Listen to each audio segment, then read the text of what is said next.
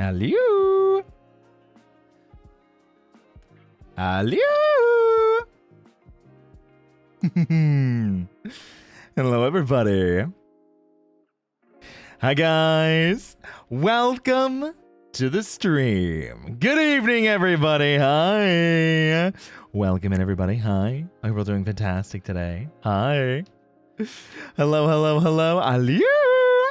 There he is. That's me. It's me. Hi, everybody. Wow, starting off with a sub. Hi, Vice. Thank you so much for the 18 months. Wow, that's a long time. Hey, thank you so much. I really appreciate you. Thank you. Holy crap. That's wild.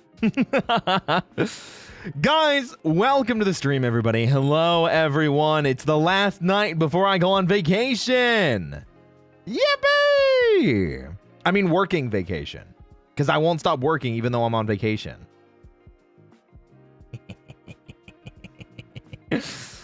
Guys, welcome in. Welcome in. I hope you're all doing fantastic today. Good to see my bunny prince. Hello. Hi. Hello. You better not work, bun boy. Make me.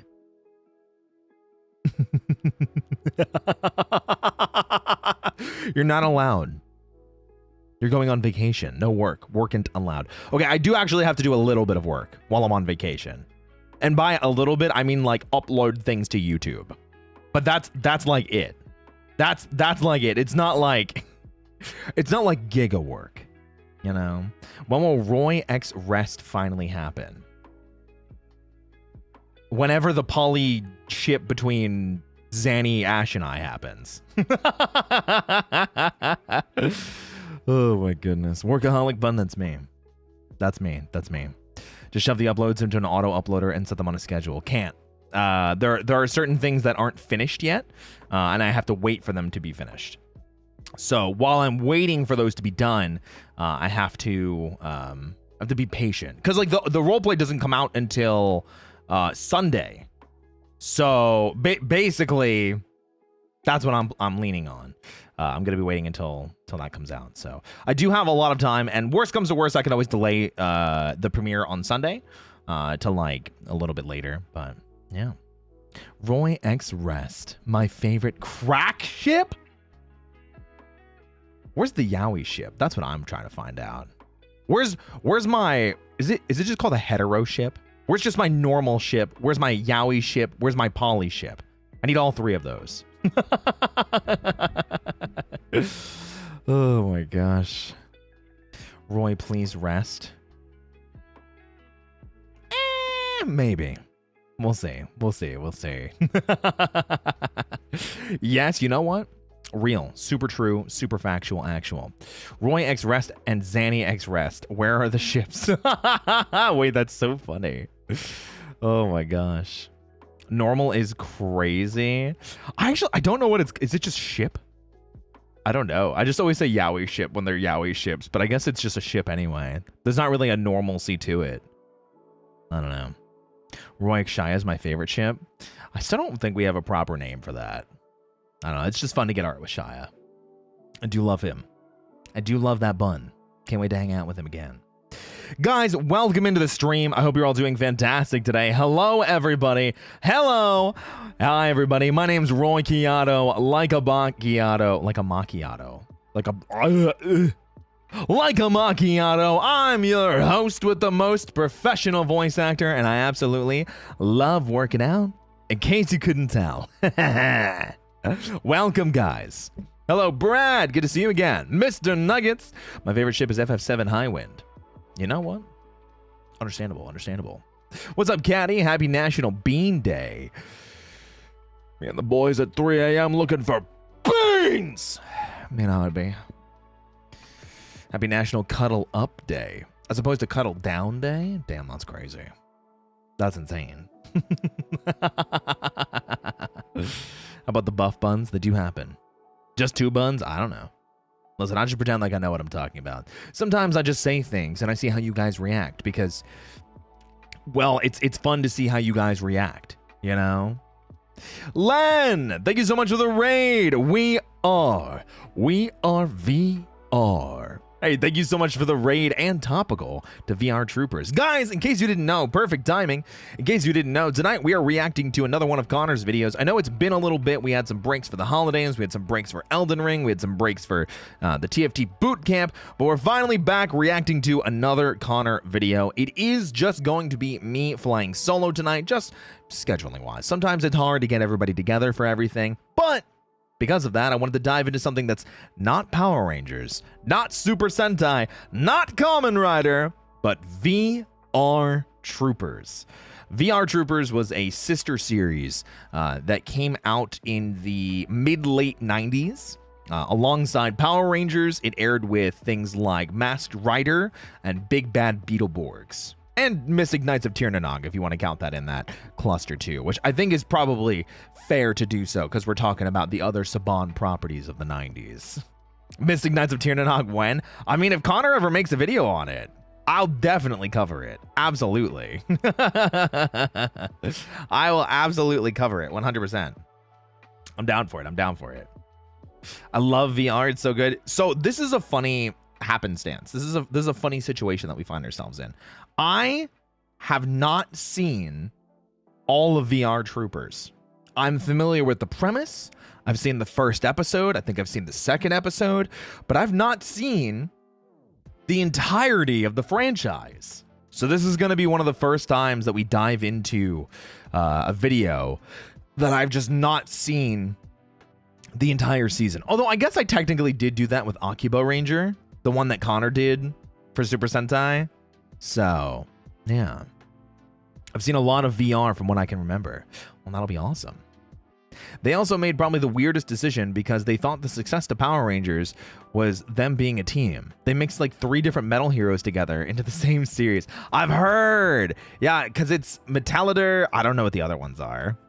I'm sure there's a space sheriff in there somewhere. You know, it's like the first full intro. I have no clue about anything. Yeah, it's pretty insane, right? Luckily, this is the only video we'll be watching on VR Troopers because VR Troopers didn't survive past its initial outing. Then they used stock footage from 2 different Metal Heroes shows for VR Troopers. I think it's apparently 3. Someone actually mentioned before that it's 3 different series, which is insane to think about, because you already think about how messy Power Rangers is, you know? Is your Twitch safe from the recent hack attempts? Yeah? Yeah, why wouldn't it be? Yeah, of course. Thank you for the super, though. Yeah, I'm really safe. I've got multi-factor authentications. I've got email backups. I've got lots of cool safety features. I'm in tech. Superhuman Samurai Cyber Squad. No. Maybe one day. Maybe one day. Wasn't JDF and VR Troopers, and that was 4 series? I don't know what you mean by 4 series. However, yes. Originally, Jason David Frank was supposed to be the lead for VR Troopers, and back then it was something called Cybertron, and they just didn't get Cybertron to take off in the same way. Instead, they brought Jason David Frank back on into Power Rangers, and he returned as Tommy, and then they moved Brad Hawkins as Ryan Steele over to Cybertron and then renamed it VR Troopers. So, Metallider, Spirobon, and Scheider. Got it. Understood, understood. Nice, nice. Dodged a bullet there. I mean, I've heard VR Troopers is not actually that bad. I've heard it's not, like, of the other Saban properties from the 90s, I heard it was actually not that bad, which is kind of cool. I'm actually glad about that. I've heard it's pretty good. I'm so sorry, Roy, for what I'm doing. What are we doing? What are you doing? Hi, BSB. Have you heard tattooed teenage alien fighters from Beverly Hills? Yes. We don't talk about that monstrosity. Okay? Listen, if I'm going to talk about things on stream, I'd rather talk about the Dusk Bunnies because you guys make me happy. Hey, Dr. Clay, thank you so much for the Prime. I really appreciate it. Thank you so much. Wasn't Beetleborgs more popular than PR for a while? It was, yes, during Power Rangers Turbo's airing. Big Bad Beetleborgs was actually more popular. So I wish the spin-off comics had been successful. Well, it was Power Rangers Prime that started it, and then unfortunately Power Rangers Prime got canceled. So yeah, more Power Rangers content? Kinda. We're tackling a Power Rangers adjacent series called vrtroopers. Started airing in, it was either 96 or 97. I think it was 96. I feel like it was 96, but I could be wrong. So Power Rangers Prime was the vehicle to start the vrtroopers side series, but Prime sold like cheeks TM. Yeah, I've heard it didn't sell super well, but I also heard it was a nightmare to purchase in the first place, which makes me sad because Power Rangers Prime was such a cool idea, and we had a male Pink Ranger that didn't just get murdered in the first like 30 seconds. It was great. Yeah, more Toku content. Yeah, that's probably the better way of putting it. More Toku content. But on top of more Toku content, I've also got something else for you guys. Avo.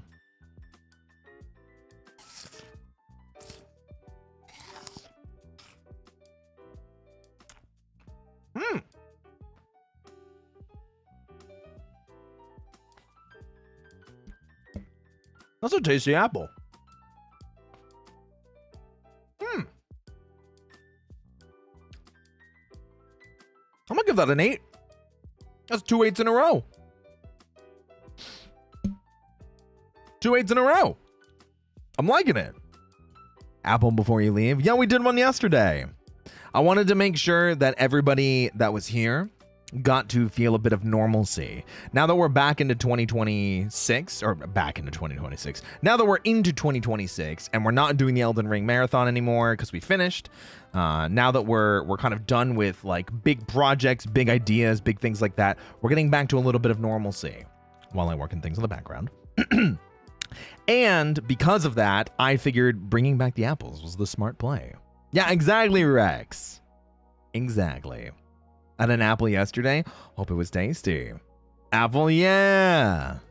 He's eating an apple. Before you know it, he's doing a villainous monologue. Oh, you fools. You really thought you could escape me? No. There's no escaping Roy Chiato.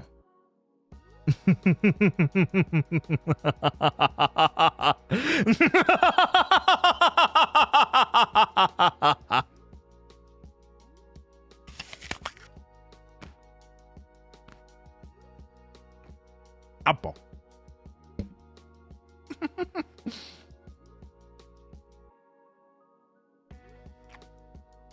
Tasty. I think I'm allergic to apple. Stay away from apples then. Make sure you take care of yourself. Where are we supposed to escape? Nowhere. Because you're mine forever. Come on.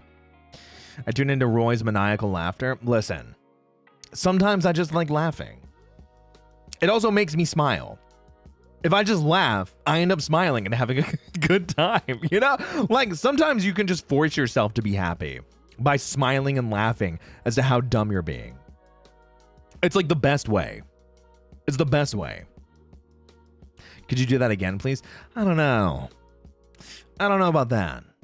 That's a little tricky. Talk about whiplash. Oh, sorry. Did you just...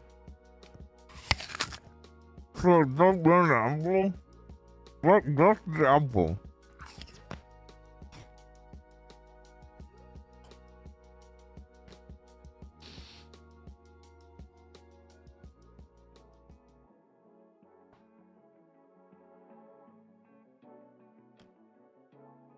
Apple. Guys, why would you want to escape? Being here with Bun Bun is amazing. And he has apples and guns. You know what? I do, in fact. I do have 2 guns. It's true. I'm a professional. I love being dumb. Why are you frowning then? Turn that frown upside down. And be stupid with me. Put all your points into strength. Forget intelligence. Strength, strength, strength, strength. Yeah! Oh, yeah! Something like that. I don't know. Listen, I just pretend like I know what I'm talking about. Me, every time this man speaks, my bad. Apologies. My bad. We're all dumb, and that's okay. Izzy, that's the most greatest thing of all time. Good job. What's with all the Yoshis? What's with all my Oshis being yanderes? Well, I don't think I'm really yandere. I just like saying shit sometimes. You know, sometimes you just gotta be a little goofy, wild, wacky, inflatable, arm flailing tube man, kind of silly. You know what I'm saying? Sometimes you just need to be a little dumb. See, Rex gets me. I knew if no one else got me, that Rex would get me. Izzy would get me. Lucy would get me. Thorn would get me. Lila would get me. Solix would get me. Chanel would get me. Timid would get me. Mage would get me. Tree would get me. Cage Sora would get me. What's up, Paleo? Hi, welcome in. Are we all jumping you? Why would you jump me? Wait, hold on a second. Am I getting jumped? What's happening? Huh? What's happening? What's up, Uniceleste? Hi. Just naming everyone? Well, yeah. I have to talk about my dusk bunnies, don't I? I just spread some smiles. What about me? I think I did say you. Didn't I say Lila? I think I did. What's up, Fallen Guardian? Welcome in. Are we jumping Roy 1? That's crazy. Never. Wonder why my name went Hi Divinia. I think I was literally just looking at the most recent names in chat. And Thorn. And Mage. And Tree. Usually people don't tell the person they're jumping them if they're gonna jump them. You know what? That's so real. Real, true, actual, factual. What's up, Dytherian? Just lose it like Eminem. Let's just lose it. Lose yourself in the music the moment you own it. Bet you better never let it go. You only get one shot. Do not miss your chance to glow. This opportunity comes once in a lifetime. You better. Damn. That's crazy. What's up, Killua? I hope you are doing amazing today. Hi. Hi. No, the other one where he loses it. Oh. What is it? Wah! Go crazy. Ah! Go stupid. Ah! That one? Is that the one? All of my Oshis quote Eminem. Sorry, let me just pull up Ash's stream. I'll just quote something he said. How about that? Or pull up a Zanny drunk driving stream. How about that? Mom Spaghetti, you know what? You've got a fair point. You do, in fact, have a fair point. Do we have any guests tonight? No, unfortunately. Scheduling made it so that we were unable to set up anything else. More specifically, even though we weren't able to set up the finishing of Operation Overdrive and Jungle Fury, which is what I want to do, I figured the next best thing, so that way we could at least continue doing cool Power Rangers adjacent stuff. Because I know vrtroopers isn't Power Rangers, but I figured it'd be cool to do. Would be for me to dive into something that other people aren't waiting on, or other people that aren't, other people aren't involved in vrtroopers. So I figured we'd dive into it. Can we get him, bro? What? Can you not? What? Wait, what? What did I do? Hold on a second. Wait. Pause. What did I do? What did I do?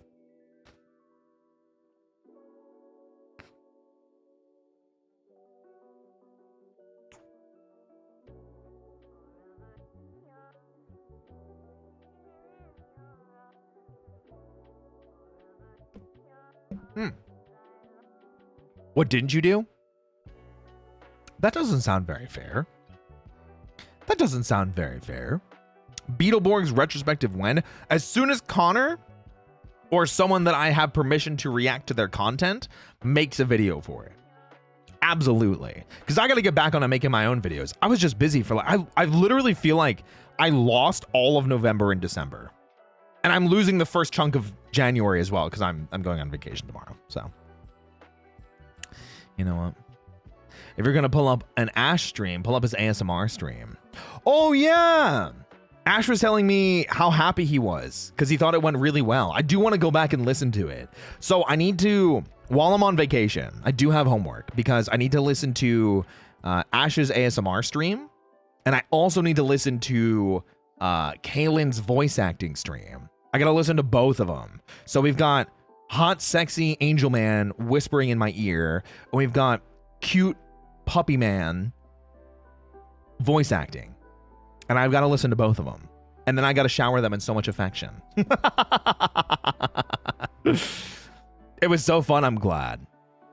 I've been waiting on a Beetleborgs retrospective from Connor ever since we watched his Power Rangers imitators video. Me too. I actually did message him about it because I was so shocked that he did vrtroopers and didn't do Beetleborgs. I was actually genuinely shocked. I was shocked. I was VOD gang for Ash today, so I have no clue what happened. Oh, he did ASMR apparently. Yeah. Sounds like some good R&R. Oh, I plan on having some actual R&R. All joking aside, I do actually plan on resting, relaxing, taking care of myself.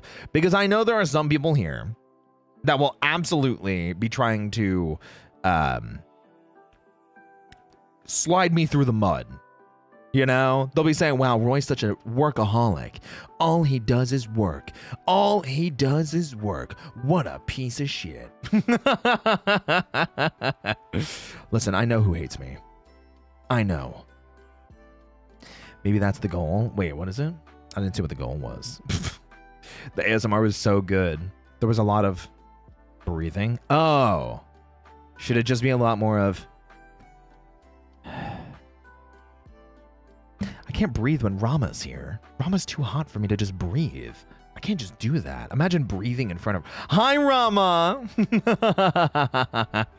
How are you? I hope you're doing well today. God forbid we want you to rest. You know what?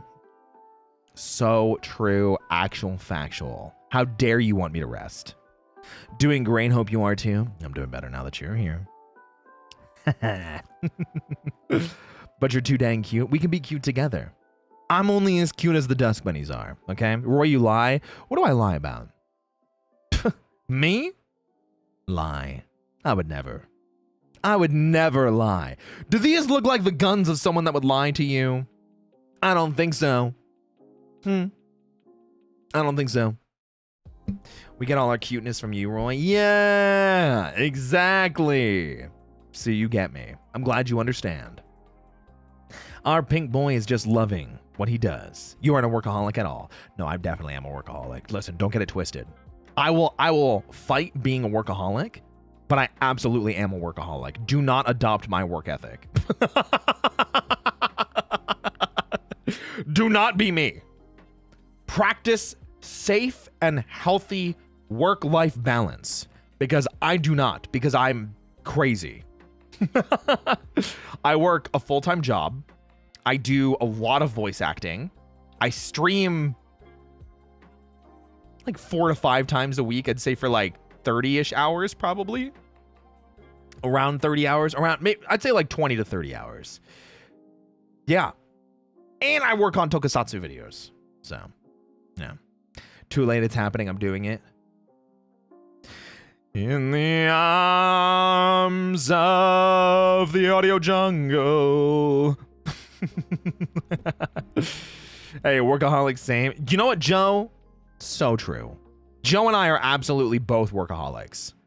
I'm with you on that one. Joe, I'm high-fiving you right now.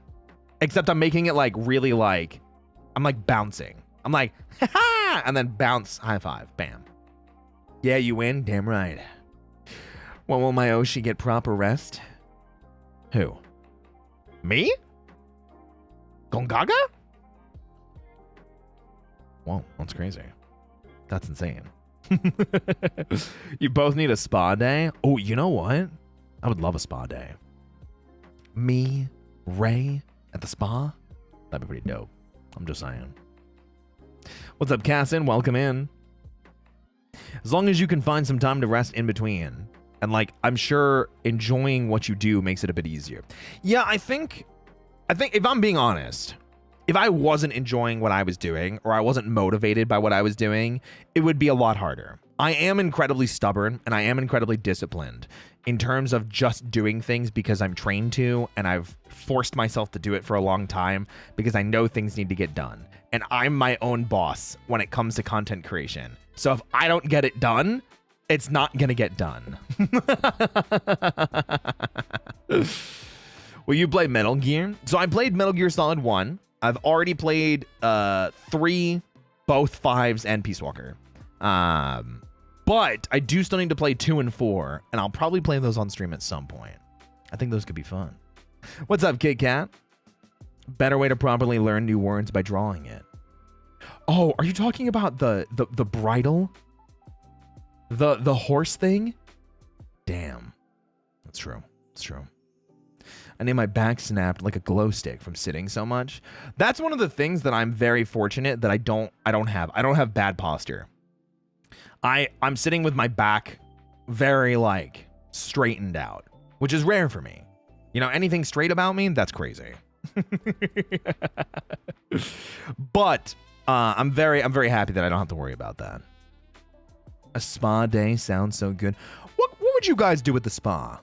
What's your go-to spa day? Let me know in the comments. Let me know in the chat. What are you guys doing at the spa? I imagine I'd really want to like just soak in like hot water. You know? Like a really, really nice bath. Maybe I'm just basic. Am I just basic?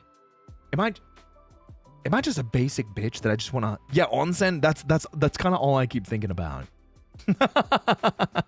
What's up, Delulu? I hope you're doing fantastic. Yes. Go to the steam room and relax. Ooh. I like the sound of that. I've never had a spa day, so I have no idea. I only know the things that are like stereotypical from like anime or manga or cartoons. So, I don't know. Listen. Being too socially anxious to actually enjoy the spa, ironically. Oh. I love baths. I don't care. Oh. Me too. I would definitely go to like the onsen or like the open air baths or whatever they are. I would love it. Wrong baths are awful. I hate them. Huh? I feel like there's a story there. What the heck? A super hot bath sounds really good. Can you just imagine? You're just... you know, just soaking it all in. Never had much of a spa, but I do hear about hot springs, which sounds nice. I think so too. Wait, spa day, Ash, Zanny, me. Kidnap Rizar too. Have you ever tried a bath bomb? I have. It is okay. I feel like it could be better. Mainly because I don't have a small bath, but it is smaller than what I would like for that kind of thing. Foot massage hurts, but it's nice in the end. I've actually never had a massage. I had like half of a foot massage. It was weird. Yeah. If spas weren't crazy expensive, I'd go to one. Self-care. Gotta love how expensive it is. You're just bathing in your own filth, low-key. That's why you take a shower before you go into the bath. That's why you shower before you go into the bath. You shouldn't be bathing in your own filth. That's gross. Hot baths are so uncomfortable. Listen, it's okay to have a wrong opinion. It's okay to have a wrong opinion. I understand. I get it. I get you. I hear the words you're saying. That'd be a cool collab. I still want to do, what is it? If I ever get to 100K on YouTube, I think I said I would do it at 50K though, to be fair. If I ever get to 50K on YouTube, I think one of the things that I want to do is I'll do one of those bathtub streams. So I'll hook up a laptop and like I'll set up a reactive and I'll just sit in the bath for like an hour or something. I'm not going to shower in order to go into a bath. Screw that. I'll just wallow in my own filth. That's gross. But I understand. I appreciate the commitment. There's a cat in the chat. It's true. What's up, Cyber? Hi. Hi, new here, but saw clips of you. Wanted to see what it's about. Oh, well, welcome in. Hopefully they were good clips. I wonder if they were clips by Chummy. Before stream started, I saw there were like a bunch of them. Chummy Bun Bun. I wonder if Chummy's here. Did I see them? I can't remember. I'm turned off from hot springs because I went to one and the water was lukewarm. Had to sit next to a vent to feel remotely warm. That sucks. I'm so sorry that happened to you. There are never bad clips of Roy. I hope not. God, I hope not. Bathtub stream? Yeah, I mean, I think I've been pretty open about it, you know? Roy, guess what I'm baking today? Carrot cake. I hope. Mr. Cyber Tiger. Apparently so. Hi. How did you know? Well, I saw them posted today, so I just kind of assumed. I'm good like that. I'm good at making estimations and guesses. We don't even have one. Only shower. Oh. I see. I'm baking carrot cake. How did you know? Guys, I'm just a genius. What can I say? All the specking into strength was worth it. See, when I flex, I can see the cosmos. I can hear colors. I can smell sound. I can taste. Apple.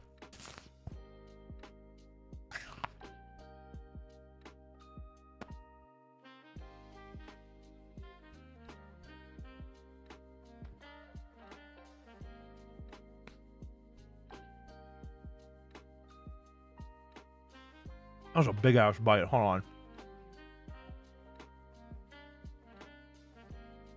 Wow. Wow. Ooh. That was crazy. That was a lot. That was a lot of apple in my mouth. I came in on the exact right time. Hi, Ivy. You're also a bun bun, so you know. Says who? What are you talking about? What do you mean by that? Huh? That just sounds like someone who's just high, hearing colors and tasting sound. Okay, and? God, fine, I'll drink my wine in peace then. My bad. My bad. Put the ears back? Why? But why? Do you not like human Roy? Too bad. You're going to be seeing a lot more of them in 2026. Cat ears. I could put on a lot of different types of ears. I could also put on no ears. Oh my God, you're naked. Hi, Sana. Hi, sweetie. Hey, we like carrot cake. I'm a fan of carrot cake. I do enjoy carrot cake, but I do have a name. So don't forget to call me Roy, okay? I know carrot cake's fun. Is it still your pink wine? Yeah, I forgot to look up what it was. I think it's like a Moscato. Moscato. I think that was correct. Hi. Earless Roy. No, my ears are under my hair. You just can't see it. Because my hair is covering my ears. Clearly. Everyone knows that. It's amazing how no ears changes your whole vibe. I've had a couple people mention that not having ears makes me cuter.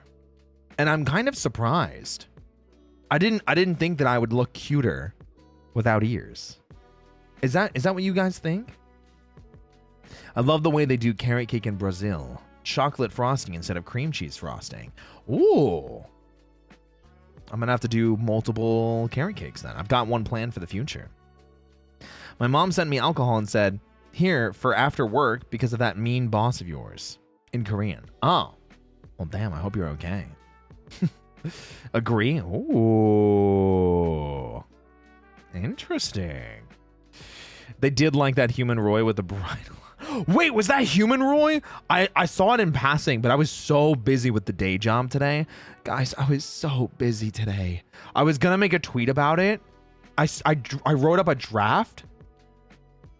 I went back to it 2 hours later because I didn't get to post it. Oh my gosh. It makes your hair look fluffier for some reason, but I love both. Wow. Okay, Sana, I see you. Wow. So if in a normal, I don't know what that means.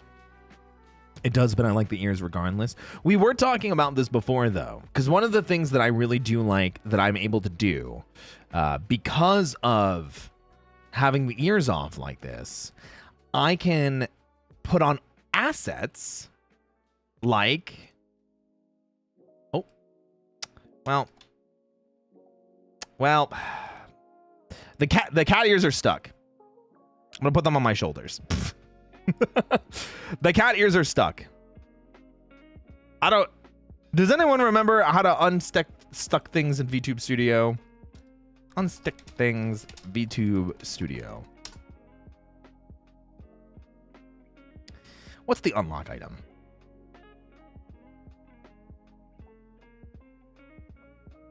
Is there an unlock button?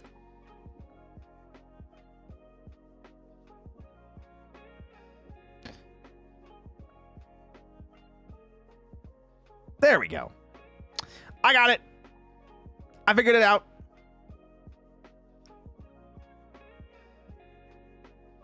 Yep. Go to my head. There we go. There we go. I got it. I'm a professional. Roy Chiato.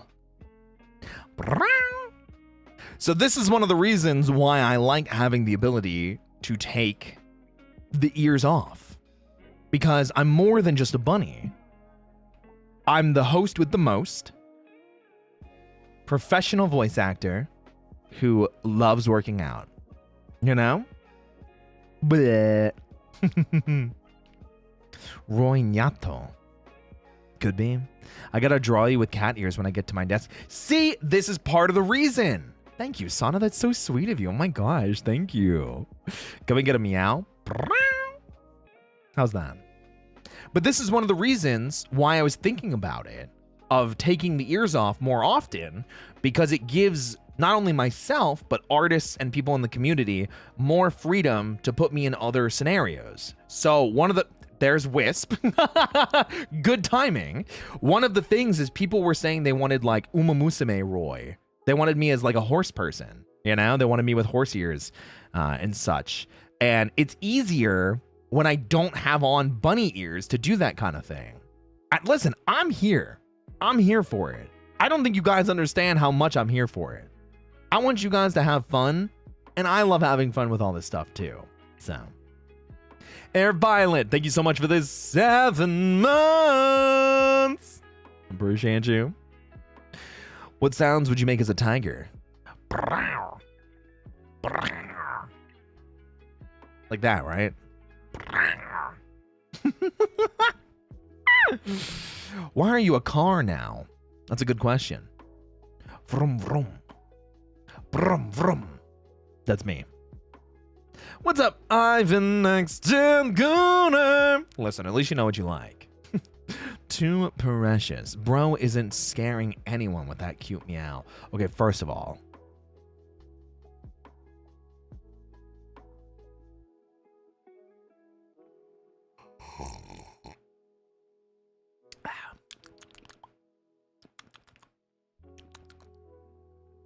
I got summoned here by Tokusatsu Donald. Tokusatsu Donald?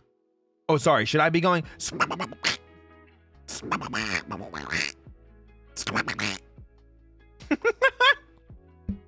Oops, he's a cowboy. I gotta head out. Wait, Bun!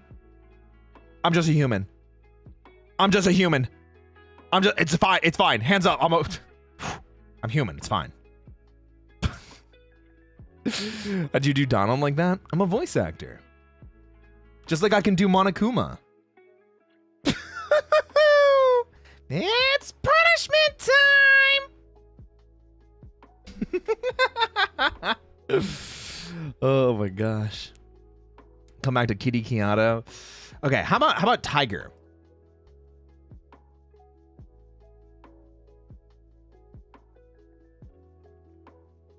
How about Tiger Roy? There we go. Tiger Roy. Perfect. There we go. Amazing. I try. Big cat meow.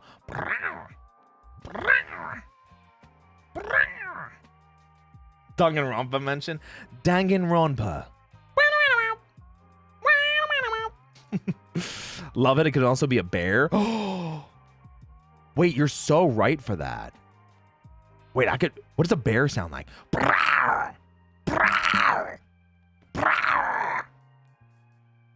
Was that? Did I nail it? Did I get it? Kawaii ne.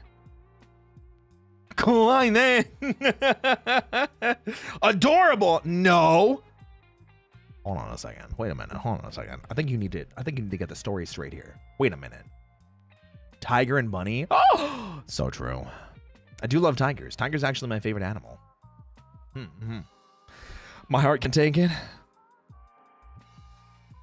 Oh, by the way, you get any horse art yet? Asking for signs. Oh, I did actually. Joe did something. It was very spicy. I don't remember if I retweeted it yet or not. Wait, let me go to my spicy account and retweet it if I didn't. Wait, I'm running. Hold on. I think I saw it in passing. Did I retweet it already? I did not. Hold on. Joe, not today. Hey, Joe, not today. There it is. I found it. Someone remind me to comment on that later. I had it like queued up. I saw it, yeah. Hi, Bolts. Tiger and Bunny's peak. Are you sure it's not just me? Do I need to convince you? Here, listen. Listen to my amazing tiger roar, and then you'll understand that it's just I'm amazing.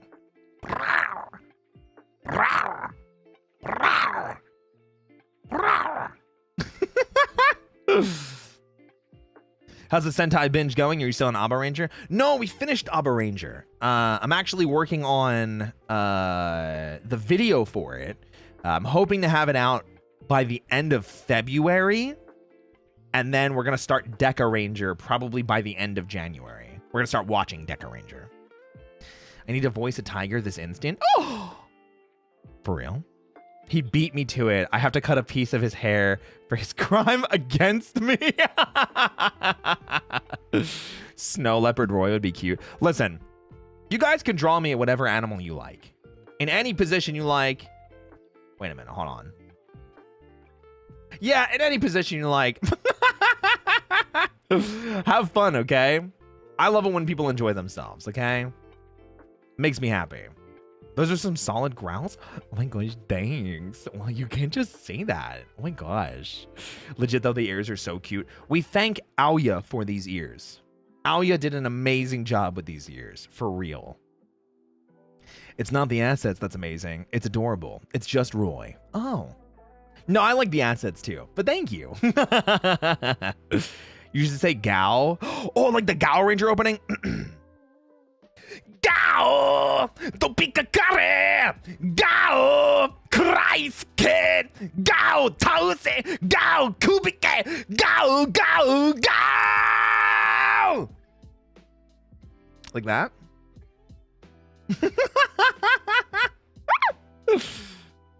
They're super cute. They match really well. I think so. I think so too. I dropped my flower on the floor. Well, pick it up!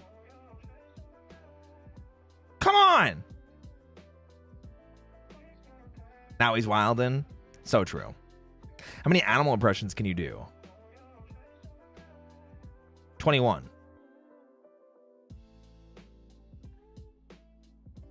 He's wildin'? I'll try. But only on days that end in Y. Thank you. Oh, yeah, I agree. Thank God he didn't say 6, 7, 8, 9. 8, 9. Wait, I actually, one of my favorite things about the 6-7 BS is so stupid. It's a TikTok of someone dressed up as the Grinch. And a kid goes up to him and says 6-7, and then the Grinch goes 8-9 and does the opposite hand movement. Oh my gosh. How many of those impressions aren't mating calls? Whoa, whoa, whoa, whoa, whoa. Whoa, whoa, whoa. Do you think I'm just some sort of 10-cent whore?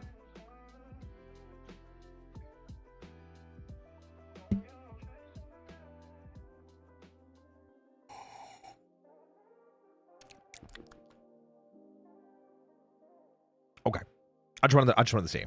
Why the yes? Listen, my community, that's what they do. I don't know what to tell you. See, I'm not a 10-cent whore. I'm a $10 whore. Thank you so much, Daniel Graham, for the super. Just curious, have you watched vrtroopers before? I personally think it's Saban's best non-Sentai Toku adaptation and arguably better written than MMPR. I actually haven't, which is one of the reasons why I'm so excited for it, Daniel. Thank you for asking and thank you for the super chat. I've only seen the first 2 episodes roughly, but I am very excited to dive in. Actually, part of the reason why I really wanted to dive into the video itself, because it's like one of the things I just haven't seen. Disrespectful? It's all in good fun. I know what I enjoy, I know what I'm about, and people aren't stepping boundaries. We have fun here. And I growl sometimes. Just don't call me a 5-cent whore, okay? Then we're gonna have problems, all right? Did I watch Ronin Warriors as a kid? I don't think so. It doesn't sound familiar to me. I'm familiar with the name Ronin Warriors, but I don't think I saw it. Damn. You just tell a fan artist to draw you in any position. Okay, listen, that's different. That's them having fun, okay? I think you'll like it. I'm excited for it. Everything that I saw beforehand, going in, I like the suit designs. I like the music. Pretty cool. Pretty cool. What's up, Gremlin Coconut? Hi. Also, Damon Drep, thank you for the follow. Welcome in. Bon, what are you taking notes about? What are you taking notes about? That's dangerous. I think you a penny.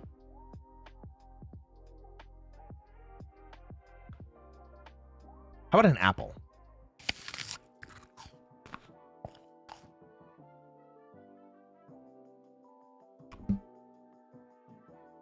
Apple.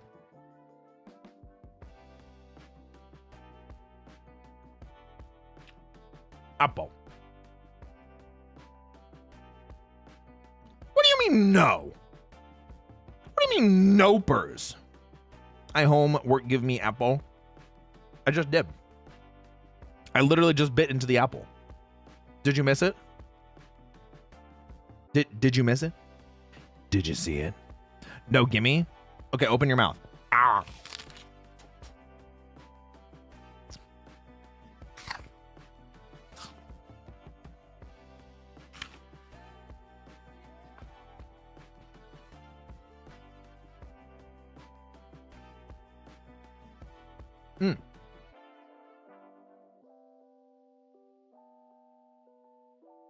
Just curious, what do you think of Odiga Red's design? Oh, that's the origami one in Gojuger, right? I like it. I think it's cool. I think it's unique. I think it's cool. I like it. Minecraft eating noises.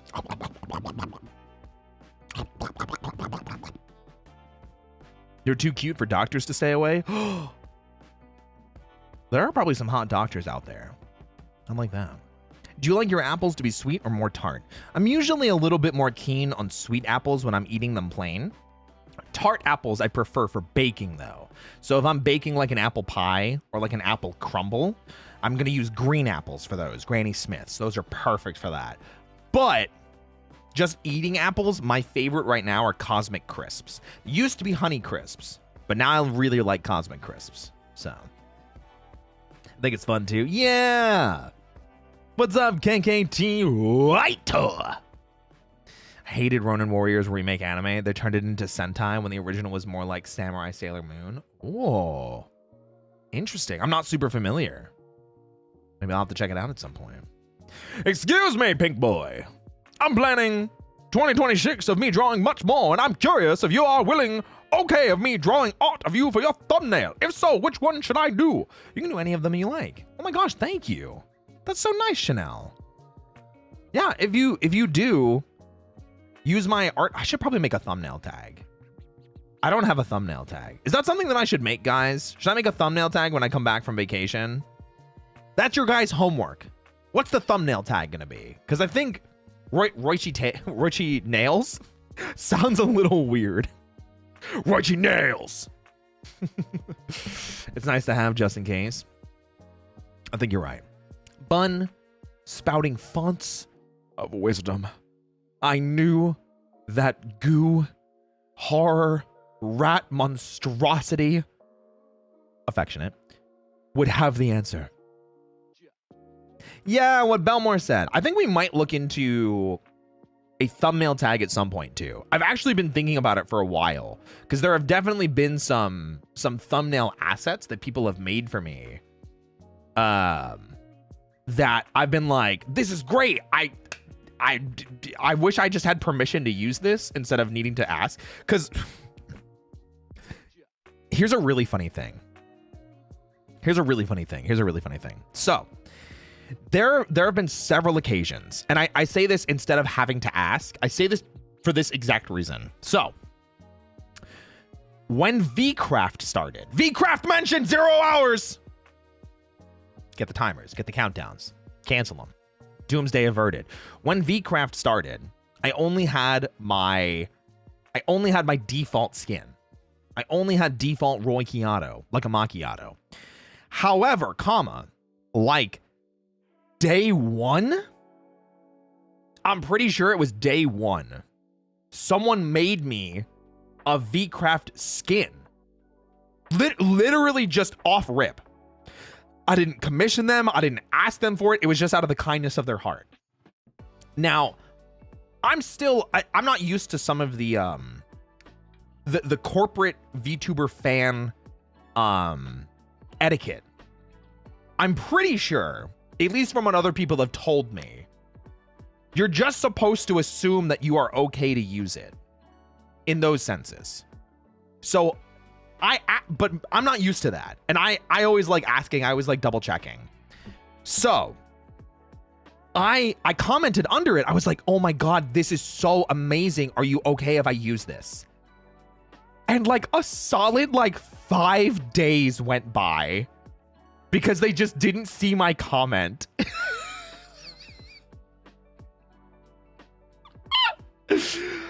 So that's where I'm like, maybe I should just have like an asset tag and or a thumbnail tag to make sure that if people use it, they're giving me consent to use it for streams.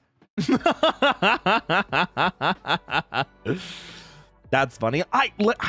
I just felt bad. Damn. Wisp, don't do me like this, okay? Listen, don't do me like this, okay? Listen, I gotta keep my tough guy. I gotta keep my tough guy appearance. No, I'm sorry. Listen. I think it's fine if someone makes it for you specifically. I think that's the case. I think that is the case. I think that's absolutely the case. And it's definitely something that I'll probably assume for the future, unless I'm told otherwise, or if it's something like incredibly fancy or something like incredibly well done. If you have like crossover with that type of audience, it'll defo help. That way they know and stuff too, and you don't feel bad about it. Yeah. Yeah. But also, yeah. You looked amazing. Thanks. Well, I appreciate it. Having the asset tag being Roichi ass or something sounds funny. What the hell? What? No! Tough guy appearance. This is the cutest guy ever. Okay, you're a dusk bunny. You're also super cute. I mean, they're not wrong. Shut up, Nuiki. Have some decorum, chat. We've got to calm ourselves down. We've got to calm ourselves down, guys. Remember, Goose Fraba. Goose Fraba. We got the cute from you. You learned it from watching me. And you're cuter. The point.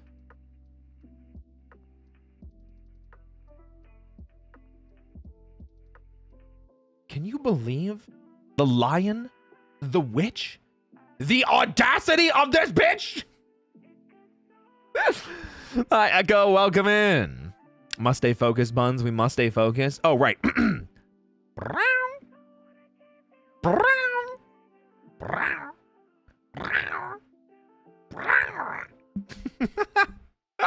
Get him. Get him. Boss, my messengers are sending in Twitch, so I'll be over here. Oh, they're not sending in Twitch. Oh.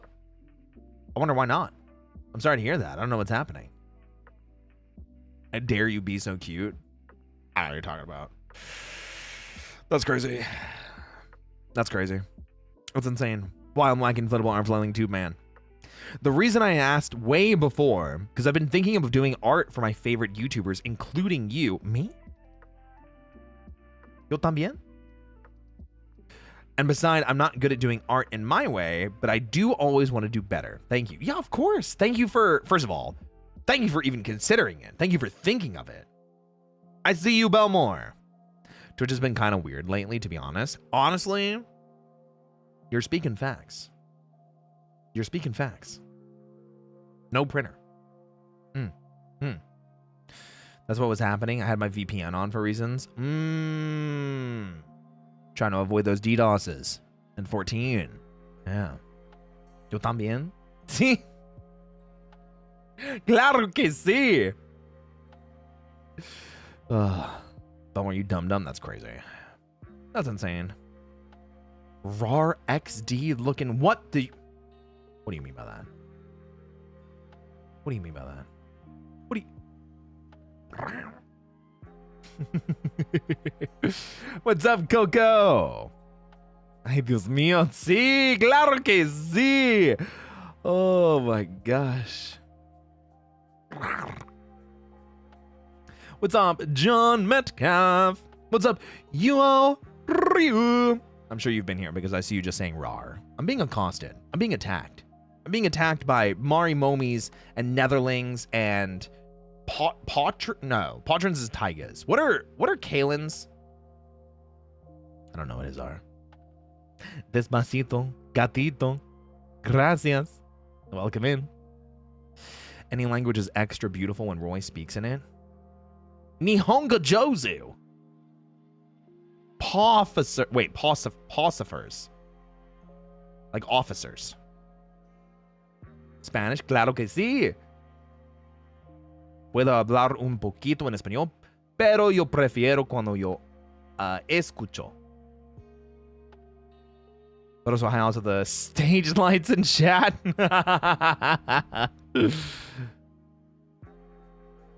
The concept of Roy in a telenovela. I want 6 seasons. That's just me and AFMAO. Just go watch some of the stuff I've done in AFMAO. I discovered your channel watching VTubers freak out over the history of Power Rangers. With me? That's awesome. Welcome in, Time Lord Rick. Yeah, we're actually going to be reacting to a video on vrtroopers today. I've just been embracing yapping a lot more. And I can stay up tonight. So I'm kind of like, I'm vibing. Wait, you did what? What? AFMAO? Yeah. I'm the voice of Lawrence. Did you not know this? I'm the current voice of Lawrence. I'm a Shadow Knight. It's my duty to protect you. Yeah.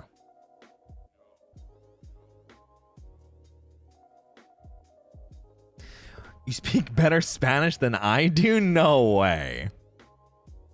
Need more bun times? True. I was so shocked when I found out too. Listen, it happens. Yes, he is. It's true. Little Spanish tip. When you say yo escucho, it's better if you say yo lo escucho. Oh. You got it. I'll add that in there. Kidding me? Why? Is that a problem? Jungos! Thank you so much for the 31 months, Big Orc Man. Thank you so much. Mwah. Voy a besar. Voy a besarlo. The switch up is insane. Is it? It doesn't seem that insane to me. Okay, YOLO escucho. Oh my goodness. Yeah, I started voicing Lawrence last March. I think last March was the first thing that I did. So, yeah. I'm very happy. I'm very fortunate enough to have met so many wonderful people. No, I love you even more now. No, Para. Thanks. I appreciate it. I appreciate it. Actually, in case you guys are curious, I have another big voice acting role that is still in progress, but there is a demo out that you can play of me as the main character. Did you know there's a little game called lovebite.exe? The demo is available now on Steam. It is, ironically, a VTuber almost dating sim, but chat experience. And I voice the main character, Equinox Angeldine. Yeah, I was really happy when I got to announce the role. It's so cool. A bunch of my friends have played it on stream now. I was laughing at Haka's reactions to playing it. Oh my gosh, it was so much fun. It's so good. I'm still not over you voicing him. I immediately ran to tell my friend. Now I just got to listen to you voice act more. Yeah, I'm very fortunate enough. 2025, while not everything went according to Keikaku, luckily, I doubled down on a lot of voice acting, and I really do feel like I've improved a lot. And I was able to lend my voice to a lot of amazing projects. To be able to say that I'm part of Lovebite, to be able to say that I'm part of the AFMAO team, makes me very proud. So, he's monetizing himself. Well, I don't get any money for Lovebite, but I'm just proud of the work that I've done and the product that they've made so far. So, I'm going to push that out. But if you do want to support me, you can check out Gamer Subs. Use code Roy at checkout and get a nice 10% off. Or you can check out the merch drop that we did for the holidays. So you can see right here, there's some cool stuff, including a 3D silicone squish toy of my chest. Yeah.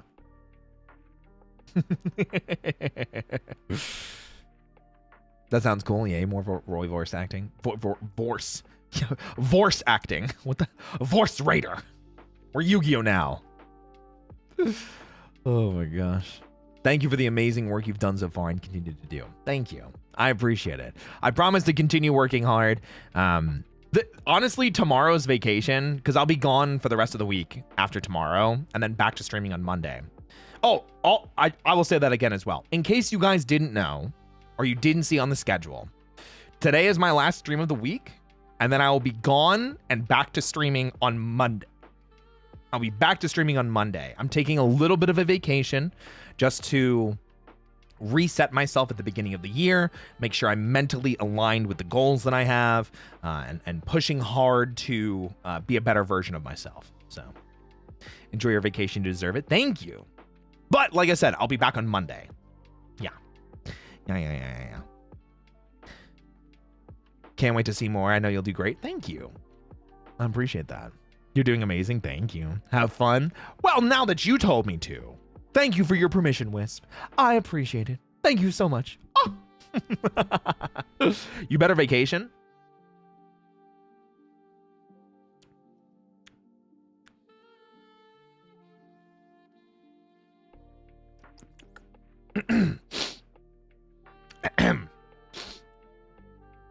Anyway, what do you guys say that we start the video? What do you guys say we start the video? Because we're probably going to pause a lot to yap during it, too. Who's ready for movie time? Can we get some movie times in chat? Movie time! Movie time! Movie time! Movie time! Yippee! But first... Shkabba-da-whoop!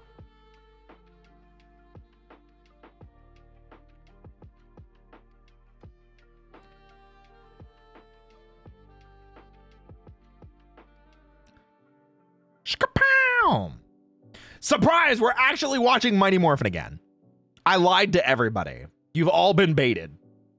You've all been properly baited. We're actually watching Mighty Morphin over again.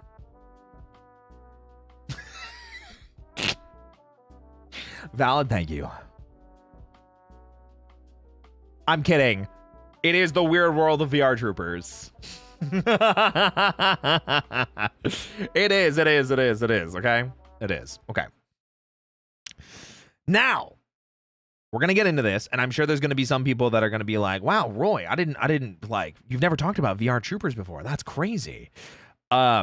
Yeah, I've only seen like 2 episodes. My familiarity with VRtroopers is completely through osmosis. I don't know much about the franchise other than We are VR. Trooper transform. We are VR. Like, that's all I know. And I know the behind the scenes stuff with Brad Hawkins and JC David Frank. So, yeah. I have to sleep now. Good night. Have a good stream. Thank you, Yuna.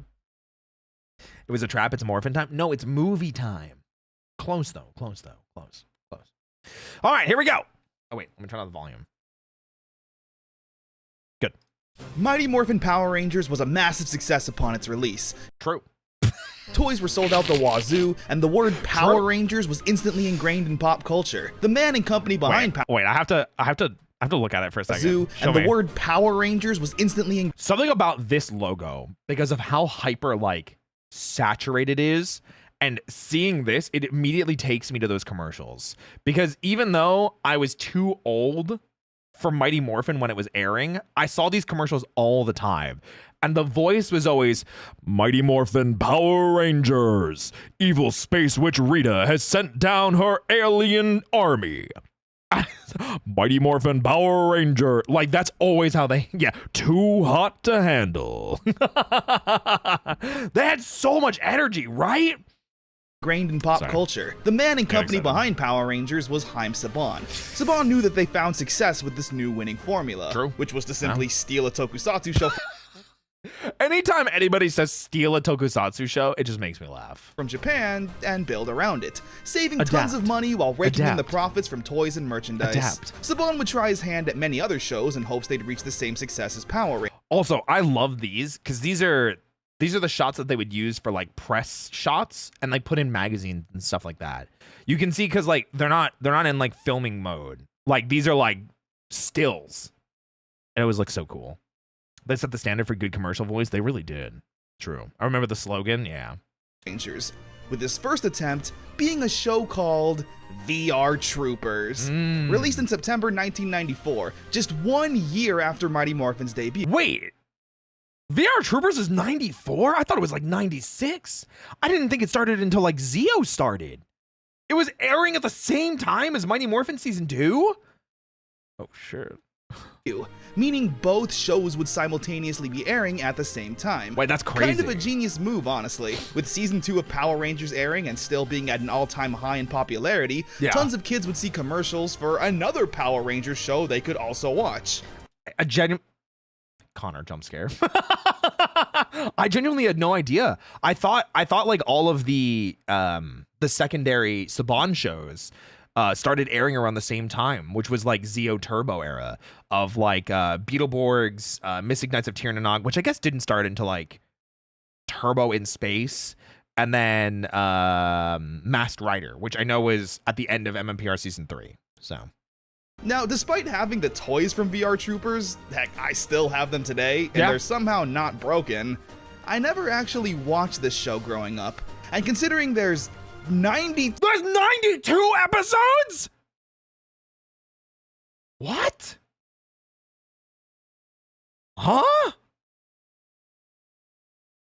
That's that's 2 crazy. episodes, really? I figured it's about time I checked out Power Rangers' sister show. Is it underrated? A hidden gem I've missed out on my whole life? I guess we'll find out. Well, let's find out. 92. This is vrtroopers. VR. We are VR.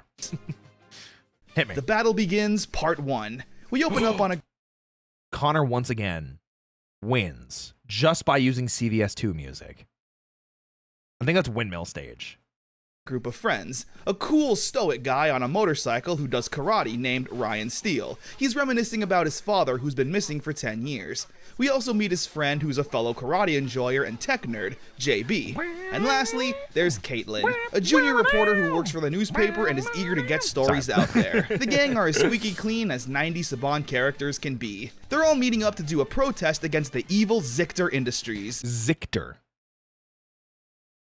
What is it with Z's being like evil? Lord Zed, Zictor, Zeltrax.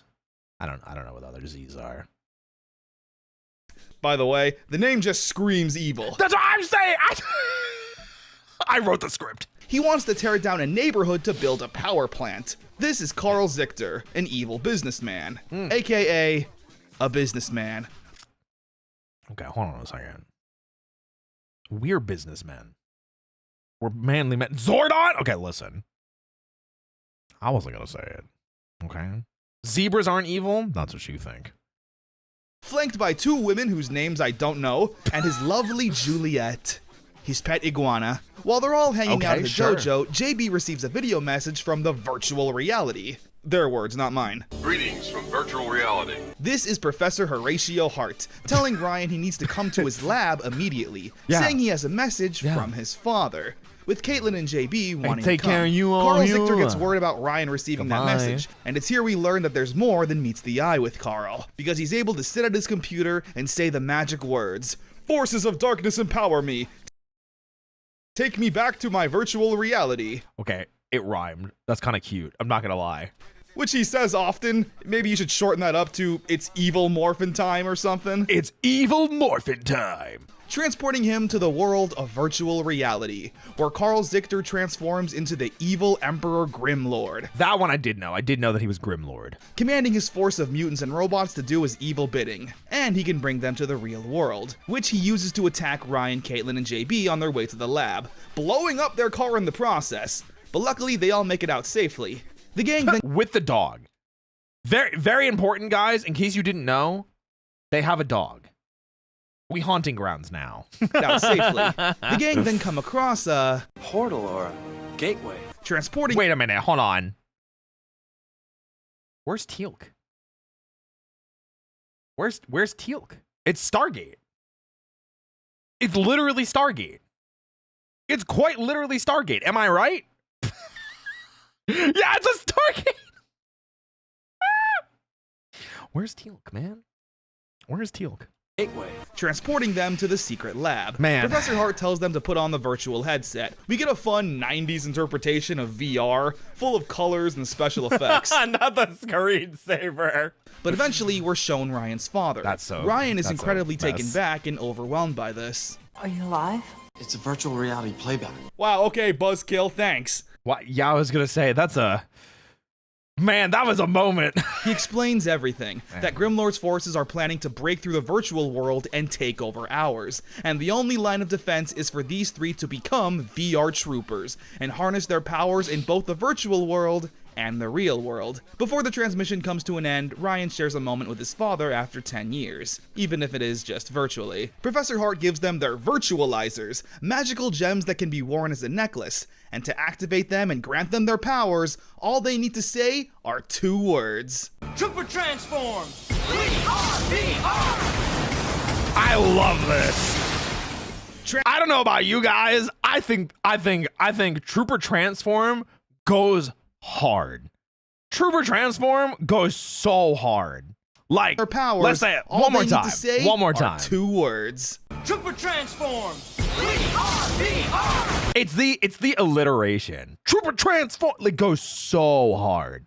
It's so good. And then this with like the helmet like materializing on them, I think it looks so good. Genuinely, I like very good. Very good.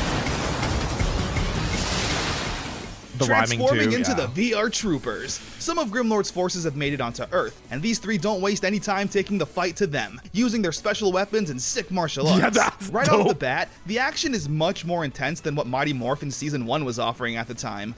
Go back and watch any morphed fight scene. It's usually cut up like crazy and lasts less than a minute.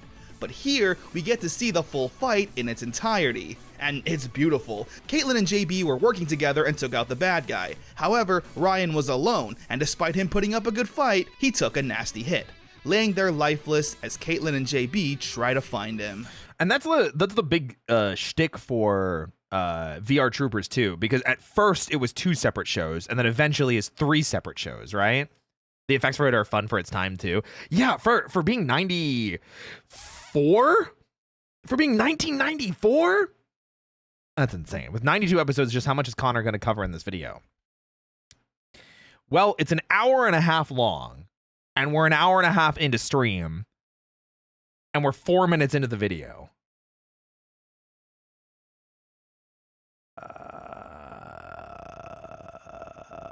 Anyway. The battle begins, part 2. With JB's epic computer skills, he's able to locate Ryan. They hop in Caitlin's car and Professor Hart reveals that he added some modifications No, it's gonna be 1. Because I'm a professional, Bun, okay? to it, allowing it to now fly. Very similar to the Rad Bug in Mighty Morphin. Both of these shows share a single brain cell. They find Ryan but get jumped by the Scugs, vrtroopers foot soldiers. Just like the putties, they're mindless grunts that are easily whooped by some unmorphed martial arts. They take Ryan back to the lab and hit him with the science beam that heals his wounds. That's so cool Also, looking. Ryan's dog Jeb walks onto the device and messes with his DNA, now allowing Jeb to talk. Yippee! Right, you got it, boss. Luckily though, Ryan It's just funny because their comic relief is a dog, okay? Ryan's back to 100%, just in time too, since Grimlord launches another attack onto the city. Professor Hart also gives the troopers digital a new tech weapon, theme is great. the VR battle cruiser, a flying vehicle for Ryan to control. Awesome, man. He's gonna use this to fend off Grimlord's forces, while Caitlin and JB march into Grimlord's military base to destroy it from the inside. It's a really long battle that, again, even Power Rangers wasn't showing this much action from the source material. Metal Heroes was just different. Metal Heroes had so much different stuff because it was for a different age demographic. Correct me if I'm wrong. Super Sentai was like the youngest demographic, and then Kamen Rider was like a little bit older than that, and Metal Heroes was a little bit older than that. And not to say like, oh my god, like Kamen Rider's for late teenagers and Metal Heroes is for adults. I think it was more so it's like Super Sentai is like for kindergarten to like 2nd grade. Kamen Rider's like 2nd grade to like 5th grade. Metal Heroes was like 6th grade to like end of the middle school. Yes, at first I figured as much. Kamen Rider and Metal Heroes are very comparable. Got it. Can't wait for Project Red. I still have not watched the trailer. I don't want to watch it on stream because I don't want to get hit with copyright stuff. I gotta be careful. Gang thinks that this means they saved the world and stopped Grimlord, but a transmission from him comes through, saying that their fight has only just begun. Before we continue on, let's go over some of the fun educational stuff. The suits are really pretty and mesh well together as a team, but they have an interesting background. There it is, we finally got to it. They come from the Metal Hero series in Japan, a series I'm not too familiar with. It's separate from Super Sentai and Kamen Rider, having an emphasis on sci-fi, robots, space, military forces, etc. The Metal Heroes specifically as a franchise, because it's not in the same light that Super Sentai and Kamen Rider are, where Metal Heroes was more of an umbrella term than the other ones, right? Because like Kabuto B-Fighter and Jugo B-Fighter were both Metal Heroes shows, but like that and Metalder and what's it called? Space Sheriffs and like that kind of stuff. Those are all Metal Heroes, but like none of them are in like the same arcing universe unless they're in the same air quotes series, like Space Sheriff stuff. Pretty much the case, yeah. That's always how I assumed it to be, which was always like a very interesting thing that they just were like, yeah, these might not be related, but like maybe some same themes. Metal Heroes is for older kids is such a painful oversimplification, but technically, yeah, but also definitely not. Well, that's why I said like the action scenes were so much more than like Super Sentai at the time. At least from what I've seen. But it's the same thing for like, you know, Jugo B-Fighter and Kabuto Fighter, you know. But yeah, Speedaban and, you know, things like that. I'm not saying like when I say older kids, I'm talking like the demographic shifts by like a couple years. Not that it goes from like, oh yeah, these are like 5-year-olds compared to the 15-year-olds. I'm talking like 5-year-olds to 10-year-olds. That's what I mean. Metal Hero series tend to not focus on big teams, so for vrtroopers, they needed to combine 3 different series to create this team. They come from, and I'm sorry for butchering their names in advance, Chojinki Metalder, Okay, Chojinki Metalder, Jiku Senshi Spielbahn, and Space Sheriff Shader. Wait, is this just not them, or are these are the suits that they have later? Right? On the right? I think it is. I think that's what it is. Caitlin and JB's heroes are both from Spielbahn. Okay, that's what I thought. Okay, I got so confused. While Ryan's is from Metalder. So because these are from 2 completely different shows, most Who is this guy? Guys, it's the Lebowski. Where's the money, Lebowski? Where's the money? episodes we'll find a reason to split up Ryan from the gang, such as why he was fighting the monster alone while Caitlin and JB are always doing missions together. Now, I won't dive into the characters too much yet since they're all kinda blank slates right now, but I should mention the other side characters. There's Master Tao, who's their karate instructor and sometimes gives fortune cookie levels of wisdom to the gang. Wow. There's Woody, who's Caitlin's wacky and eccentric editor-in-chief and boss at the newspaper. Now, of course, we gotta talk about the vrtroopers theme song. Yes! VR. It's such a We comedically are simple song. The lyrics are, we are VR, and virtual reality. Troopers. At first, I didn't really like it, but after spending weeks binging this show, There's a VR Troopers game. It was on Game Gear, wasn't it? It was like a fighting game. I think it was. Yeah. I had the wall charger battery so I could game forever on the Game Gear. Yeah. It's more nuanced. They had different ideas, including trying to present a more realistic superhero team that you could technically call that older. Well, that's why I'm oversimplifying it by saying that, because when you introduce more themes and more ideas and more concepts that are difficult for younger children to grasp, saying it's for older children because they look at more themes is still technically correct.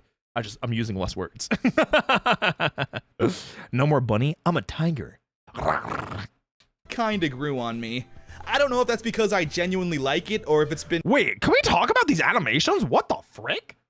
These are like third strike level. Hold on a second. beating me over the head nonstop that I don't know what to think anymore. The last thing I'll mention before we move Whoa. on is Cybertron. Yeah, the JDF 5-minute pilot, which is on YouTube. Pretty interesting. It was the pilot for vrtroopers that starred Jason David Frank as Adam Steele. Yeah, Tommy himself was supposed to be the lead in this show, seemingly taking finished on the a carrot solo cake? Let's role go. with no sight of Caitlin or JB Hell in this yeah. pilot. This was filmed during Mighty Morphin Season 1, when Tommy lost his Green Ranger powers and was written off the show. Mostly everything else remains the same here and was brought over to vrtroopers. Naturally, JDF does an awesome job, bringing 110% of his energy and hoo-yahs! Yeah, and Cybertron was written before Go Green Ranger Go, wasn't it? Wasn't it, right? I think, chat, correct me if I'm wrong. They took Cybertron because it was Cybertron now. Seriously, this guy gets it! I think so. Let me give you something to remember me by. Also, the theme song for Cybertron is just the Go Green Ranger Go song, but all the lyrics are replaced with Cybertron. True. Yeah.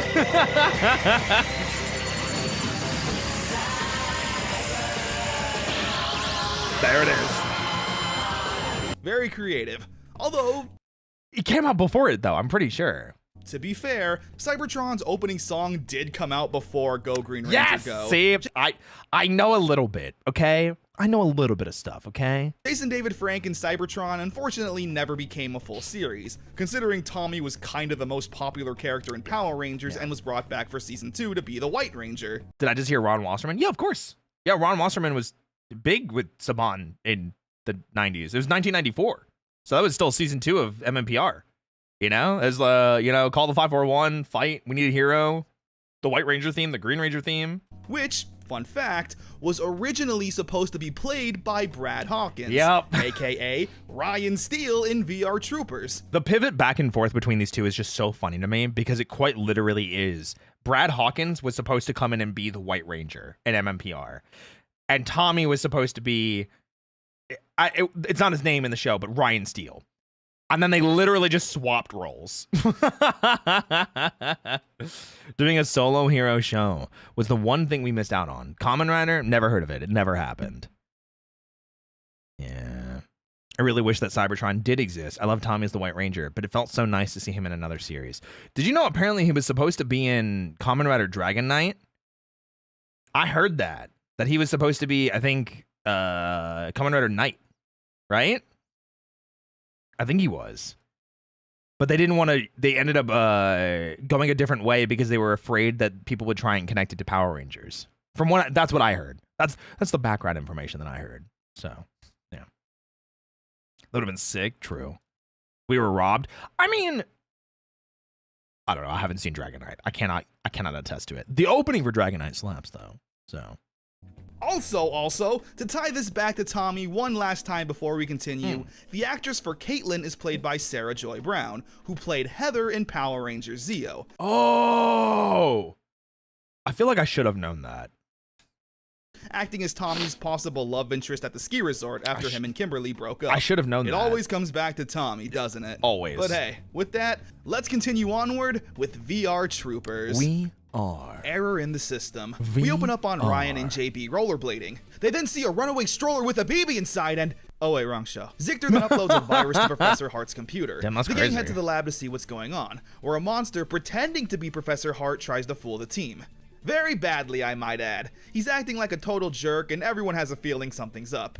He tells the team they need to head to the virtual world to do battle, giving us our first introduction to the battle grid, transforming into their alternate battle grid suits and fighting the Skugs. Which is just leftover MMPR helmets. Also, Nixium. Hey, thank you so much for the raid. Welcome in, Raiders. My name is Roy Chiato. Like a macchiato, I'm the host with the most, your professional voice actor who absolutely loves working out, in case you couldn't tell. Welcome, guys. We are reacting to the weird world of VR Troopers by our friend Connor the Waffle, who was so kind enough to let me react to his content. As always, we're only on episode 2. I know we're over an hour and a half into the stream, or episode 3, I guess. But hey, welcome in, guys. If you're a fan of VR Troopers, if you like Power Rangers, it is a sister series to that. Come on in. Let's have some fun. JDF would have made a great wing knight. I agree. I heard they used MMPR helmets because the Metal Heroes helmets were fragile.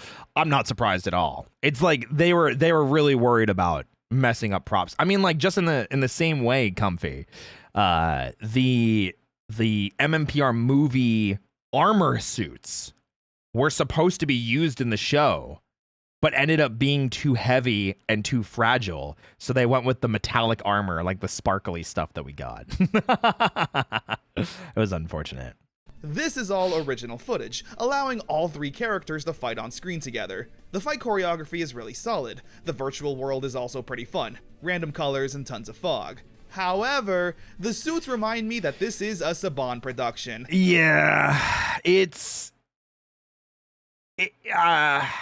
I kind of like this one. I kind of like this one. But that's like it. Oh my gosh. Yeah, don't underestimate my autism. My name's Goat. Okay, listen. I over explain things all the time. It's my spiel. You know, like Spudabun. They could have done worse. I agree. These could have been Lord Zed's Evil Rangers. You know? Yeah, white's not. I think it's just this one that looks really bad. Like, honestly, it could just be the visor. The visor just looks terrible. And they don't care how cheap something looks. This is like one step above. Okay. I wrote the script. Connor and I have the same brain cell. I swear to God. Of Zed's Rangers. The helmets are just repainted Mighty Morphin helmets, and the suits are literally royalty-free knockoff versions of the Metal Hero suits. Okay. I don't know why they just didn't use the Metal Hero suits. They were too fragile, apparently, and they didn't want to risk breaking them, which I understand. Yeah. The virtual world looks unique enough for kids to distinguish it from the pre-watch. real. My bad. Listen, caught. Hands up. Caught. Guys, caught. Hands up. Caught. World. I guess it was just done so they could sell more toys, which, all right, you got me there. Yeah. Anyway, they defeat the bad guys and come to the conclusion that something is up with Professor Hart. I like how they're not dumb, immediately sniffing out Grimlord's doing. I mean, the other thing is they're not high schoolers, right? The VR Troopers are like actually adults, right? Yeah. A monster shows up and they gotta fight, realizing that the monster is putting out a signal blocking the real Professor Hart. So, they fight. And they win, removing the virus and returning the real Professor Hart. College young adults, yeah. Lost memories. A woman wanders into the karate dojo having lost her memory. She doesn't remember anything. We then immediately learn that she was a tenant at one of Zictor's apartments, and he raised the rent so high that she was evicted and is now suffering PTSD and emotional trauma. Bro, she's got a case. You gotta call one of them. Call Saul Goodman. Better call Saul. I'm not kidding. Yeah, that's She went crazy. into severe emotional trauma. So, I've evicted thousands of people. So Victor tells his two I've evicted thousands of people. girls to silence her as to not ruin his reputation. That's Meanwhile, the gang are of crazy. course trying to help her Take out. care, Nick Sim. Caitlin's Thank suggesting you. to run a story in the paper to help find her family. Why does this guy look like the guy from Tool Time? From Home Improvement? Like, not Tim Allen, but the other guy. He does? Like, I'm not crazy, right? That side angle, I was like, wait, are we watching Home Improvement? Where did this guy come from? Wait, was that just Billy Mays? Am I stupid? I haven't seen Home Improvement in forever. I was thinking it was Billy Mays. Al, thank you. We got primed with our childhood shows. We really did. I didn't even watch Home Improvement that much. I just remember it. Her family. One of Oh Grimlord's my monsters gosh. attacks the town, and My Ryan bad, my goes bad. to fight it. My During bad, the fight, my bad. Ryan takes a hit Caught. so hard Hands up. that he loses his memory. Caitlin and JB try to help him recover it, but are called away to fight another monster. So it's up to Jeb to save the day, telling Ryan how he saved the day when the Skugs first attacked them back in episode 1. This immediately gives Ryan back his memory so he can argue with his dog. He joins the fight, and together argue they with all his destroy the dog. monster. Ah, yes. The episode ends with Caitlin's story in the paper working. Caitlin tells the woman that her daughter is coming, but she's afraid she won't recognize her. But when Wait, that is actually so traumatizing. What? she sees her daughter, her memory comes back to her. A job well done, guys. Okay. Crisis Man, averted. That's a crazy episode concept. Oh, Wait, what? Dude, this looks so good. Like, graphic-wise, animation-wise? What the heck? a woman dealing with PTSD and Richard Karn was the actor in Home Improvement. Thank you. I appreciate it. trauma. Zichter has already solidified himself as one of the most evil villains ever. Battle for the books. We get some character work for Battle for the JB. books. Him and Ryan are competing in a karate tournament, where the Are winning you? team gets $4,000. JB says that he wants to put that money towards his college fund, so his dad doesn't have to work so hard. You know? That would probably get you, like, 2/5 of a semester. His father runs a bookmobile, kinda like an ice cream truck, but for books.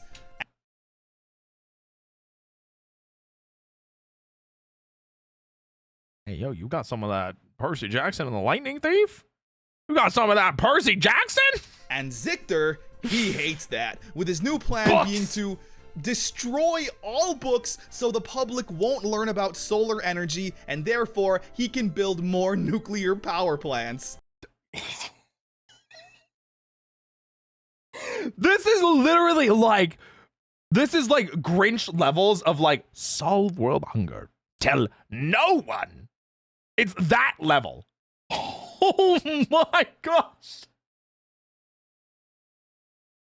Yeah, it's the real world tactics. That's The crazy. Skugs target the bookmobile and start attacking it, with Ryan and Keep the masses stupid. Don't let them read books. JB showing up to save him. Don't let them read Unfortunately, the books. bookmobile is damaged, and JB's father is unsure if he'll be able to fix it, since the library cut his funds. Before they can continue to help, they get called to fight another one of Grimlord's monsters, where JB takes this personally, since the monster whose idea Damn, he looked pissed. Hold on a second. another one of Grimlord's monsters, where JB Trooper takes this transform! person Yo, here's the dead stare. Trooper transform. since the monster whose idea it was to destroy the bookmobile is here. So, JB destroys him in a very violent manner.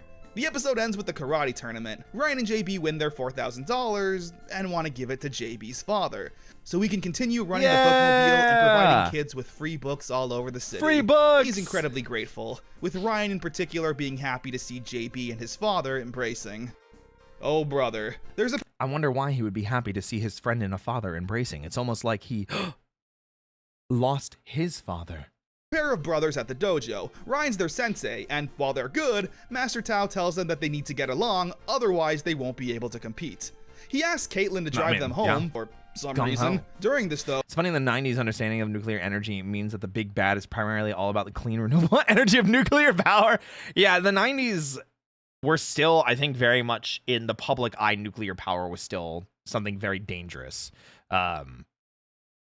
It's just, 30-year difference. she pulls off to the side after seeing some Skugs. Grimlord's planning on stealing Earth's energy to power his army. and they immediately get jumped by the Skugs. She holds off her own for a while, What?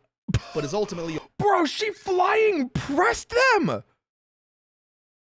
She holds off her own for Dude, she flying body pressed a them. while, but is What? Damn! Armika who? ultimately overwhelmed, and the monsters take the brothers as hostages. Grimlord's monsters in this episode are a pair of brothers. Brothers who don't get along and crazy. argue. So the troopers gotta fight the monster and save the brothers. That's insane. All while Respect, learning the yeah. importance of getting along. Oh, well, JB and I just showed them what they can accomplish if they work together. Grimlord's challenge. A cop approaches the gang with a troublemaker named Randy, asking if they can train her in karate to help get her life on track. It's so weird because this is a very real world thing. Like, this type of thing is real. But a singular cop approaching them and not like a program of like official, like of an official variety. Okay. Will you train me in karate? Listen, I don't do karate. Okay? I've got a license to kill with these guns and my personality. But you know, that kills in a different way. Saying if she places in the karate tournament in 2 weeks, they won't throw her in. Wait a minute. Is this a Mortal Kombat clone? They won't throw her in reform school. Not That's literally a Mortal Kombat animation. That's Scorpion Ball or a Reptile Green Ball. What the heck? school. Not only that, but the police squad will also Yeah, there's give the the uppercut. dojo $1,000 as a donation. I don't think you have the authority to make all these decisions, but Well, she does now. naturally Ryan and JB take up the challenge. VR combat, mainly, of course, to apparently. help Randy. However, since they have VR Trooper stuff to do, they ask Master Tao to train her, teaching her the ways of karate and discipline. Professor Hart now tells the gang Grimlord's new plan. Grimlord will literally set our planet on fire. Well, that's a pretty straightforward plan, I guess. Really? So, they trooper transform and fight the bad guys, destroying the monsters and helping the world to not be set on fire. You know what? I'm glad the world didn't get set on fire. Thanks, VR troopers. And of course, the episode ends with Randy placing in the tournament and turning her life around. And the dojo gets their bribe. Yeah, that's what it was, and you know it. Okay. It was, but it was also a positive message about turning your life around, okay? Computer Now, if only they could have stopped Eggman from pissing on the moon. Never. Literally never. Dramatic much? Listen. It happens, okay? Also, isn't this set piece used in Lightspeed Rescue as well? I feel like it was. I think we talked about that. Like, I think Chad has like a fight scene here. I know it's this specific like pagoda is used like all the time. This is a pagoda, right? I got the name right? Pretty sure. It was. I remember it. I got a memory like a steel trap full of rats. And I hate rats. Rats make me crazy. captive, Grimlord manages to trap JB in the virtual world Pagoda. via his computer, slowly draining him of his life energy. Ryan says he's gonna go in there alone to rescue him, telling Caitlin to stay back in case he doesn't make it, so at least the world will have one defender still. Wait, that's so dark, but also, yeah, honestly, probably a good idea. Ryan transforms and heads into the virtual world, running straight into Grimlord's castle to save JB, fighting off hordes of villains. It's really intense. He manages to save JB and they head back to the real world. Damn. But the monsters aren't too far behind, telling JB to sit back and rest while he takes care of the fight. This is where the Japanese footage thing becomes a problem, because Caitlin doesn't join in the fight even though they've already rescued JB. So they wouldn't be able to like add her in because it wouldn't make sense footage-wise. Understood. Yeah. That was awful for him. Also super funny how someone can start karate lessons and place in a tournament while as a white belt after like 1, maybe 2 days of training. She was the, what was it, Dragon Warrior from Kung Fu Panda? VR Trooper simultaneously the most realistic and unrealistic Ameritoku of its time. One moment, the evil CEO is making people homeless. The next, the world is on fire. Wait, both of those are realistic. Yeah. Ryan defeats all the monsters, and they quickly get JB to the lab, blasting him with a science beam and instantly healing him to 100%. Okay. Caitlin's little helper. Caitlin's little cousin Betsy comes to visit. She looks up to her older cousin, even wanting to be a reporter. While hanging out at the park, they all come across some mysterious green ooze. It's so weird seeing the difference between like kids and Power Rangers comparatively to VRtroopers. I don't know if it's just me, but some of the outfits that the kids are wearing in VRtroopers feel like so much more 90s nostalgic. Like, I absolutely could see this outfit being something from the 90s. You know what I mean? After getting jumped by some Skugs and beating them, Caitlin takes Betsy to her office where she'll be safe. However, just like her older cousin, Betsy has the itch to find the truth, leaving to look for clues herself. She eventually gets kidnapped by Grimlord's monsters, and the gang gotta save her.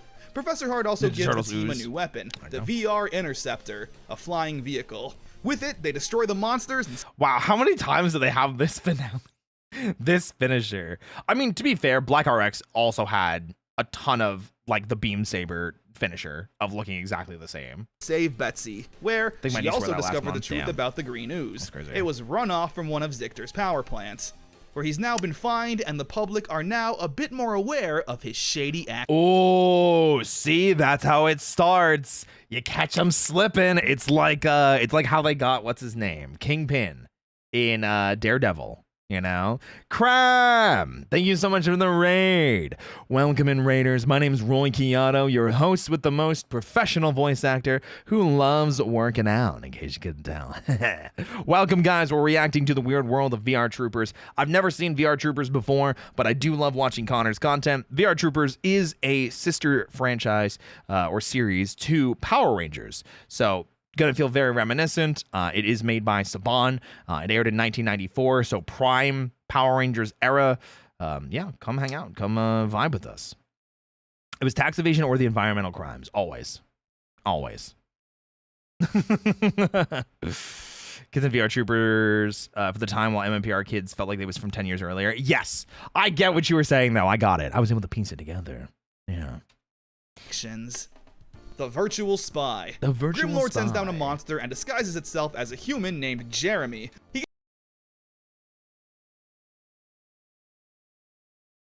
He just looks not real. Is this AI? He gets a job at the newspaper with Caitlin, but is once again very bad at blending in, acting like a total jerk and having no alibi for anything. Ryan gets jealous of his karate skills, and JB gets jealous of his computer skills. Caitlin, for some reason, kinda likes Jeremy as a new friend. However, since he's awful at keeping his facade, they learn he's a monster in disguise pretty quickly. Damn. Okay, well, he's not AI, he's just a monster. Challenging Ryan to a fight. Ryan runs him over. Yeah, you're the same mindset, Belmore? Exactly. That's the most non-human human I've ever seen. With his autopilot motorcycle, and uses that opening to destroy Jeremy. The episode ends with, I guess, learning why Ryan and JB were kinda jealous of Jeremy. Thought you might be interested in having lunch with two eligible bachelors? I mean, it's obviously played off as a bit of a joke, but the jealousy was absolutely real. So let's use this time to actually talk about the characters now. Ryan is obviously our lead. His main conflict has him wanting to find out what happened to his father, willing to go to the ends of the earth to find him. Well, his dad's gone, but he's trying to find out now what happened to him specifically. Grimlord has made some comments saying that he's still alive, and the two— Are you suggesting AI is not a monster? Not all AI. There's some good AI out there. Generative AI though. There we go. Who have fought in the past. Apart from that, he's your typical Saban main character. He's a good kid who always does right and can roundhouse kick you in the face. Yeah. What's kind of funny though is that every episode ends with Ryan monologuing about his dad. Whatever happened in the episode, Ryan will find a way to be like, that reminds me of you, Dad. That's so funny. It's like they have to remind the viewer, like, hey guys, don't forget, Ryan's still looking for his dad. Dragonfly Empress, we're not looking for you though, because you brought in all these wonderful raiders. Welcome in, everybody. My name's Roy Chiato, like a macchiato. I'm the host with the most, your professional voice acting workout enthusiast, in case you couldn't tell. Welcome, guys. So we are reacting to not Power Rangers today, but a sister series called vrtroopers. It actually started airing in 1994 alongside the second season of Mighty Morphin Power Rangers, also made by Saban. But hey, if you want to come vibe with us, I've actually never seen this, so we're stopping a lot to yap about it. Pull up a chair, let's have some fun, shall we? You were right, Dad. We're all brothers and sisters on this earth. But as Dad taught me, at least it lets you know who your real friends are. Seeing JB and his father reminded me of you, Dad. Just like you said, Dad. I miss you. Once again, Dad, you were right. But I'll always feel a little bit alone until I find you, Dad. It's cheesy, but at least it's like good messages, right? At least they're like, how can I make this about my dad? JB is the brains of the team in terms of being a technology guy, but he's not an outright nerd like Billy. He's more like Ethan from Dino Thunder. Nerdy, sure, but can obviously hold his own in a fight and isn't a pushover. Caitlin is such a great character too. She's very headstrong and not shy, being a reporter and not being afraid of getting in harm's way. She's also tough, never backs down, but still of course has a sweet soft side. Compared to Mighty Morphin, which again was airing at the same time, yeah. It's crazy how these characters are so much more three-dimensional. They're more than three-dimensional VR than just a single stereotype. Also, Zictor is an amazing villain so far. There hasn't been anything like him, even throughout Power Rangers history. An evil businessman who uses his evil monsters to rule two different worlds. I mean, I feel like he reminds me a lot of Mesogog. I don't know if it's just because of the transformation, like Jekyll and Hyde stuff, but like the whole concept of it, right? The closest we got— Dear Dad, did you know you're my dad? And I'm trying to find you, Dad. Was Anton Mercer eventually. I wrote the script. I wrote the goddamn script. God damn it, Connor. I'm not beating the allegations. But Mesogog uses him to further his future, while Zictor is using Grimlore to further his riches in the real world. I'm really impressed so far. Let's continue. The Virtual V6. A science nerd comes into the newspaper office, looking for a reporter, and Caitlin hears him out. He says that he's invented an engine that runs on plant extract. However, nobody knows about it yet and is hoping the newspaper can spread awareness. Oh. Caitlin's not sure how— I feel like that's real.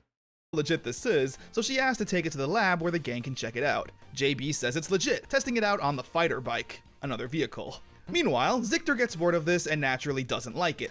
Yeah, why would you can't have that. You can't stop the fossil fuels. Since anything that's good for the environment isn't good for his nuclear business. Nothing whatsoever. So he sends the Skugs and monsters to destroy the invention and the scientist, leading to many fights, where together they all destroy the monster and get word of the scientist's invention. The episode weirdly ends with Caitlin asking him out on a date, and JB and Ryan are jealous. You see, there's definitely something here. Listen, they just want the polycule, okay? VR poly troopers. That's all I'm saying. It's like he's writing in a journal diary at the end of each episode. That's kind of how I interpreted it too, Raiden. Yeah. Just waiting for the Captain Planet crossover. Captain Planet, he's a hero. Gonna take pollution down to zero. No one's friend. We get introduced to a new character, Percival, the mayor's dorky and stuck-up nephew. He's able to get a job at the newspaper since his uncle's the mayor and Woody gives in easily. He's the comic relief. I mean, that's not necessarily bad. Like, I feel like all the characters so far have been pretty serious for the most part. I feel like the dog was kind of the comic relief. We do love the dog, though. Falcon Skull, the guy who's gonna get slapsticked and be the butt of all the jokes. Meanwhile, a Skug in disguise sneaks into the dojo and hits JB and Caitlin, putting them under a spell and turning them into jerks. It's Power Rangers punks again. The Captain Planet theme was a focal sim for years. It takes Ryan a second to realize that his friends don't hate him and are actually under a spell. However, they manage to transform and fight him. He's able to trap them in the lab while he fights the monsters that did this. He destroys the monster, saves his friends, and they join in for some more action to save the day. Can I just say, I love these suits. These suits are so cool. And this is what we're getting with like Project Red, right? Because it's much more like Space Sheriff Metal Heroes. I love these suits. These suits are so cool. They're so like sleek. They're so combat ready. It's armor. It feels like armor. Yeah, I'm Dogmatic awesome. change. I'm ready Zictor for it. sees the gang hanging out at an animal shelter. Yeah. Blech! Disgusting! He says to himself. This instantly gives him the idea to create a formula that transforms everyday animals into mutants to join his army. You know, that's a terrible, like, evil scheme. It's not about a, Wanting to test it out on Jeb. Just saying. He has a monster take on the role of a director filming a commercial for dog food. They pick Jeb, but of course abduct him when they get the chance. Oh. Grimlord actually manages to test out his formula, and it works, turning Jeb into a mutant. Wait, actually so smart that they planned this episode and they had like the mutant dog and it's the same like shade of dog fur and everything. Wait, actually, hold on a second. They planned that. Ryan has Right. No, Jeb. No, Jeb. No. That's basically the main selling point of Metal here is all of them are very armored. I'm a fan of it. It's actually one of the things I really liked about Kamen Rider Blade. Because Blade, it felt like all of them were wearing armor a lot of the time. And Kabuto, for the most part, like, it felt like they had armor and then, Cast Off was, whatever. fight him, but of course doesn't want to hurt Jeb. Able to bring him back to his senses with a big hug. Oh wait, that's not a hug, that's a suplex! Listen. If someone forgets who they are, you just gotta take them down to the Suplex City. They cover Jeb in some evil foam, but they take him back to the lab where he's able to make a full recovery. Suplex City. Searching for Tyler Steele. You guys get me? While out horseback riding, random, the gang come across an interesting... Okay, what do you mean random? What do you got against horseback riding? Did you never go to the Dude Ranch? Were you never a purveyor of the Dude Ranch? Did anybody else go to the Dude Ranch? Also, yes, Hans. We need Uma Roy. Uma Roy Same. Yeah. Uma Musume. The Roy variant. abandoned building. Yeah. Caitlin spots someone and takes a few pictures, before immediately getting jumped by the Skugs. Of course. They fight them off and realize that the stranger is now gone. However, Grimlord Mysterious doesn't want them stranger. investigating any further, instantly transporting them to the battle grid to fight more Skugs. The gang sense something is up, so Caitlin develops the pictures and hopes that the stranger she took a picture of can be a clue. Oh my god. I haven't seen a dark room in like media in so long. I think the last time I'd seen one was like Resident Evil 2. Whoa. Everyone gets a gut feeling that they know this person. Ryan asks JB to remove the beard virtually. Virtually. Kills Ryan's father, which Ryan is overwhelmed by. Everyone tries to reel him back a bit though, saying that this is just a digital estimate of Play Blueprints. I forgot it's in Blueprints too. My apologies. I forgot there was a developing room. My bad. I forgot. It's been a bit. Of what could be under the beard. Yeah. But Ryan wants to find the truth, transforming and heading back to the building, where Grimlord's monsters are waiting. Ryan Musume Roy already happened, sort of. Okay. Not entirely, because it doesn't have any of the ears. But listen, that's bridal Roy, let me tell you. And not bridal like wedding bride. manages to defeat the villains, but when he heads inside the building, there's nobody there. Origami. I've been on a horse once, but I have been on an elephant before, if that counts. Yeah, I'll allow it. Last I remember was Gravity Falls, at least 10 years ago. I've never seen Gravity Falls. I kind of wanted to. I've heard some good things. Yeah. But he does see an origami swan, something that his father taught him when he was a kid. Caitlin and JB also finish their fights to rendezvous with Ryan. We're never given confirmation on whether or not this was Ryan's dad, but all he can do at this point is believe. I like that. I do. So something that I think vrtroopers has that Power Rangers kind of doesn't at this point, and obviously we're very early in, and I'm probably glazing this a little more because it's new to me. There's an overall theme. There's a mission, like how in space they were searching for Zordon or for Andros' sister. This is they're looking for Ryan's dad, and it is obviously they shove it into your face and ram it down your throat. But it's like, at least it's an overall theme, right? I just realized I've been lagging hard. Well, welcome back. The power of hope. Yeah, that's true. You need to watch it, maybe. Gravity Falls, yeah, I sure hope it does. Save the trees. Zictor wants to tear down the old historic forest. What I love is that we don't even get a reason for it. Like, he doesn't even want to build a mall or anything. He literally just wants to destroy the forest for the sake of it. Breathing? For free? Fuck them guys. This episode is about as formulaic as you'd expect. The gang go to protest, Zictor lies, saying he'll stop the demolition to save face. Turns out he's lying and sends out the Skugs and monsters to stop the troopers. Sounds about right. The day gets saved by Caitlin running a story about the forest and gaining enough support to stop the demolition. You know what's crazy is like, isn't this like a realistic thing? Like, man, this terrible thing's gonna happen. All right, run the concept through the mud and get public opinion so against it that they can't possibly do it. Isn't that like a legitimate thing? That's like a legitimate strat, legitimate tech, IRL. Yeah, they saved me. Yippee! He's watching Spaceballs. Ludicrous speed. Go. Yes. Yeah. That's why I'm like, it feels realistic in the way that they're reacting to a lot of these a lot of these situations where like Power Rangers is very much like, oh no, like Rita sent out a monster, destroy the monster. And in here they're like, okay, well, I'm gonna write an article revealing the truth about this all and get public opinion in our favor. Yeah. How long is the stream? 3 hours again, just want to make sure because school's tomorrow for me. We'll probably go, I mean, we're only 23 minutes into the video. I'm guessing it's probably going to be at least another 2 hours. My guess is 2 hours.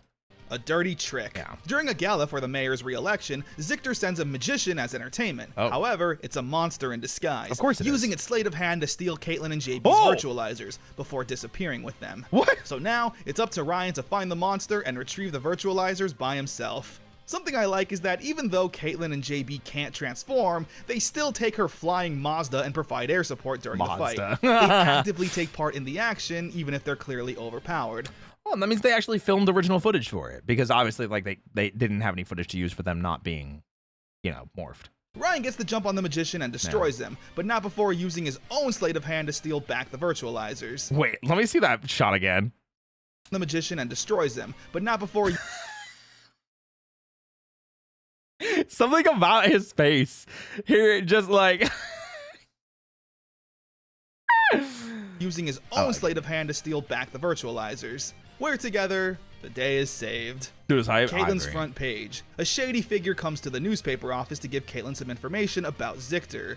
Inspector Gadget? He's obviously sketched out by the guy, but can't turn down the possibility if he's telling the truth. He mentions a secret weapon facility. She goes to check it out Yes. The secret weapons facility. Right next to the mini nuclear reactor that's polluting the area. alone since Ryan and JB were busy. She gets jumped by the Skugs. She manages to fight them off though, and even heads to the battle grid to fight more. But she's Wait, I want to see that pose again. jumped by the Skugs. She manages to fight them off though, and even heads to the battle What the frick? That was sick! That kick battle is grid. sick! to fight more, but she's ultimately overpowered and taken hostage, being tied to a bomb that's set to go off on a timer. Oh. Ryan and JB learn about this, and it's a race against the clock, fighting monsters and extracting information from them to learn about Caitlin's whereabouts. My bad. It's a fun episode, beating up bad guy after bad guy until they finally save Caitlin. The episode ends with Caitlin's story making it to the front page of the newspaper, which is huge, risking it all for what she cares about most. Pulitzer Prize. Fuck me. Hey now, who said the R word? What? The dog napping. Huh? Zictor wants to steal Jeb away. Yeah, this Again? is the second time his evil plan involves stealing a dog. That's Careful crazy. now, Zictor. You're one pudgy pig away from becoming the next Rita. Okay, listen. Everyone knows dog napping is like the ultimate evil scheme, okay? Although his explanation is actually pretty good. Jeb is Ryan's only remaining family member after his father's disappearance. So now losing his dog would cause some more emotional damage. Wait, that's so messed up. Whoa. The episode follows a similar formula to the previous. They steal Jeb and the Hold on a second. emotional damage. The episode follows a similar formula. Teamwork. Dog front, dog back, dog tail. Yeah. Have to go to bed now. Take care, Izzy. Wait, Izzy, before you go, I did promise you. Mwah. Have a good night, Izzy. Bye. Formula to the previous. They steal Jeb and the gang go on a hunt to chase him down, getting clues by beating up the bad guys and eventually saving Jeb. My dog's girlfriend. This is another Jeb episode. Yo, Jeb's getting all the episodes. You remembered? Yeah, I'm a professional. What can I say? Jeb has had more Bye, focus Jungos. episodes than JB, by the way. So, okay, they're going That's for a actually walk and crazy. Jeb notices a female dog. He gets a crush on her and I think we're supposed to care, but I really don't. It's kind of weird. He's a fully sentient talking dog and Princess, the female dog, is a dog. We really Oh. I guess I didn't think about it like that. Oh. It's important that the tail is supported. If not, Jeb could have had it. Jeb could have used it to escape. So follow real. this dog's love story for most of the episode, and Oh my gosh. I don't care. Eventually, What are your thoughts on Wild Force? I think it's like a solid, like, between a 7 and an 8. I think Forever Red is really, really good. I think the finale of Wild Force is really good. I think Reinforcements from the Future is one of the greatest crossovers of all time and does not get talked about enough. But there's a lot of not good about Wild Force as well. And unfortunately, a big part of those not goods are because Gal Ranger also has the same problems, because I've also seen Gal Ranger. Beginning of Wild Force is good. Everything with Zanaku is great. Everything with Master Org is great. The team ups are great. Everything else is kind of lackluster. And then, or at least like on par or lackluster. And then everything with Kite and Animus sucks. Grimlord gets the idea to steal some puppies to lure out Bye, the Timid. troopers. Yes, these puppies are in a cardboard box on a battlefield covered in landmines with the threat of having them be blown up. Okay, listen. The 90s were a different time. Okay? O-Ranger had a dog running through bombs on a mountain. Okay? I'm just saying. So naturally the VR troopers can't let that happen, so they fight the monsters and rescue the puppies. Yes. Grimlord's getting kinda lazy with his plans. Like, again, how is stealing 3 puppies supposed to help with anything? Digging Listen, don't worry about it. Just go with it. for fire. I don't think I've mentioned this town. It's called Crossworld City. What? That's such a... Anyway, Crossworld City experiences an earthquake, which is strange because New Cross City never experiences earthquakes. So the gang go Are they not in California? What? to the lab to investigate, Okay. noticing something strange on their readings. Their findings take them to a nearby building, where they're immediately jumped by Skugs, a good sign that this is where they need to be. Wait a minute. I just noticed something. Them to a nearby building. Car. Only one person in the car. Motorcycle. 2 people on the motorcycle. Damn. Okay, listen. Live your best life out here, okay? Where they're immediately jumped by Skugs, a good sign that this is where they need to be. They head back to the lab again and learn that Zictor is Motorcycles are actually cool. using I that agree. building to I agree. dig a tunnel to the center of the Earth to harness the power of the Earth's core, destroying Crossworld City in the process. Wait, that's actually a super dope, like, evil plan. They use I'm the down for virtual this. headsets to get a look into I'm what down that for might this. be like. Breaking through. That's the MMPR footage. That's You know what? the MMPR footage. But you should let Grimlord do this. You're gonna actually make Megazords canon in this world. Yes! Because yeah, this is the Dinozord summon footage. I know, I've seen that footage before. So they head back to the building and split up to find clues. They all of course get jumped and need to fight their way out of it. Ryan taking on the main monster while Caitlin and JB shut down the digging process. And they're both successful. The Great Brain Robbery. An old military general passed away. He had the greatest mind for strategy in battle. He donated his brain to science, and his brain has been stolen.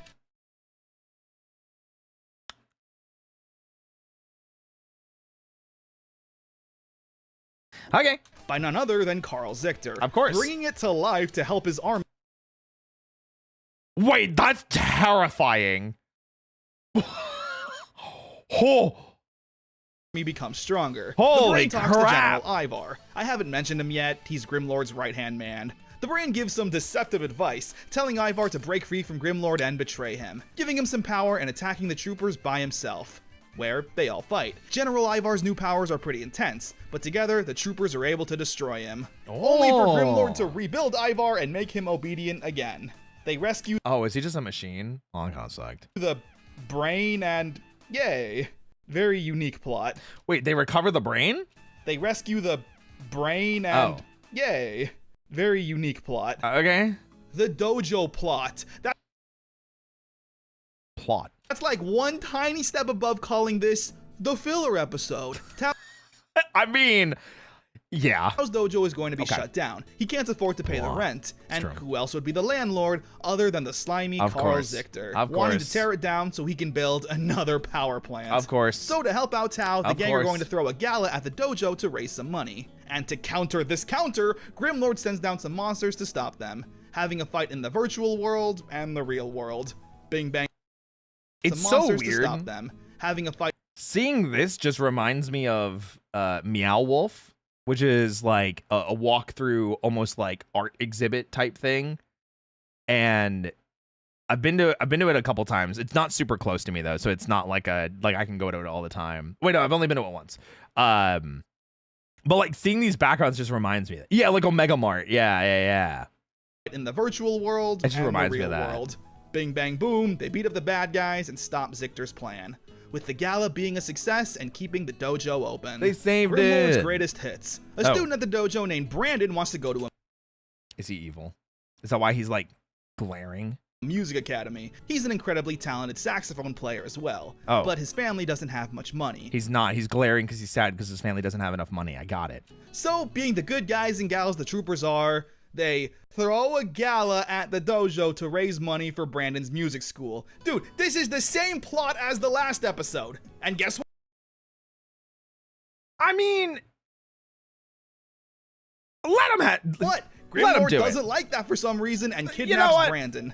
Grimlord was inspired by the music to create his own evil CD. Just let him do Grimlord's it. greatest hits. Yeah. That puts people in a trance and turns them into zombies. So the gang gotta stop the monster, cancel the CD, and save the day. Isn't that just like they bring do, on the Z-Waves? While also raising money for good old Brandon. Yeah. We're never gonna see you again, aren't we? No, we're The not. disappearance. The gang are The having disappearance of Brandon. a fun day at the beach until they realize they can't find Jeb, thinking Grimlord captured him again since that's apparently his favorite thing to do. Luckily though, he was just with a little girl eating some ice cream. Thank God. Could you Wait, aren't dogs not supposed to have ice cream? imagine if Grimlord's big evil plan was to steal Jeb again? Uh-oh. Anyway, Grimlord's evil forces create a new invisibility device. Uh-oh. And they want to test it out on Jeb. Bro, I literally jinxed this. It was going so well. It was going so well. There's just too many Jeb plots, dude. Yes, the dog is the target again. Oh my The device gosh, works dude. and Jeb is now invisible, but is able to fight off some skugs. They take him to the You know lab what? so Good Professor dog. Hart can reverse the spell. And the Wait, that's so funny looking. is able to Wait, fight go off back. some skugs. They take him to the lab so Professor Hart can reverse the spell. Look, it's like the collar. And they get it to like jump. Wait, that's so cool. I don't know why I like that so much. Dogs can't have chocolate or grapes. There's a couple other things. Those are the worst for him. Okay, got it. Just waiting for John Wick to become a VR trooper. Honestly, it's true. Spell. And the gang gotta fight the baddies to prevent them from turning everything invisible. Makes sense to me. They win and the dog is back to normal. Yippee! But I always trusted that Professor Hart would bring him back. Just like I trust that I'll see you again, Dad. Not everything is about your dad. Let him have it, Connor. Let him have it. Nightmares. Caitlin's been working Nightmare, longer and later nightmare. hours at the newspaper. She hasn't been getting any sleep, and Grimlord takes advantage of this, giving her a kind of Nightmare on Elm Street curse, where he exposes her darkest fears and makes them feel real, not being able to Whoa. distinguish when she's in a nightmare or the real world. Wait, isn't this what Connor said that he wanted the tickle sneezer episode with Trini to be like because of the PTSD? I think this is literally what he asked for MMPR. Her biggest fear is losing her friends. This is meant to shatter her confidence, constantly seeing her friends in danger and not being able to help. Caitlin says this. Grimlord is too powerful. And 30 seconds later, JB says, But I bet Grimlord's behind all this. Alright, joking aside, yeah. This is a great episode. Seeing Caitlin so mentally torn up because of her nightmares actually hurts you in your heart. I was gonna say, you could see the acting on her face. The acting. With Ryan and JB needing to step away to fight the villains, Damn. Caitlin doesn't join because she's so afraid. But Professor Hart shows her a montage of how great of a hero she is, regaining her confidence to join in the fight and help her friends. They save the day, and Caitlin finally gets a good night's sleep. I was gonna say, that's literally exactly what he wanted the Trini episode to be. Whoa. Clap, clap. Clap, clap. Again, I really like this episode because it's a great look into Caitlin's character. She's extremely passionate for what she cares about, putting 100% into everything. Whether it be losing sleep for her stories, or the thought of losing her friends absolutely paralyzing her. Yeah. She's a gem I would do anything for. Okay, Connor, let's calm down, okay? We're gonna get Ashley involved, all right? Didn't Caitlin's actress go on to have some success after this? I have no idea. I don't know anything about any of the actors from this except for Brad Hawkins, who became a voice actor. So, yeah. Remember at the start of the video when you joked about how important of a character Jeb is?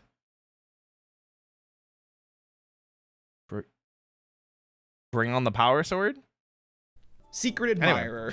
Anyway. Caitlin has a secret admirer. Spoiler alert, it's me. Someone keeps sending her flowers. And Ryan especially is jealous of this. So much so, he gets JB to follow the delivery truck with him so they can investigate. Mind you, there's nothing sketchy about the flower so far. This is purely jealousy at play. But it does turn out to be an evil plan by Grimlord. You see, these are the flowers of evil, where smelling them puts you under a trance. Aku no Hana! I watched that anime. And Caitlin is now Grimlord's prisoner. So it's up to Ryan and JB to save her. Ryan needs to track down another flower of evil to create an antidote, while JB breaks into Grimlord's prison to save Caitlin. What the hell is that? What in the John Carpenter's thing is that? It's a fun episode that really works well with needing to separate the two action scenes. Ryan gets the antidote, JB saves Caitlin, and we sadly don't get much of a follow-up on Ryan having a little crush. These two are both into her so much. Like, God, both of them need to confess already. Yeah. Yeah. But still, good episode. Grimlord's House of Fear. That was creepy. Caitlin's doing a story on a local haunted house. I love how it's just a house in the suburbs in the middle of the day. There's a young kid named Manuel who has an interest in the house. I love spooky, like, haunted house stuff. I keep waiting for the opportunity that Papa Mutt can finally take me with him on a incognito adventure. Wanting to get a picture of the ghost. During an investigation, though, it turns out that Grimlord is actually using this house as a nexus point, the strongest point on Earth where it'll be the easiest to completely break through the virtual world and into the real one. Manuel snaps some pictures, but Caitlin quickly sends him to the newspaper office to be safe. That's good. While her and the gang need to fight the villain who's capable of breaking the barrier. They fight, and JB kindly stabs it through the heart, stopping Grimlord's plan, at least for now. It do be like that. 3 strikes. JB is coaching a Little League team. However, someone's gonna tear down the baseball field. Who is it gonna be? Away from kids. Do you have to ask? Field should be a power plant, not a playground. So in order that field should be a power plant, not a playground. to save the field, the team needs to win the Little League game. How much money is in Little League baseball? Anyway, the star player is You'd be surprised. I've seen that shit televised. At least recently. Sean Matsumoto. So Zictor devises a plan to kidnap the child so they lose the game and he can tear it down. I love watching the morph fight scenes here and realizing that all of this violence and destruction is over Little League baseball. Listen, let them have their wins, okay? Let them have their wins. Weird question, what's wrong with your ears? Do you not like my tiger ears? Sorry, do you... I'll get rid of them. That's okay. I'll get rid of them. They're gone. Are you happy now? They're gone. How about that? They're gone. Forever. Professor Hart also introduces a new piece of technology for the troopers, the video transmitters, a way they can communicate with each other. Danger in the deep. Zictor wants to destroy the dam and flood the city, not only destroying the city's alternative energy with hydroelectricity, but to then replace it with a nuclear power plant. Damn, he really is like nuclear power plant. That's crazy. A pretty straightforward and basic episode. The troopers need to fight the bad guys and stop the plan before it goes off. What's interesting, though, is that the gang are confused about Grimlord's plan. Why would an evil leader in the virtual world want to destroy a fairly modern dam? How is that going to help him? Meaning that the gang are possibly getting closer to fully understanding Grimlord's true intentions and identity. Oh, that's right, they don't know that it's Zictor. I forgot.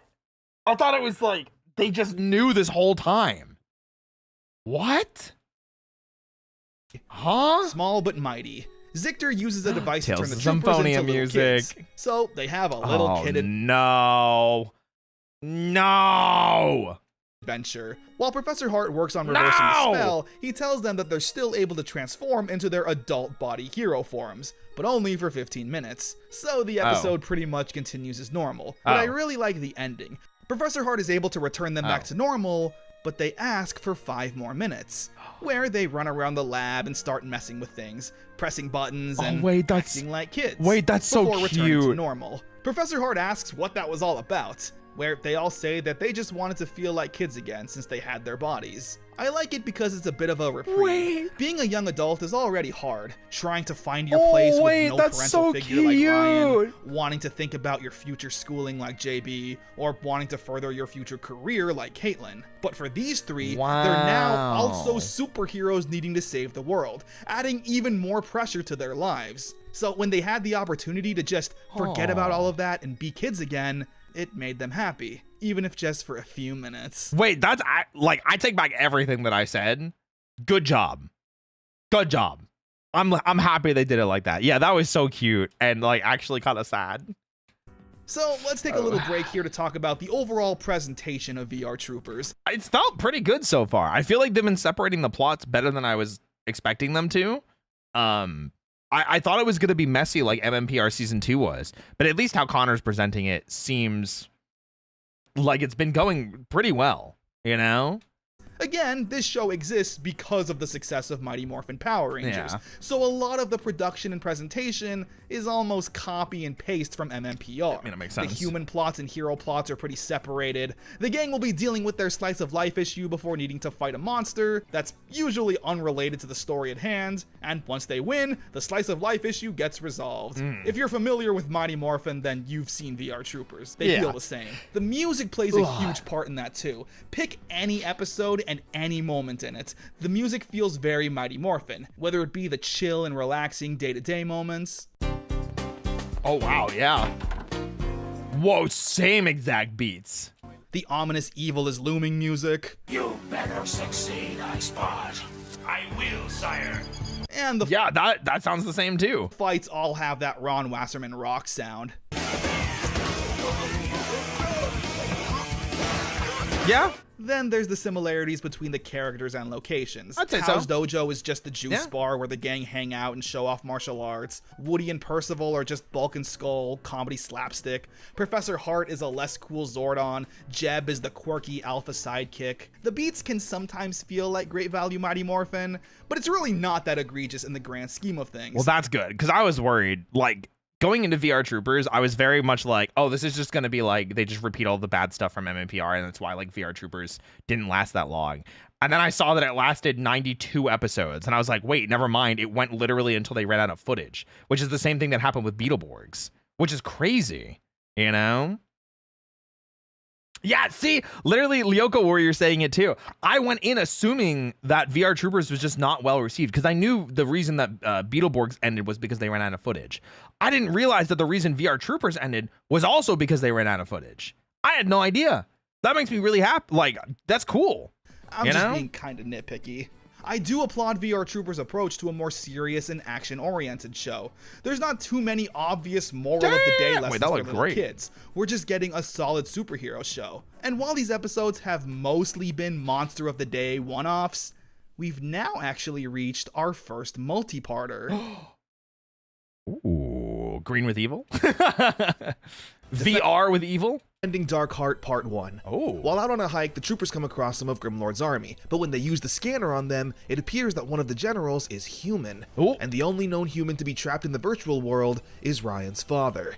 Except they found him, didn't they? I guess they never confirmed it. Naturally, Ryan is ecstatic at the thought of him being so close to his father once again, but JB and Caitlin remind him that if it is his father, then they may need to fight him, considering he's now General Darkheart. This gives Ryan nightmares. However, when Darkheart returns, Ryan goes down to confront him.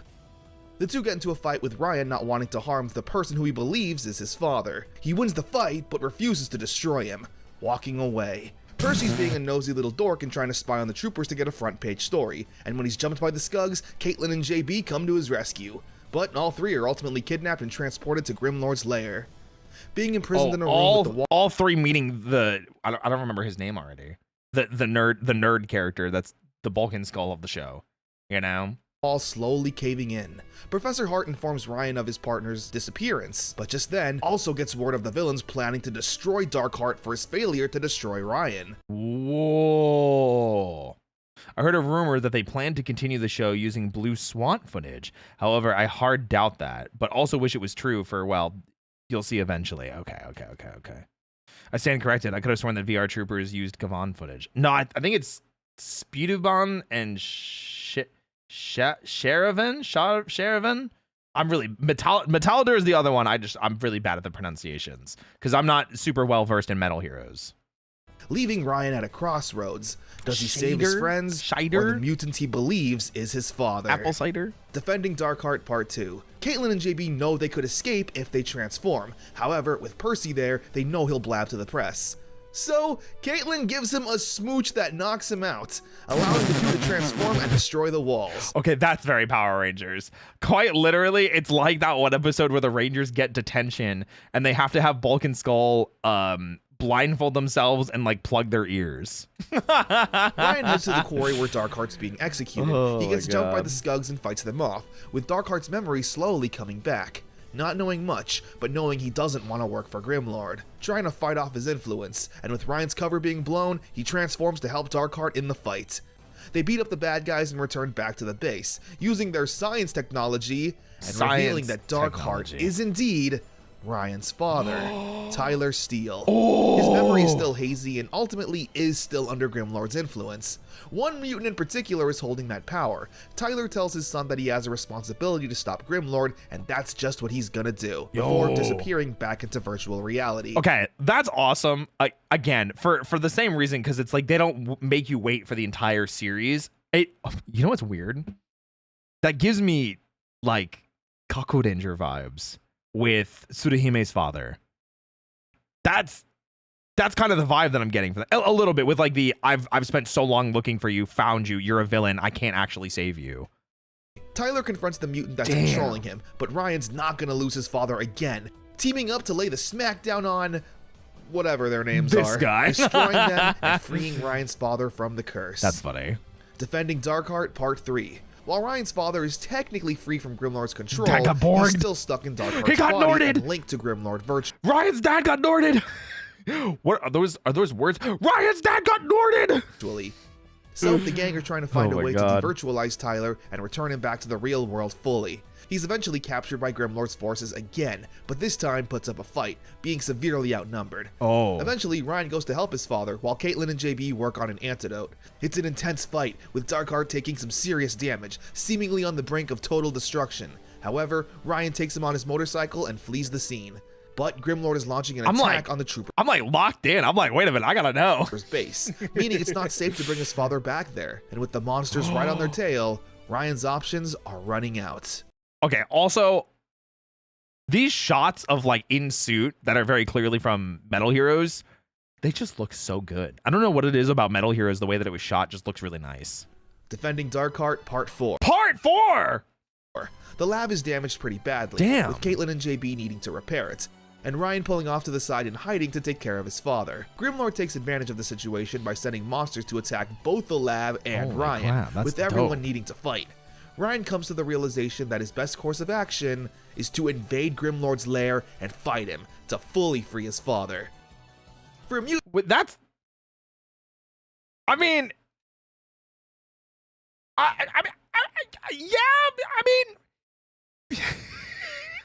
Not no. But like, I feel like that's like the extreme option. Like, man, the big bad's causing me problems. The only way he'll ever be safe, my father, is if I kill the big bad. It's time. Halfway through the season. Mutant pig thing that we've only ever seen sit down, he's actually pretty powerful. While Darkheart plans... It's like if the Rangers just decided to kill Rita to free Tommy. Honestly, yeah, kind of that. Like how Green with Evil was 5 parts, so it'd take a whole week to broadcast. Yeah, but this wasn't a weekly broadcast show, was it? Because Power Rangers was only like that for season 1, I think. Right? bombs around the base, easily handling Ryan on his own, and while still sitting, which is pretty cool. That's funny. The bomb's timer ticks down and Darkheart shows up to save Ryan, and the two flee the lair before it blows up. One of Grimlord's generals gets a sneak attack on Darkheart and severely wounds him, before running away. Luckily, he's still alive, returning back to his human form and embracing his son. The thing Ryan's been fighting for the most has finally happened. The reunion is short-lived though, when Grimlord reveals that he's still alive. The explosion wasn't enough to take him out, being taken away once again. The episode ending with Ryan naturally being depressed, but tells Caitlin and JB that despite his loss, he still has a family within them. Yay! He learned that the family was the friends we made along the way. I mean, listen, it does suck that his father got captured again, but it is a good, it's a good thing of like, it's a good escalation of plot in the sense of what we talked about before, where the initial plot was, we need to find out what happened to my father. Now it's, we need to rescue my father. So it's very much that kind of mentality of like, the stakes need to get higher as a game or a show or an anime or a show like VRtroopers goes on. So a really good multi-parter. There were actually a lot of good scenes that let the characters act and show some real emotion, not usually seen in Saban properties at this point. But that would mean that sooner or later, we may have to go up against my father. I'm going after Ryan, no, you can't! Caitlin, I've been without my dad for 10 years. He finally comes back to me and I'm gonna lose him to Grimlord? No way. Plus that... listen, you know what? I mean, Brad Hawkins is a voice actor. You know, he's getting his chops, and Caitlin actually getting some good voice lines in there too. Yeah. Random kiss between Caitlin and Percy is so crazy. Early Saban just didn't care. Remember that scene when you remember that Wes and Jen never kissed. And... Why did you remind me? Why did you remind me of that? Roy, what happened to your ears? Well, you see, there's a logical explanation for that. There's a logical explanation for that. There's a lot. If they would go on my freaking head, that'd be awesome. There we go. There's a logical explanation for that. Learning that Ryan's dad is alive through all of this is a pretty big revelation, because we never actually had confirmation if he was alive or not. Everything was taken very seriously and executed to a great degree. Serious acting, serious plot points, serious action, A+. I was gonna say it. That's kind of the feeling that I'm getting too. Like, honestly, VRtroopers kind of knocking it out of the park. So now let's get back to the silliness. Oh. How much are we talking? How much are we talking? Ghost biker. Okay. There is a legend of a ghost that rides a motorcycle. Ghost Rider? And Woody wants Caitlin to do a story on it. By the way, it's Ghost Biker, not... I wrote the script. Ghost Rider, just to be clear. Caitlin and JB go to investigate a dirt track and see that it's actually real. However, they get jumped by the Skugs and need to fight them off. After doing so, the ghost biker then transports Caitlin and JB to a mysterious realm without saying anything. Ah, yes, the mysterious motorcycle realm. They can't transform and he refuses to let them leave. So it's up to Ryan to fight the bad guy and locate his friends. Eventually, the ghost biker shows up to help, and together they save the day. Oh, yes. Arm laser. That's my favorite Toku ability. Arm laser. Bringing Ryan to his friends. It's here we learn that the ghost biker is actually a defender of the fabric between the virtual world and the real world. What? Are they trying to sell that, like, it's like the grid?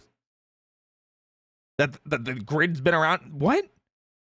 There's no, virtual reality has not been around that long. What are you talking? Endangered species. Caitlin's friend Danielle runs an animal sanctuary. Thanks for the 100 bits, Belmore. Yeah, for everyone to know. Yeah. Ryan Steele is Goblin Slayer and is in Black Clover, Fairy Tail, and My Hero Academia. Yeah, Brad Hawkins. He's a well-established voice actor at this point, so. Tron. I mean, yeah, but it's like, they make it seem like that guy has, like, been around for, like, eons, right? It treats virtual reality very literally, and not like a scientific advancement that's happened recently. Yeah, it's kind of weird. Kind of wiggity whack. Housing the last 2 furry wombats in existence. Izzy would love this if they were here. Does Izzy love this kind of stuff? Man, I wish I didn't kill them with that kiss. Whoopsies. And someone just bought them out and is going to destroy the sanctuary. Yup, the evil Carl Zichter. Yeah. By the way, these are the furry wombats. Maybe Zichter should let them go extinct. I mean, Digimon operates on the same rules where it has its own world for millennia, but when humanity invented digital infrastructure, it's connected to the worlds. Yeah, but isn't the big thing for Digimon that there's like time dilation, that when they're in the digital world, time passes more slowly? Like in the real world comparatively to the digital world? Isn't it like seconds pass? Sometimes. Oh, okay. My like what I remember about Digimon is very, very limited. And I only watched the first 4 seasons. Sometimes. Damn. Depends on the show and depends on what's going on at the time. Damn. I saw an out of context clip of like more recent Digimon stuff, and that shit was terrifying. And I'm so interested in what the hell is going on with Digimon. Damn. Hi there, Happy New Year. Hey, to you too. Where's Kane when you need him? Kane! Kane! Psst, psst, psst. Kane! Psst, psst, psst, psst. I don't think he's here. Sometimes he's lurking and I just say his name and he appears.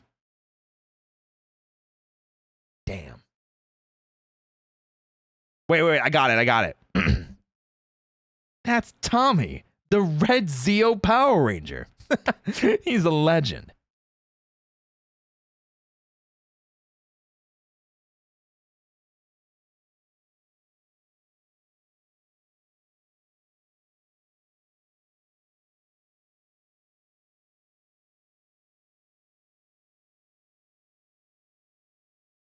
Okay, he must not be here. He's not here. He's not here, guys. He's not here. So Grimlord sends down some monsters to kidnap the wombats, since if the city knew they were in tried. danger, he couldn't find a sanctuary.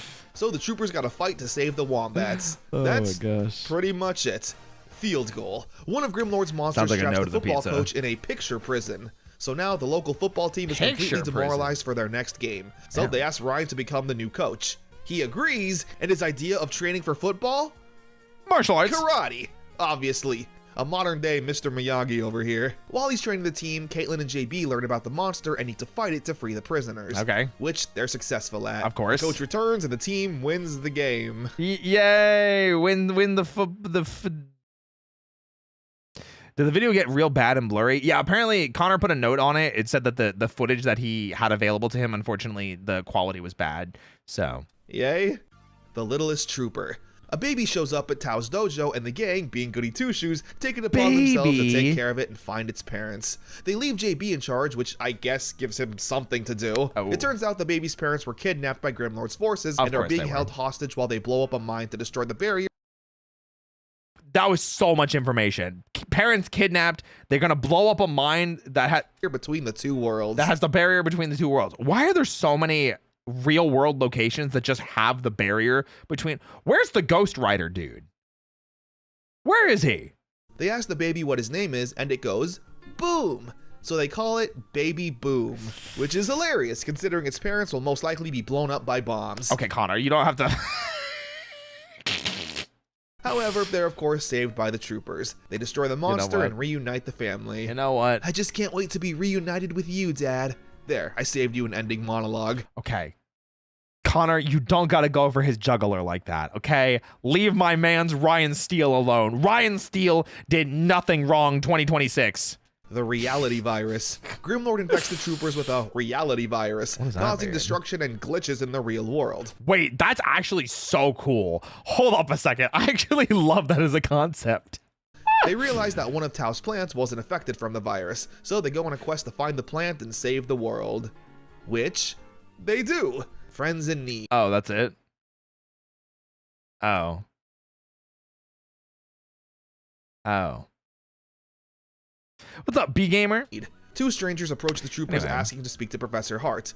Ryan asks who they are, and they say they were associates with Ryan's father back in the day. They're creating a new sustainable energy source that Ryan's father helped create. All while Zictor is hunting them down.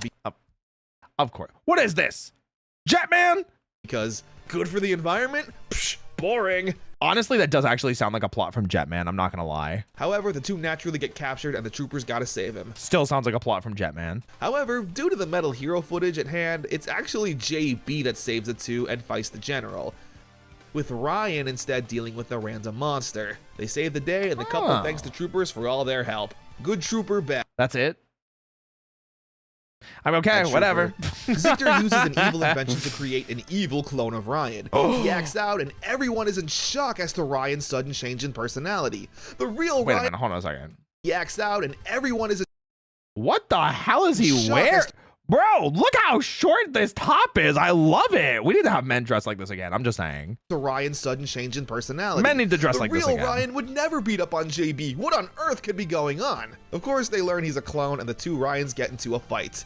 Even both transforming into their trooper form. Wait, that's sick. Okay, first of all. Destroy the clone and life returns to normal. Oh. The transmutant. Oh. That was fast. JB studying for a college entrance exam. His one character trait. However, he gets jumped by the Skugs and needs to fight them. His one character... Connor, you don't have to go over this man's juggler every single time. Alone. He's eventually overpowered and covered in a mysterious ooze. Damn. Turtles? Where he then, and you'll never believe this, starts acting mean and angry. Wow. Not caring about karate or his education. However, to mix things up a bit, he also starts transforming into a mutant. Okay, that's a little bit better. Ryan needs to smack some sense into him and return JB to normal. JB's memory comes back, and in his new mutant form, they defeat the bad guys and return JB back to normal. Can you imagine if he just didn't turn back? Bro lost his entire college dream. Yeah, Hulk. Who's king of the mountain? They try to do something with JB here, but it doesn't amount to anything. Ryan and JB are arguing about technology. JB saying that technology is super helpful, and Ryan argues that not everything can be done and experienced through a computer. JB also has a pen pal, Jose. He shows up and... I smell something funny about this guy. He's just from another country. Racism? Hello? vrtroopers? Power Rangers would never. Okay. Anyway, there's activity inside a mountain. Naturally, it's Grimlord planning on blowing it up. Why they make the dog racist? No, I think his pen pal actually is probably evil. He's probably a plant from Zictor. You know, he's probably a plant from Grimlord. But they made it funny like this because funny. He is also a Skug in disguise. See? JB uses his computer and technology to locate the villains and stop the plan. See? They destroy the mutant and save the day. Ryan's about to concede that technology is important until JB's real pen pal Jose, short for Josefina, shows up, and she's a pretty Latina.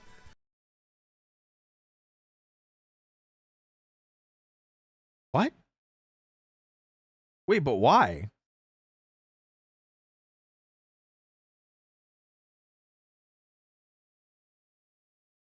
I mean, she is. Don't get me wrong.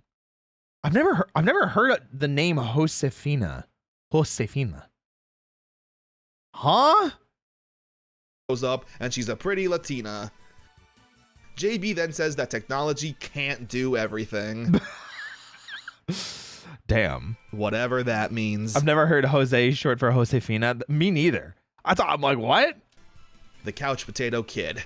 Tao's nephew is visiting town. He loves playing video games and watching TV. Game Boy? Which is awesome. But in this world, it's a bad thing. Asking the three's help to get him active. They decide to throw an obstacle course event where the kid is pretty quick to joining in and having fun. Oh, Doesn't seem like this kid has a big problem with playing. However, he gets taken by Grimlord's generals and the troopers gotta save him. I'm gonna point something out really funny. This kid has a big problem with playing. However, this is very obviously Toku footage. This is very obviously from Metal Heroes. It is ironic that the kid that they picked was also Asian, and they put him in the same outfit that this kid is kidnapped in to make this footage fit better. Just like in MMPR season 1, they like dressed certain characters in certain outfits to make it blend better with the footage. I mean, they did it for Power Rangers in Space as well with Cassie. And that's why they put her in that really weird outfit in the overalls. It's always really funny when it happens, though. He gets taken by Grimlord's generals, and the troopers gotta save him. I like when the troopers save him. The first thing they say is, it's important to play outside and not spend all day on the TV. Like, hey man, that's cool and all. I was kidnapped and almost died out there. Yeah, but he's okay. It's fine. Everything's okay. The old switcheroo. Ryan and Jeb gets their minds swapped and put in the other's body. Wait, that's so... Okay, I'm in. So, Ryan is stuck up as a dog, and Jeb needs to blend in as Ryan. As you can guess, hilarity ensues. I'm sure. Jeb eventually has to trooper transform. There's no... Wait, I need to see that again. The dog... Jeb eventually has to trooper transform, and he's surprisingly not too bad at this. But with the help of Caitlin and JB, they're able to save the day and return the two back to normal. I'm in. Or as normal as a talking dog can be. That's so funny. Fresh. Hey, lady, I was talking to the dog. Race to the rescue. Damn, okay. The gang see a kid getting bullied about an upcoming go-kart race. His cart's broken down, so Ryan and JB offer to fix it up and help him win. Okay, that is so many parts. That doesn't not look like everything that would go into this. And if it is, bro, why'd you take it apart this much? It's supposed to be offered to fix it up and help him win. Professor Hart then calls the troopers to tell them that he requires some special crystals to assist in an experiment. Exactly. Caitlin and JB offer to go to the cave to mine them. Grimlord gets word of this and doesn't like it, sending down a mutant to blow up the cave. Yes, explosives. My favorite solution. Trapping Caitlin and JB inside. Being crushed by rubble and slowly running out of oxygen. Oh, that got a lot darker than I thought it was going to. Maybe explosives not the solution. Unless they're going to blow up the cave again to free them. They're not able to reach their virtualizers or contact Ryan, meaning all they can do now is hope. Professor Hart can't locate the two since they're under so much rubble. Whoa. Ryan says he's gonna go investigate, but that's when Grimlord sends down another mutant to attack the city. Ryan wants to prioritize his friends, but without a known location, he's forced to fight the mutant and beat the information out of him. Caitlin and JB are slowly running out of oxygen. It's pretty gruesome, honestly. How did kids react to this at the time, seeing their favorite superheroes on the brink of death? Ryan successfully speedruns an ass whooping, getting the coordinates out of the mutants, and rescues his friends in the nick of time. Ironically, probably something they didn't think about was crush syndrome, which is when you have something heavy pushing down on your body for that long, it can generate toxins in your body. And then when it's released, when the tension and the pressure is suddenly released, all those toxins go rushing into the rest of your body and can cause you to go into cardiac arrest. So they're probably both dead, but cool. The episode ends with that was still damn. That episode was crazy. That random kid's go-kart race. I forgot this was I forgot about the go-kart race too. Main plot and not the near-death experience of Caitlin and JB. Fiddler on the Oh, like for divers? Yeah, that's part of it because there's obviously pressure with deep sea diving. It's fine. They shot the science beam at them. Oh, my bad. Caitlin has a cousin named Keith who's from Ireland and plays the fiddle in a band where they promote saving the environment.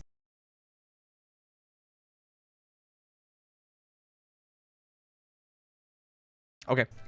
What a mouthful. They have an upcoming concert about the dangers of dumping hazardous waste. Zictor gets word of this and is, of course, very upset. Kidnapping Keith and using his fiddler energy to create a fiddler mutant. It's actually one of the cooler mutant designs. Ooh. So the troopers need to defeat the mutants while first separating Keith's spirit from it. Oh. They do this by punching it a lot. I mean, listen, what else are they going to do? What can I tell you? The episode ends with a concert happening at the dojo, for whatever reason.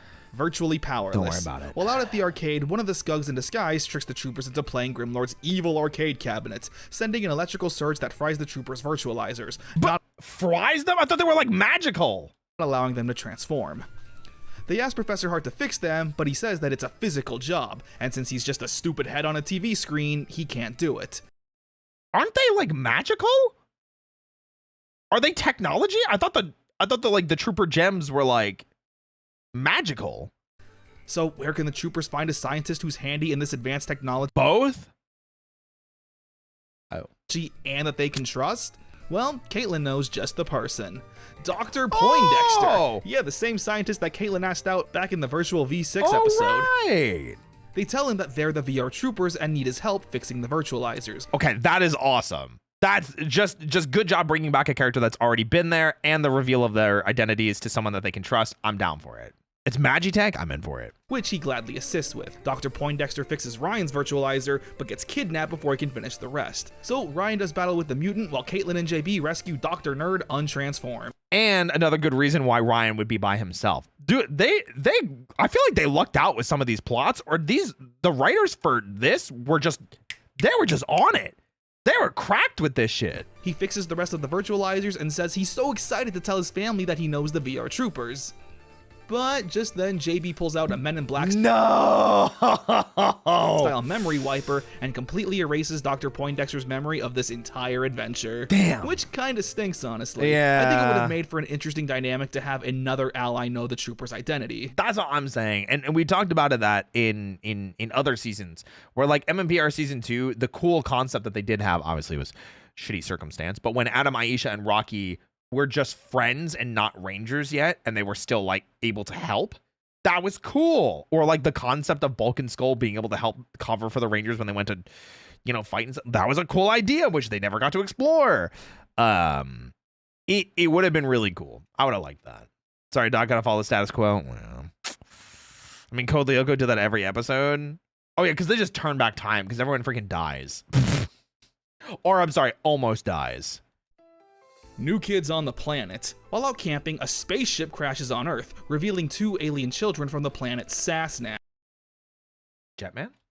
The troopers naturally offer to help fix their ship. While Professor Hart is working on that, the gang decide to show the aliens life on Earth. Oh. I love the 90s depiction of aliens, just regular humans wearing aluminum foil and saying they're from the planet Zigdorf, and they speak Florm Flam.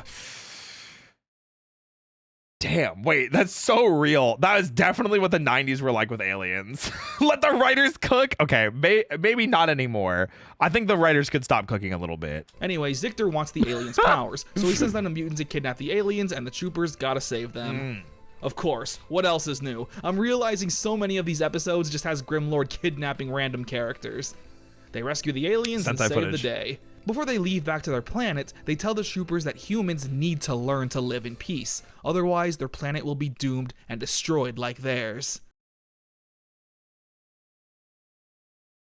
Why? Is there some sentient ancient dragon being gonna come in and shoot a giant freaking laser beam and disintegrate a city? Because that happened in Die Ranger. Literally, giant Shinryu when it was like, hey, stop fighting. They did not stop fighting. So Shinryu destroyed an entire city with like 100,000 people in it. Die Ranger was crazy. Watch Die Ranger. Kinda ominous. Anyway. But Ryan promises that we'll keep working together for world peace until it's achieved. We are so screwed. Yeah, we're done. Message from space. We're done, so. Ryan gets a message from one of his father's old associates, Dr. Monroe. Okay. He says he has footage of his father's recent whereabouts. Ironically, with Gavan Infinity coming out, we technically have the groundwork to bring VR Troopers back. That would be actually really funny, but Hasbro's not going to do that. There's no way. Actually, wait, could you imagine? I mean, they're working on a Power Rangers reboot. They're not going to adapt. First of all, also, there's no way Toei would do another contract with them. But they need to see the footage in person. While Dr. Monroe is heading into town, though, he was abducted by Grimlord and the Skugs, creating a robot clone decoy in his place. Ryan doesn't know about this yet, and he gets into a fight with a mutant, thinking Dr. Monroe was a robot this whole time. Wait a minute. This actor looks so familiar, and I don't know why. I'm probably just imagining it, but he looks really familiar. Maybe he's just been in other Saban properties that I've seen before. Before Ryan opens up the briefcase, Caitlin and JB stop him, saying that something feels off. Toei specifically rebranded it to avoid Saban and Power Rangers. We'll never get confirmation of that. I know there's other things too, but yeah, they definitely won't have another contract with Hasbro for reasons. They take the briefcase to the quarry, and JB uses an RC vehicle to open the case, revealing that it was a bomb that Ryan almost fell for, blinded by his excitement to learn about his father's whereabouts. Oh. They find the real Dr. Monroe and save him, now finally able to reveal footage about Ryan's father. And it turns out he's alive, but was once again captured by Grimlord's forces. Yeah. Hasbro doesn't even have the rights to Gavan Infinity. They're just going to sub that show like Sets. That's what we're hoping for. So I think they were saying before, oh, like since Gavon is happening, they could do like a vrtroopers like follow up. I was saying there's no way they would do that because Toei would never give Hasbro their footage again and then have the same problems that they've had with, Power Rangers and Super Sentai and Kamen Rider and everything like that. So because, they don't have the rights to it. So they wouldn't make a new contract for it. That's what I'm saying. I agree with you. They're never going to do it. So basically what everyone already assumed. The Rise of the Red Python Part 1. Ooh, Ryan and JB save a multi-parter. Kitty! Kitten from a tree. It's so hilariously generic, I can't help but love it. They take it to an animal shelter where they meet a worker there named Amy. She's new to town and recognizes the two from the karate tournament. She's interested. Wait a minute, isn't this just the cop? Isn't this just the cop from earlier? She's interested in learning martial arts and befriends the gang. Zictor, for some reason, thinks she's the perfect candidate to become his newest soldier. They unfortunately get jumped by the Skugs and the troopers fight them off, but they manage to kidnap Amy. Grimlord then puts a spell on her and transforms her into his newest warrior, the Red Python. First of all, those eyes look a little too low, but dope. He sends her back to Earth to keep gaining the troopers' trust, okay, catching them off guard in a fight. She does battle with Caitlin. Despite having no real martial arts training, the virtual power has turned her into a viable warrior, beating up Caitlin so bad that she's knocked out cold and unable to return to her human form. Have the troopers met their match with the Red Python? Find out next time on Mighty Morphin Power Rangers. The Rise of the Red Python Part 2. Damn! Amy plans on attacking the city again, with JB saying he'll fight her, while Ryan works on returning Caitlin back to normal. Beating up the Skugs and getting a device from Poindexter that'll help, and with it, he manages to revive Caitlin. Do they have to tell him again, hey, by the way, we're the vrtroopers? Also, memory wipe. Goodbye. Would it be fair to say our first official introduction to Metal Heroes came in the form of the NES game Shatterhand, which was basically a palette swap of the Soul Brain Famicom game? I'm not familiar with that, so that's news to me.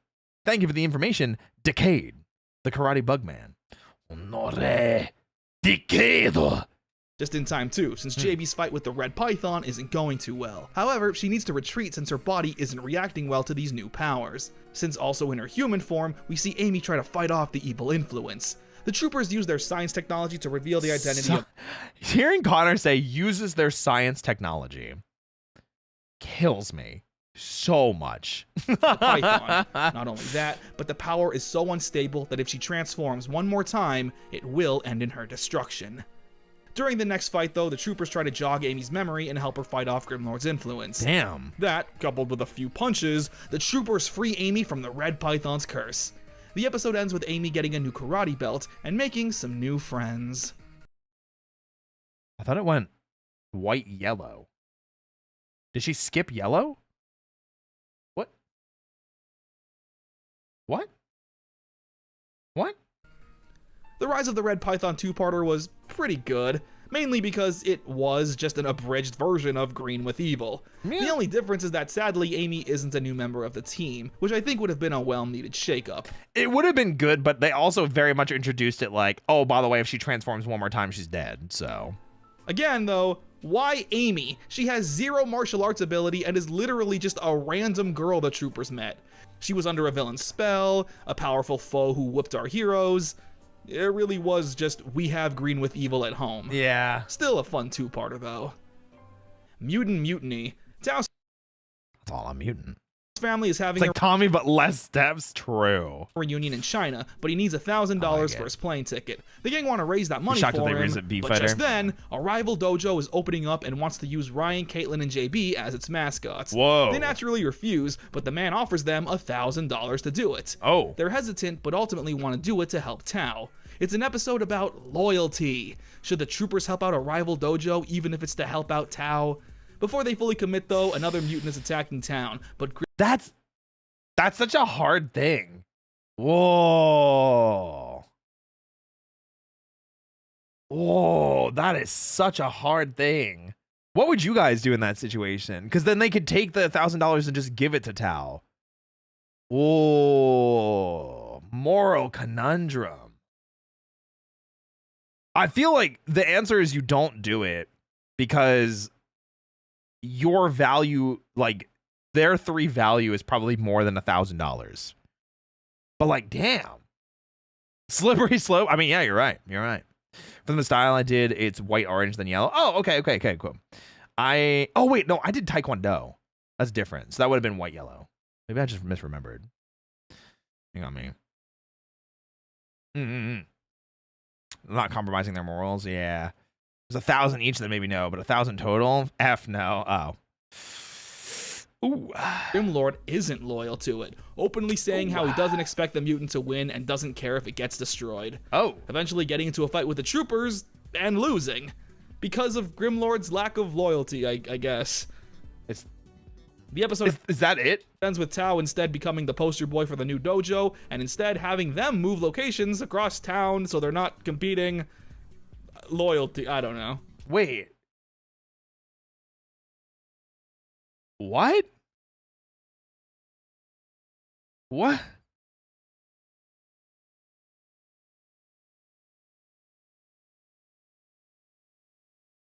Anyway. Trooper out of time. Anyway. Zictor somehow gets his hands on a time machine and sends a mutant back. We're about to go over time and space? 10 years into the past. Professor Hart gets word of this, and then asks JB if he can build a time machine, which he apparently can just do. What?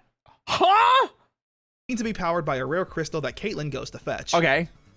With the Skugs trying to mine them all As for one themselves. does. Yeah, she beats them up and brings the crystal to JB's already built time machine. Ryan says he'll go into the... Okay. I know they say time machine. Why is it just a bunch of crystals? What? He'll go into the past to see what Grimlord is up to.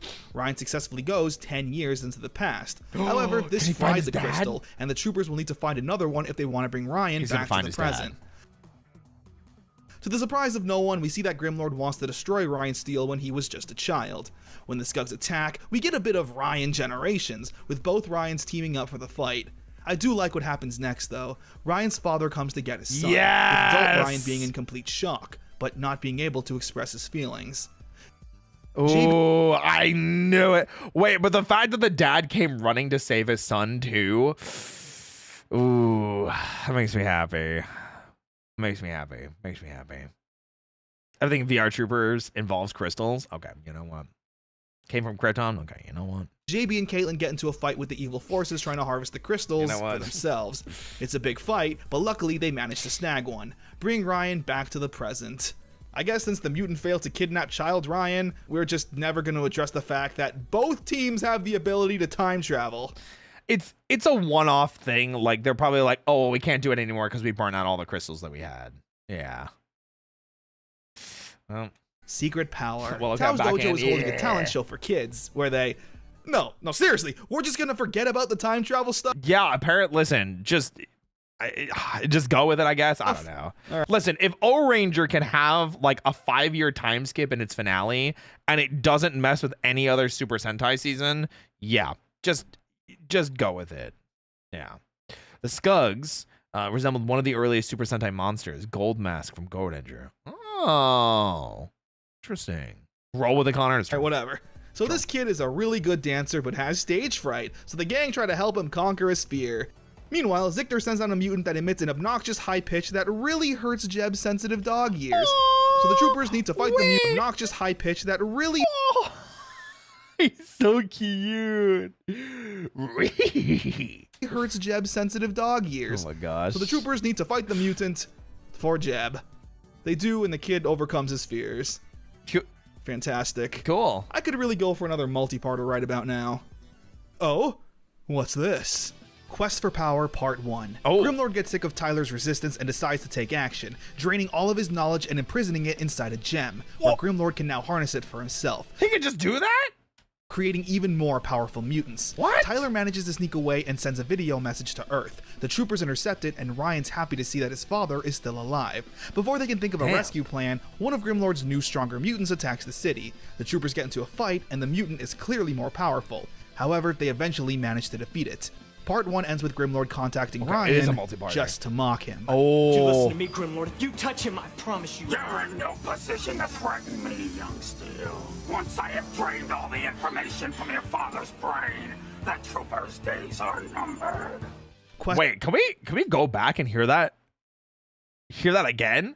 Hold on, Brad Hawkins' acting was actually really good there. Contacting Ryan just to mock him.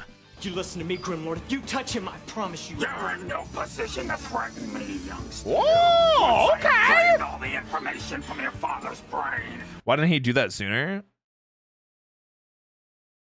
There's a logical explanation for that.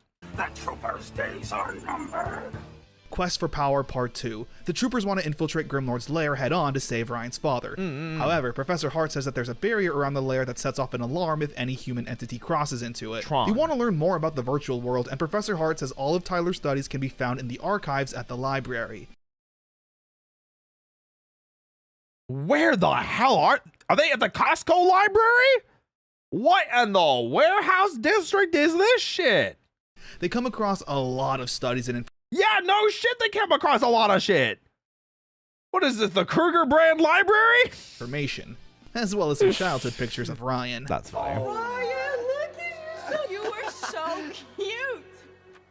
Were. I'm about They to take it to the say, what lab and about, analyze it what do in you hopes to mean, learn where? something. However, Jeb has a Damn. different idea. In the back To infiltrate rooms. the lair himself, since the scanners won't detect a dog. Quickly getting caught by the Scugs and thrown in prison with Tyler. God damn it, Jeb. You had one job, homie. I might have to watch this on my own just for Brad's acting. Honestly, the out of context scenes that we've seen, a lot of acting has been pretty good in this comparatively for a Saban show. You know, there is some good acting in Saban shows. Don't get me wrong, but early 90s Saban, they like didn't want them to act too much. Yeah. It's all the unsold Sega consoles with copies of vrtroopers. That's crazy. You can't just say that. With no other choice now, Ryan infiltrates the lair himself, telling the others to stay behind in case Grimlord attacks. Can I also just say this? I know typically, like, for these types of shows, I feel like it's just not something that I feel like gets talked about too often. Usually it's like, you know, the hero voice and like, you know, the smoldering gaze because like you can tell they're a hero. Their choice now, Ryan. This is a very attractive man. He's very attractive. I have to point this out. The hair, the eyes, the jawline. He's very attractive. I just want to point this out. I feel like more than any other like Saban era show, he might be the best looking man that I've seen in all of the Saban shows. I'm not gonna lie. They chose their lead role, right? Yeah. Not even low-key, high-key. No, I'm just saying low-key because like I haven't been talking about it this whole time, but I've been thinking about it. And every time they zoom in, I had to hold back saying something. He's very hot. He's a very attractive man. Yeah.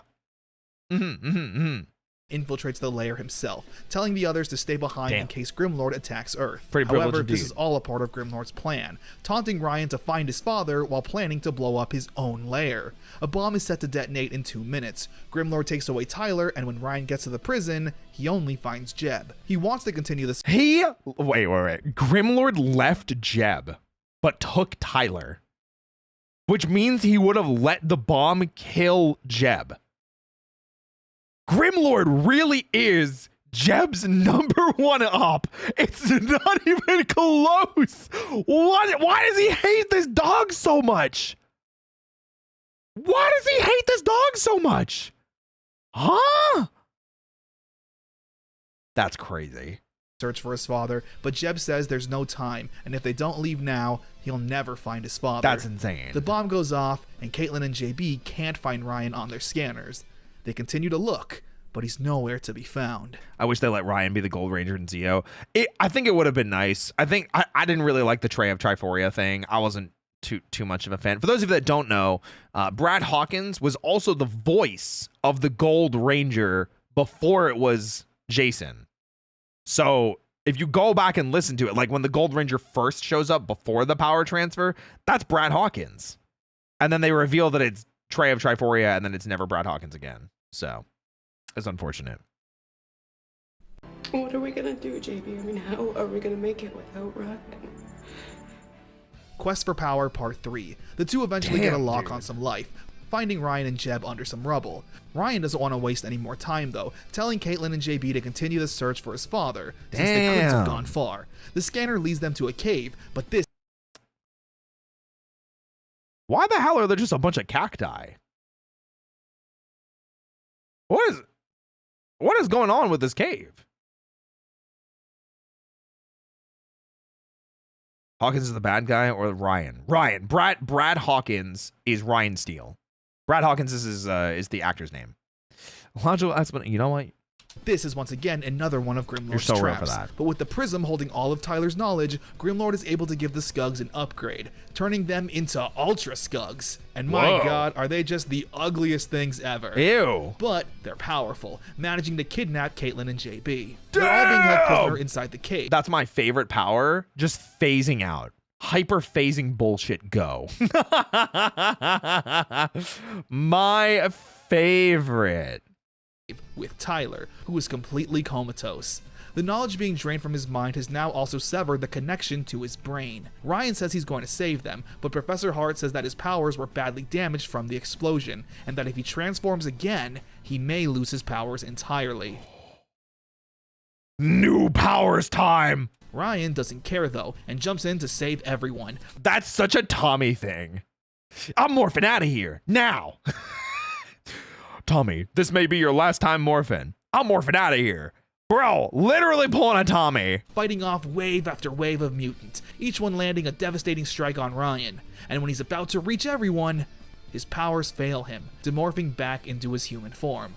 Completely weakened, but still managing to save everyone. Damn! They head outside, where Ryan's virtualizer completely disintegrates. Professor Hart was right. Ryan's powers are no more. Damn. The episode ends with the troopers trying desperately to awaken Tyler Steele. That, first of all, kudos. Again, once again, raising the stakes because they finally got Ryan's dad back. They finally got Tyler back. And freaking loses powers. Dad is in coma. That's like the level of escalation that these types of stories are supposed to have. I don't know how deep we are into the VR Trooper story. We're about an hour into the video. Well done. I'm invested in this story. Time for Ryan's Ninja Quest.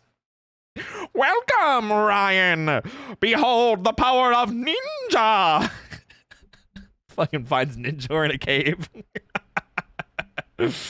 Man. The Quest for Power Part 4. So here's where things really get shaken up with the show. Zictor destroys his evil crystal in exchange for the Tyler Steele gem. This grants him a new base of operation, as well as a new body that can do more than just sit. Not only that, with Tyler's knowledge, he's able to create new generals. There's Despera, his new right-hand woman. I'd imagine this is the point where they swap footage to the other show, because then they have 3 characters. That's my assumption. Doom Master, this talking head in the wall, and the Vixens, 5 powerful kung fu babes.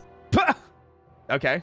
All of which have the cheapest and gaudiest costumes I've ever seen. Yeah, they're pretty bad. Like, this is the stuff that makes you look low rent. Plus the Ultra Skugs looking as ridiculous as they do, when I thought the original Skugs already looked goofy. It's giving Shocker Troopers from Kamen Rider. I can just hear them going,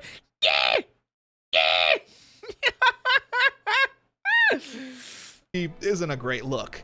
But yeah, these are our new villains, with General Ivar and Colonel Icebot still being present. With no other options, the troopers go to Master Tao in hopes that his alternative medicine can heal Tyler, which it can, bringing him back to consciousness, and finally having the father-son reunion we've been waiting for.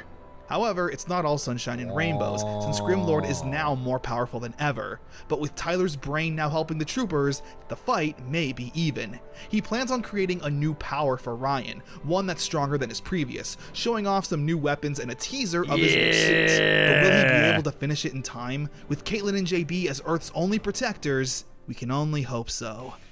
I will say, once again, raising the stakes and like the quest for power literally being the upgrade. Quest for Power Part 5. You know? Ryan's new powers are going to be even stronger than before, so Tyler is training his son extra hard to make sure he can handle it. The only thing they need now is a bioelectrical conducting crystal. They for some reason ask Mr. Tao if he has one, and... That's all? He does! With it, Ryan's new powers are ready for use. That's all? What do you mean that's all? What do you mean? Perfect timing too, since all of the new villains are doing battle with Caitlyn and JB. So, Ryan doesn't waste any more time. Trooper transform! Damn! And with his new powers, weapons, and even ship, he sends Grimlord's forces fleeing. The episode comes to an end on a happy note, even though Grimlord is stronger than ever. The episode comes to an end on a happy note.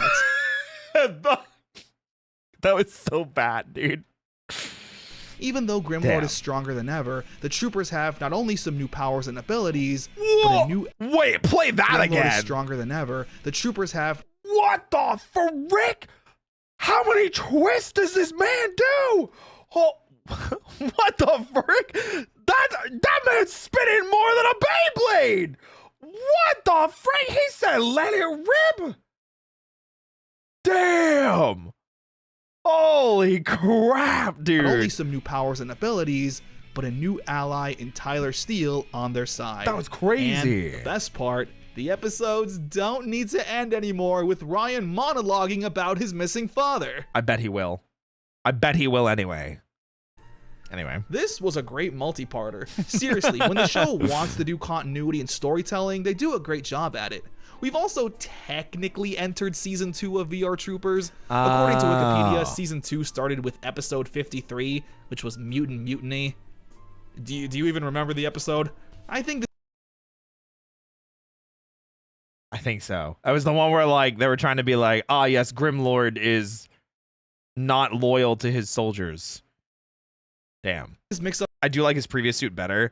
I need to see this one in actual Toku footage instead of just the American footage.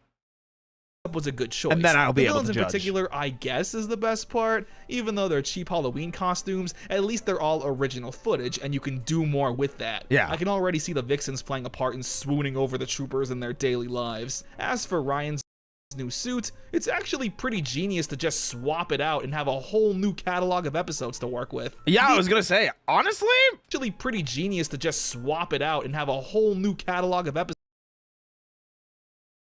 It's weird because it's different. It feels like it fits the others better because they're two Space Sheriff series, right? And he feels less of an outcast now. So, like, that's cool. So to work with. These suits, in my opinion, aren't really as iconic or beloved as the Mighty Morphin suits. No, I think they're cool, but they kind of have the vibe of a generic robot suit. I don't think any kids were losing sleep over Ryan's original costume not showing up anymore. Yeah, it's not the same as it was, like, when it was a change from Green Ranger to White Ranger, you know? Maybe they'll do more with Caitlyn and JB, since Ryan's story has essentially, at least for now, come to an end. But I guess there's only one way to find out. Yeah. Dear Diary, today my dad and I went to the park. We got ice cream, and it was a lot of fun. Ryan, probably. Dear Diary, today I yelled Trooper Transform really loud. Dad said he was proud of me. He took me out for ice cream afterwards. Like, they also retire the battle grid suits because they don't need a finagle. They don't need to finagle a reason for all three to fight together. Oh, really? By this point? Oh, that would make sense. Less of an outcast, but man, the Metalder suit is so much better. Feels like it was a suit change from MMPR to Zeo, just failed completely. I think the Metalder suit, like, now that I've seen both of them, I still want to see more of the second suit in action. But I do, at least on an initial look from, like, what we did see with, like, the suit change, I do think I like the Metalder suit better. This does kind of just look like generic space cop. I will agree there. Just kind of looks like generic space cop. But I guess there's only one way to find out. Anyway. Fashion victims. Caitlin's running a story on a fashion designer for the newspaper, and she needs some models to, well, model her clothes. So she offers the services of Ryan and JB as models. This, for some reason, angers Grimlord, so he kidnaps the designer and the troopers gotta save her. Wait, I thought the female character, what's her name again? Caitlin? I'm really bad with names. I know JB and Ryan, because those are Ryan Steele. I just know because Brad Hawkins. JB is just easy to remember because it's 2 letters. Is it Caitlin? Is that her name? Is that the third VR trooper? Yes, Caitlin. Thank God. Does she not get replaced? I could have sworn maybe I just am used to seeing like her hair change. Does she not get replaced? But like again, my knowledge of VR troopers is very cursory. I thought there was a casting change,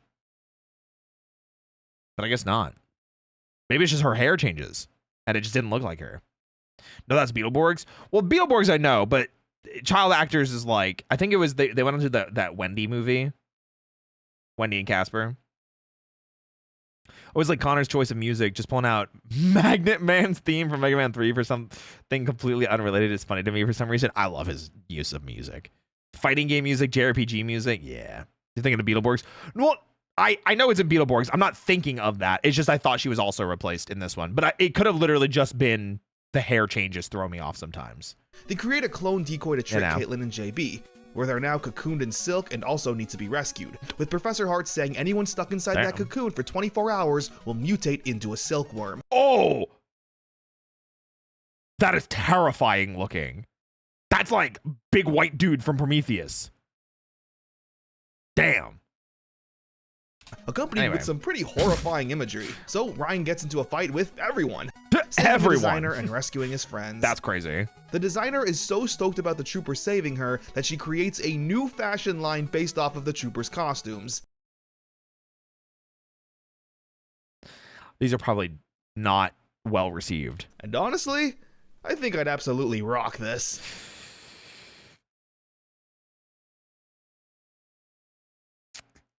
I'm gonna be so real. I'm gonna be so real. Connor, no, you will not.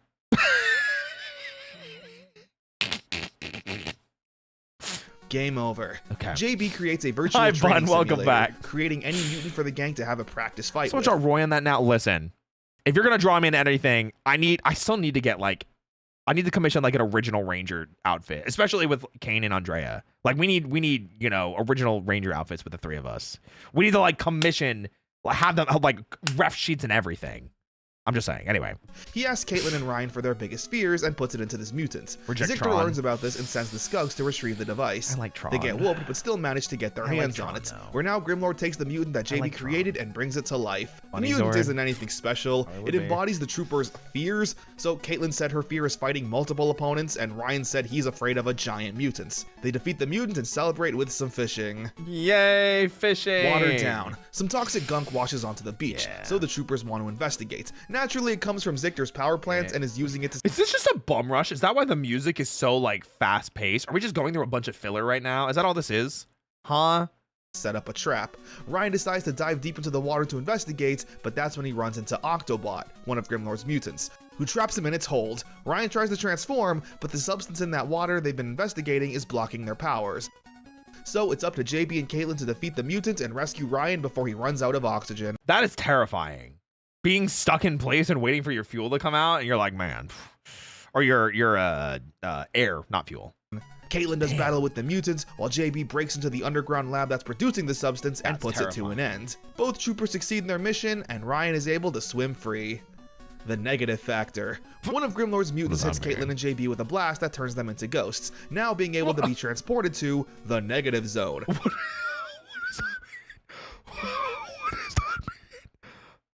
that mean? What's the negative zone? Mr. Negative could never. Where Grimlord plans on sending all of Earth. So it's up to Ryan to say... What do you mean? What do you mean he's going to send all of Earth there? Is this like the plan where he was going to set all of Earth on fire? Bro, what in the Looney Tunes bullshit is this? Save his friends, needing to fight Doom Master and retrieve the device that'll turn his friends back to normal. Ryan also unlocks a new weapon, Troopertron. What is it exactly? Giant robot. It's a freaking Megazord. Let's go! About time. And bring on the power sword. With it, they save Caitlin and JB. Oh my gosh. Caitlin through the Looking Glass, Part 1. Oh, Grimlord gets a hold of a new multi-part. device, the Master Virtual Replicator. With it, he hides The Master Virtual Replicator. Okay. it in Caitlin's makeup compact, and when she opens it, she's hit with a blast that replicates her DNA, creating an evil replica that now serves Grimlord. What? She immediately tries to fight Ryan, who once again is in awe as to why his friend is acting like this. JB and the real Caitlin are doing battle. The replica breaks into the base and creates a self-destruct disc that will blow up the entire lab. What? They can just do that? Huh? And all she has to do is put it in the computer. But instead of fighting, Ryan tries to talk to her, saying that if she is made up of Caitlin's DNA, then deep down, she's not truly an evil person. Man. And it looks like Ryan was right, because the replica then Trooper transforms and heads down to help JB and Caitlin in their fight. Wait, that's actually so cool. Where the three of them team up and destroy the mutants. Wait, that's actually such a smart use of footage. Wait a minute. Hold on a second. Clap, clap. Clap, clap. Clap, clap. Good job. Good job. Clap, clap. Clap, clap. So, great. We now have 2 Caitlins on the team. Oh boy, 2 cakes. However, Professor Hart says that this isn't a good thing. 2 Caitlins cannot exist in the same reality. Yeah, too much Caitlin energy is bad. You motherfucker. I knew the pink energy line was gonna come. Wait, remember Amy? I do. Both can't survive separated like this and need to reunite as one. Otherwise, both of them will cease to exist. Caitlin Through the Looking Glass Part 2. Grimlord's plan is set into motion. A whole shipment of makeup compacts are being shipped throughout the city, where the citizens will then have evil replicas made to add to his army. In order to combine... How many compacts are bought on a daily basis? I feel like a compact is not like 100,000 are sold a day. Like that's what? I feel of all the items that they could have sold, compact does not feel like something that's sold often. Weird. Pretty sure sisters. Oh, interesting. Find the 2 Caitlins, they need Grimlord's mirror crystal. They want to go to Taos to see if he has one, since he already had the crystal that gave Ryan his new powers. They all go while JB works on a device that'll fix the 2. They're running out of time, and that's when replica Caitlin shows her true colors. She betrays the troopers, knocking them out and returning to Grimlord's ship. Grimlord's not happy about her initial betrayal, but she says she only did that to gain their trust, saying she has valuable information that by the this bitch. The lion, the witch, the audacity of this bitch. It's probably a triple cross. I bet she's pulling a triple cross. End of the day, both Caitlins will be destroyed, having one less VR trooper. But just then, again, Caitlin betrays Grimlord, stealing the virtual mirror program and bringing it to the troopers. I knew it! Saying that she only pretended to betray them so she could trick Grimlord into thinking she betrayed the troopers so she could gain Grimlord's trust and therefore truly be on the trooper side. That's so... Yes, obviously, she triple crossed Grimlord. Yeah. This is 4D chess. JB and Ryan finish up the fight with the mutants and stop the production of the mirrors to the public. It is. Back at the base, the 2 Caitlins say their goodbyes to each other, successfully putting the replica Caitlin back into the real one. Whoa. But Jeb bumps into the mirror and creates a side effect. When Caitlin is transformed, she's now able to summon her replica to help during fights. Whoa. But again, only when transformed. Which is honestly super cool. This is also a permanent new power-up for Caitlin. She'll be using it fairly often from here on out. Wait, that's actually sick. It kind of looked stupid with how they framed it. I'm not gonna lie, because this is American footage and the poses just don't look good. But hey, cool power-up. It would be kind of cool if she was able to have her clone exist in her human form too. But as it stands, it's nice to see a multi-parter on someone other than Ryan. True. True. Caitlin Goes Hollywood. A famous movie director is visiting town. What about JB? Has JB still not gotten like anything? down, and he really likes Caitlyn. Damn. I'm talking really. They could have just brought in Amy to be likes that second Caitlyn. suit. Yeah, probably. So much so, he offers her a role as the lead actress in his I new see that movie. now. It's hard to see where this episode is going to go because the director isn't a Grimlord mutant in disguise or anything. He's just naturally a creep. Seriously, he keeps touching her face and kissing her hands, and Ew. Caitlyn is obviously uncomfortable. Ew. I stupidly thought this was going to be an episode about an evil and creepy Hollywood exec, but then I remembered that this is a Saban production, and they probably view this creep as the good guy. No, Caitlyn just chooses her duties as a trooper instead of fame and fortune. Ew. Ew. Brother, where is your hairline? The wind looks like it's gonna knock the rest of your hair out. Brother, ew. Creep as the good guy. Brother, he also ew. says this when talking about balancing her hero life and possible acting career. Wish I could be at two places at once. Which is hilarious because she kinda can. Kinda. Grimlord takes root. Grimlord is infecting plants and Kinda. trees, and the troopers gotta stop it. They get a sample of an evil vine that mangles their motorcycles. I think this would have been a more engaging monster of the day, being hunted down by an evil vine. So the troopers gotta fight the evil that's tree actually and sick. beat up some vines. Feed me, Sheba! Alright, it's time to toss the salad! Ideal. He said the line! He said the line. He said the line. They're tossing salads. Ain't no way. Before Turbo? Wait, Turbo stole the line from vrtroopers? There's no there's no way. There's no way Turbo stole from vrtroopers. That's crazy. Without saying that. The episode has a nice ending. During the fight, Same writer, JB took a sample of the probably. vine, and its DNA revealed that it's actually able to speed up the process of plant growth, meaning scientists could use that DNA to speed up crop production and potentially end world hunger. Whoa. Zictor's gonna hate that. Caitlyn ends up selling that sample to a company, and with that money, buys Ryan and JB new motorcycles. That's it? You only got new motorcycle money? That was it? Ew. I've said it once, I'll say it 100 more times. Caitlyn is perfect. The disc. I Father guess. and daughter head to the paper saying they need to put an ad to contact all the world New hunger York troopers. Caitlyn, of course, takes this over and learns that the man says he has information that could lead to the troopers' demise. She says she can have the troopers meet him at the park. It's here we learn from Tyler Steele that this man is Dr. Jacobson, Tyler's teacher. Oh. They meet up with Jacobson and tell him that they're the troopers. Jacobson says he was doing research to try and stop Grimlord, but accidentally came across some programming that will instead destroy the troopers. Oh. All of that information is on this disc and he wants to give it to them. But just then, the Skugs ambush everyone. The troopers beat them up, but they manage to kidnap Lori, Jacobson's daughter. Of course. Ryan That's vows just to how save these her things since go. he knows what he's going through. He gets caught in a saw trap by Doom Master. The walls of his cell are slowly closing in on him, but he transforms and continues his chase.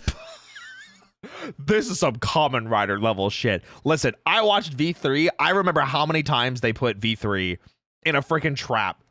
And he would just be like, you've activated one of my many special abilities. And then he'd henshin and he'd be like, by taking in poison gas, it activates this extra ability that makes me stronger. Haha.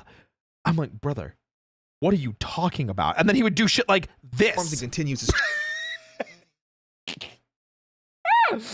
chase, fighting and destroying a mutant. That's crazy. They plan on making a trade with Doom Master, the disc for the girl. They do the handoff, but place the little bomb in the disc, destroying it in Doom Master's hands. Hey, yo!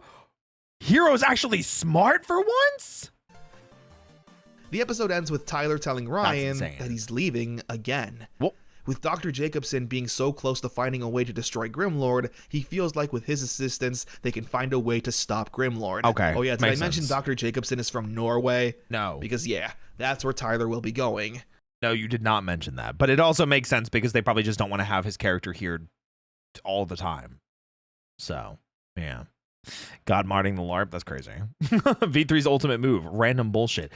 Quite literally, that is V3's ultimate. I'm sure you know, but for anybody else that doesn't know V3, anytime he's losing V3, Kamen Rider V3, it would just be, haha, I actually have one of these special abilities because I'm V3 and I have a bajillion extra powers. V3, man. Ryan's naturally a bit sad, but knows that this is the right But V3 is hype. Did not like Rider Man, though. thing to do. Saying goodbye to Dad was one of the hardest things I've ever had to do. And someday I know we'll be together again. For good. Virtual Venom. Gremlord. What was it? The black screen? It just cuts to black for so long. Virtual Venom. Grimlord sends down a real spider that I once again have to censor because black. Oh. And it infects Caitlin and JB, rapidly aging them. And in 24 hours, they'll be deceased. I'm not just killing them off the show, right? This isn't a Billy situation, is it? So Ryan and JB's nephew, who was hanging out in the beginning, go to hunt the spider. Ryan ends up needing to fight everyone. And the kid retrieves the spider and gets the antidote, saving Caitlin and JB. Oh, thank goodness. Oh yeah, I forgot to close. mention, Grimlord now sends Ryan specifically to the Indigo Dimension, which is literally just a fight in the quarry, but the screen is now blue.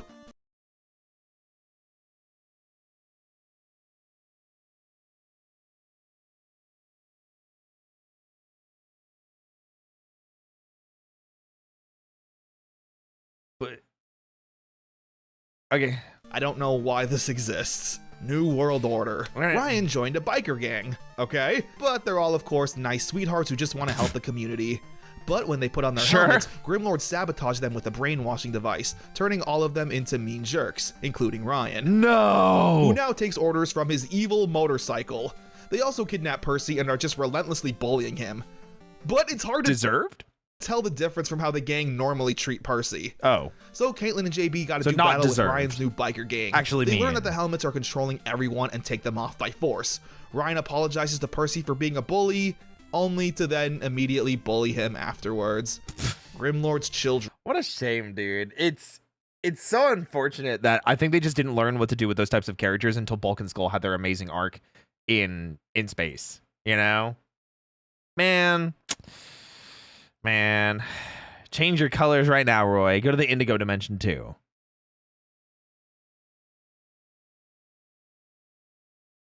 I don't know how. Listen, I'm pink. Abu die. Grimlord now wants the brainwashed children to be part of his army. Why exactly? Since they're all just so annoying and small. I have no idea. True. There's this one troublemaker who always lies, and when he sees Grimlord's plan and tries to tell everyone, no one believes him. It's just the boy who cried wolf plan. Ryan and Caitlin get trapped, so it's up to JB to save them and stop the children imprisonment. He does that, and that's about it, really. The entire first half of this episode is dedicated to just showing how annoying these kids are. Ew. The Millennium Saber. Ryan buys a cool sword at a yard sale to give to Tao. That sounds Mainly awesome. it's decoration for the dojo because it looks cool, but it turns out that this is no ordinary sword. Tao recognizes it as the Millennium Saber, a powerful sword that gets godlike invincible power one day every 1,000 years. What? So it's Excalibur. What's the fake Excalibur? Not Excalibur. I forget the name of it. And tomorrow just so happens to be that day. Excalibur, so thank you. Grimlord wants a hold of it, sending his army to get it, trying It's to chase just down the troopers Excalibur. and get the sword. There's not much else I can commentate on apart from like, Ryan gets into a fight, and then Caitlin gets into a fight, and then JB gets into a fight. It's a fun episode, but that's the extent of what I would be saying. Eventually, Ryan charges up the sword and uses it to destroy the mutants as well as the sword itself, not letting that power get into anyone's hands ever again. And as for Tao, he gets nothing. Grimlord's dark secret. Poor Tao. He's just putting up with all this bullshit. I'm surprised they haven't wiped his memories yet, considering how many other people they've wiped their memories for. That's insane. Part 1. Fun fact, a lot of biker gangs nowadays are really just social clubs that do community service on bikes. I've seen some of that. I feel like some media that I've watched recently have been like trying to push that notion. The troopers are for some reason treasure hunting with a guy named Nebraska. You get it? Wait a minute. Did they just not do anything with the sword? So they did nothing with the sword? Damn. They could have just reforged the sword. That's what I'm saying. What happened? The episode ended. The sword's gone. Ryan blew up the sword. Oh, maybe I missed that part. Was it important, I guess? I was locked in on all the fighting they were doing, apparently. They destroyed it? Thanks, guys. I was so locked in on the fighting, clearly. The troopers are for some reason treasure hunting with a guy named Nebraska. You get it? He's an Indiana Jones knockoff. Why the hell would someone name their child Nebraska? Why the hell would someone name their child Nebraska? Shout out to all the Nebraska named folks out there. Why didn't they just name, like, why don't they just call him, like, Indy? Or just call him Dr. Jones? Why name him Indiana Jones? Okay, listen. You better watch yourself, okay? Indiana Jones is a goddamn treasure, okay? Anyway, Nebraska, such a stupid name by the way, comes across the box of Isis, an ancient box locked by a hieroglyphic puzzle. But if it's solved, it will transport whoever opens it to a far-off realm. Zictor is very worried about this though. What is this lip bite? Homie, what's happening? Are you okay?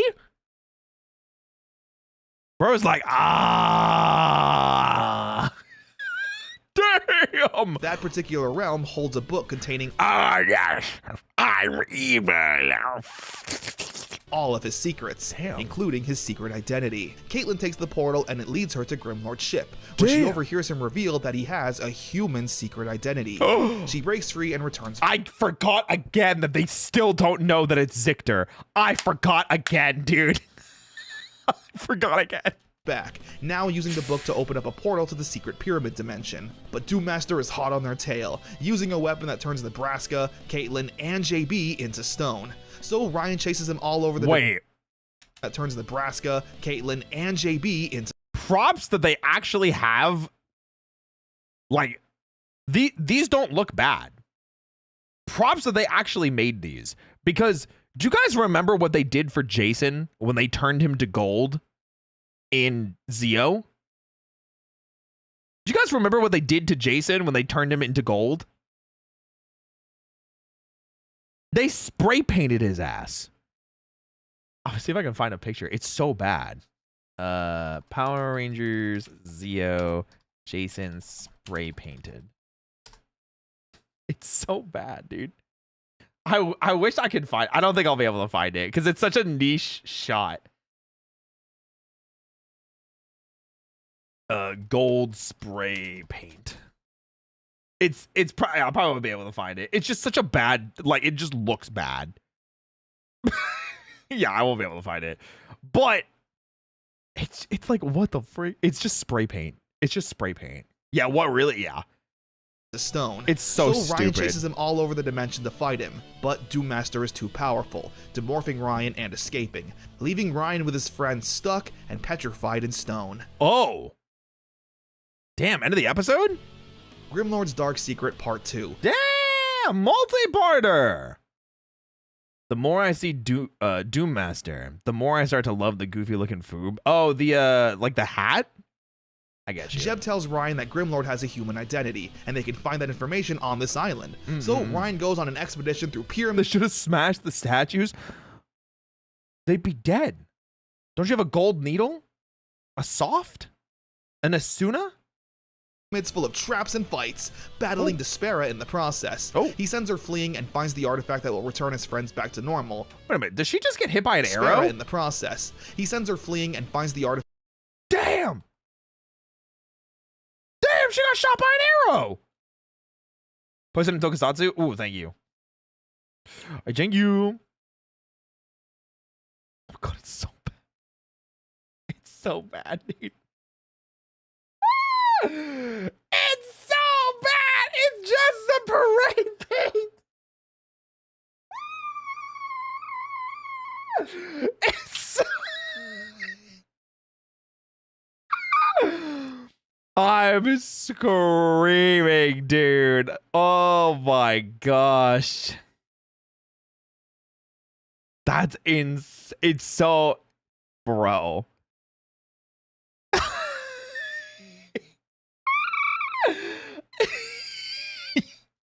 Oh, like a poorly done stream before. Yeah, genuinely. Yeah, listen. That's a story after work, probably. Probably. Oh my gosh, dude. The artifact that will return his friends back to normal. But in that pyramid is also a book that contains Grimlord's secrets. He goes for the book, but remembers his father's words. How friends are the most important things in the world and should always come first. Okay, I'm gonna be so real right now. Yes, friends very important. But also, friends, stop the one thing that's planning on destroying the world. I don't know. I think there's a sacrifice that might be needed to make there. You know? Is Ryan's dad really Luffy? Anyway, Ryan uses the artifact to free Caitlin and JB, and together they continue fighting the mutants. Yeah. Ryan goes back for the book, but triggers a trap. A nasty tentacle monster that's defending it starts fighting Ryan, with Ryan chopping it up piece by piece. It's pretty awesome. Damn! Grimlord, though, set the island to self-destruct. Ryan gets a hold of the book, but can't read it due to the explosions. The troopers manage to make it out of the dimension before it completely blows up, though. Whoa. The book, however, wasn't so lucky. But at least stupid Nebraska gets to keep the Book of Isis as a part of his research. And Grimlord's secrets remains a secret. I guess. Damn. That's... I can't read it! Everything's exploding! On the right track, Caitlin gets tasked with covering the Crossroads City Olympics in Mexico. During her interview, she... What?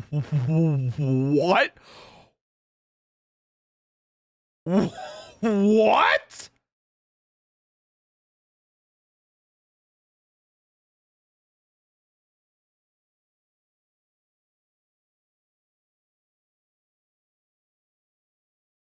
I'm so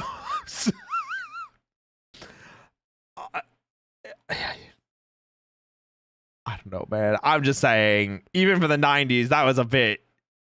During her interview, she reunites with an old high school classmate who's competing in the Olympics. He had a crush on her back in the day and still kinda does, making him the villain for the episode. Of course. At least That's how it book. goes. Grimlord gets word of these games and decides to make them his newest slaves. My bad. Which makes sense considering they're world-class athletes. Oh, there you go. He transforms Caitlin's crush into a monster, and the troopers gotta return him back to normal and stop Grimlord's plan. Oh, there you go. The key to the mind control lies in the medals, so Caitlin needs to delay the ceremony while Ryan and JB do the fighting. They're both successful and save everyone. Yes, guys. The wonderful thing about the Olympics, the wonderful thing about this competition, medals. They're just. They destroyed. Never mind. Have fun. Bye. The episode ends with the athlete guy kissing Caitlin. Ew. Oh yeah, he's the villain. Bro, wait. Look at her reaction.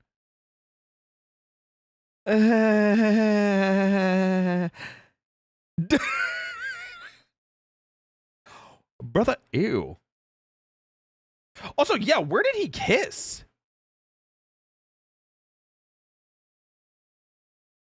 It's like kinda on her lip and kinda like on her cheek. What the frick? Kissing Caitlin.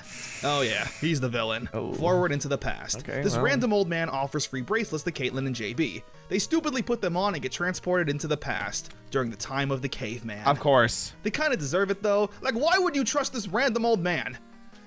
Never trust strangers. You don't get free stuff, okay? Anyway, Caitlin and JB gotta try and survive until Ryan finds a way to bring them back. Yeah. Luckily, Also, JB's yeah, Walkman Repro, plays 100%. music and keeps them entertained. Until the battery dies, and now they're gonna be sacrificed. Oh. They can't transform though, since their powers are linked to virtual reality, which to my knowledge, doesn't exist yet. Okay. But why does it not exist yet if there's a guardian that protects the space between them that sounds like they've existed for time? Anyway. So Ryan needs to infiltrate one of Grimlord's headquarters, fighting his way through Skugs and mutants to reach the device that'll bring his friends back. Yeah. Which of course he's successful in doing. Yeah. With the help of a caveman little girl who befriended Caitlin. How does virtual reality work? There's a logical explanation for that. The 90s. I'm always saying this. Into Oriclon's web. The gang are judges at a karate tournament. A cute girl named Alexis catches Ryan's eye, even talking a bit after the tournament. Only to immediately reveal that she's evil. Of course. Like, dude, would it hurt to build up some suspense? Give us a little bit. She asks Ryan to help her train, which he's obviously very into. Caitlin suspects something is up with Alexis, and JB teases her, saying that she's jealous. Damn. Again, I think that would have been a fun little mystery if it wasn't already revealed that Alexis is evil. Eventually though, JB gets skeptical too, with Ryan being the only one who can't see past his feelings for her. The two then go on a date where Alexis traps Ryan, but still under the guise that she's also a victim. So Ryan needs to fight to free himself from the prison and also save his new girlfriend. Also, good shot of the suit here. This looks way better in this than it has in a lot of the other shots. But yeah, I think I still prefer the Metallider suit. Back at the newspaper, Percy accidentally spills water on Alexis and reveals that she's a robot. She causes mayhem, but the two can't transform, considering everyone will learn their identities. So they try to fight the robot in their civilian forms. Do it anyway. It's pretty admirable, honestly. They're so clearly overpowered, but they feel like this is the right thing to do. This entire scheme was Oraclon's doing. He's the giant face on Grimlord's wall. Ryan does battle with him, and it's pretty awesome. This giant floating head with tentacles is pretty intimidating. It's a tough fight, but eventually ends with Ryan landing what seems to be a final killing blow, with Caitlin and JB destroying Robo-Alexis. Ryan rushes back asking if Alexis is coming, with Caitlin and JB destroying Robo-Alexis.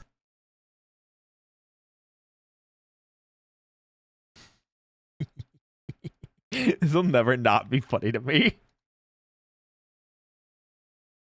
This will never not be funny to me.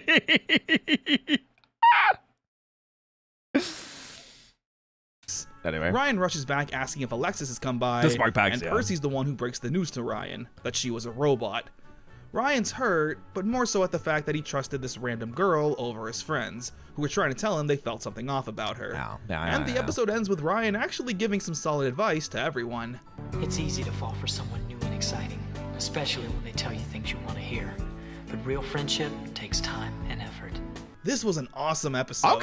I honestly wish it was a two-parter, building up more of the Alexis suspense and even possibly Caitlin being jealous. I won't go into the character analysis too much right now, but Ryan really is a character driven by passion. His strong feelings will more often than not dictate his actions. I mean, yeah, we've seen it throughout the entire season with how he's reacted with his dad. No matter how illogical they may be. Santa's Secret Trooper. It's a Christmas episode. The troopers are helping these kids get into the Christmas spirit by selling trees, looking for mistletoe, and singing Christmas carols. Take it away, Ryan. Up on the housetop, a reindeer paws. How jumps good old Santa Claus. Okay, I didn't expect Ryan to actually have some pipes on him. He's a voice actor. Of course he can sing. While out in the woods, the troopers come across one of Santa's elves. This is Otto, and he fell off Santa's sleigh. So the gang want to return him back to Santa in time for Christmas. He can grant wishes too, which Grimlord takes note of. But they manage to kidnap Otto. Apparently he has to follow the rules and can't grant any wish. Seeing Grimlord bicker with a Christmas elf really pushes him into Rita Repulsa territory. What? I said no.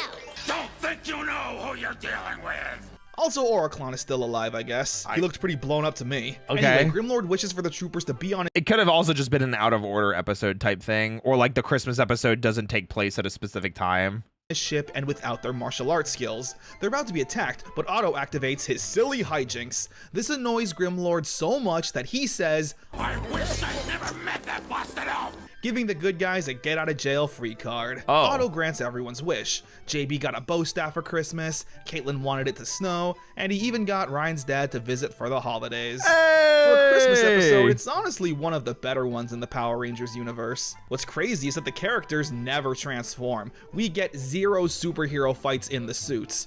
The Charmika invasion. Wait, that's actually kind of crazy. I feel like Christmas episodes for Toku are always like huge. Like Kaku Ranger is always one of my favorites because, you know, Ninja Santa Claus is always just really funny to me. Can they wish to know Grimlord's secret? Yeah. Yes. But that's too easy. Crossworld City's newest craze is owning a Charmika as a pet, which are these horrifying little demon creatures. Yeah, why is nobody freaking out about this? I know mutants attack the city, but I'm just supposed to believe everyone is just... It looks like someone just recolored and added bulging eyes to a Yoda puppet. Head over heels with them? It really just does. It just looks like a Yoda. Like look how the mouth opens. Doesn't that just look like a Yoda puppet?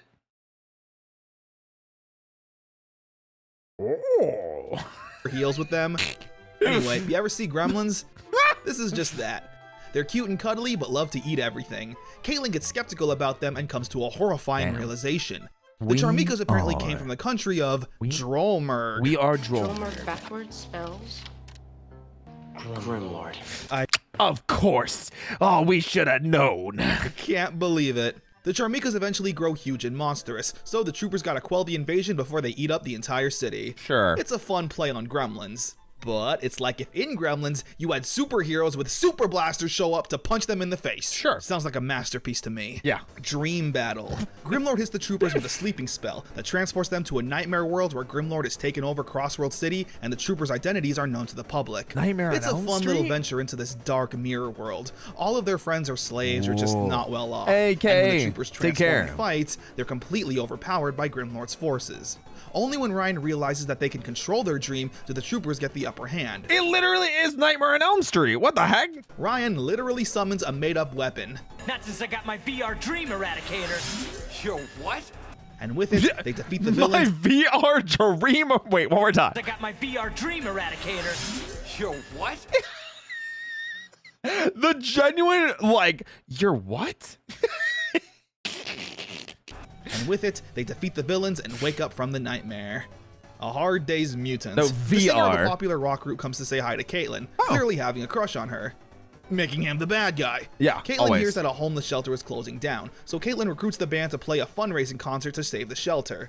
Zictor sees the power of influence this band has over people and wants to harness it for their own evil deeds. Okay. So he kidnaps the band and zaps them of their talents, giving it Sure. to a mutant. Okay. So the troopers gotta fight the mutant and return the talent back to the band. Okay. One of Grimlord's weaker plans. I was gonna say. Magnetic attraction.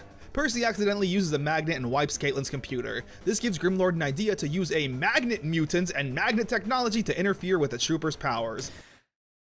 This actually used to be like a bigger thing, right? Magnets, I remember being like, you were not supposed to have them around like technology because it would like really, really mess with things. Even now, it's like, you're really not supposed to have it near electronics. Magnets, how do they work? Science! So a weakened Ryan needs to fight the mutant and Doom Master, Yeah. while Caitlin and JB in their civilian forms fight the Skugs and destroy the technology responsible for it.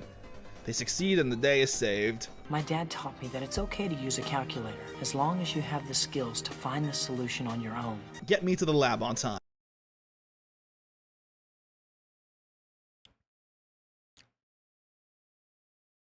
Bro. Literally teachers being like, you know, there's gonna come a time where you're not gonna have a calculator.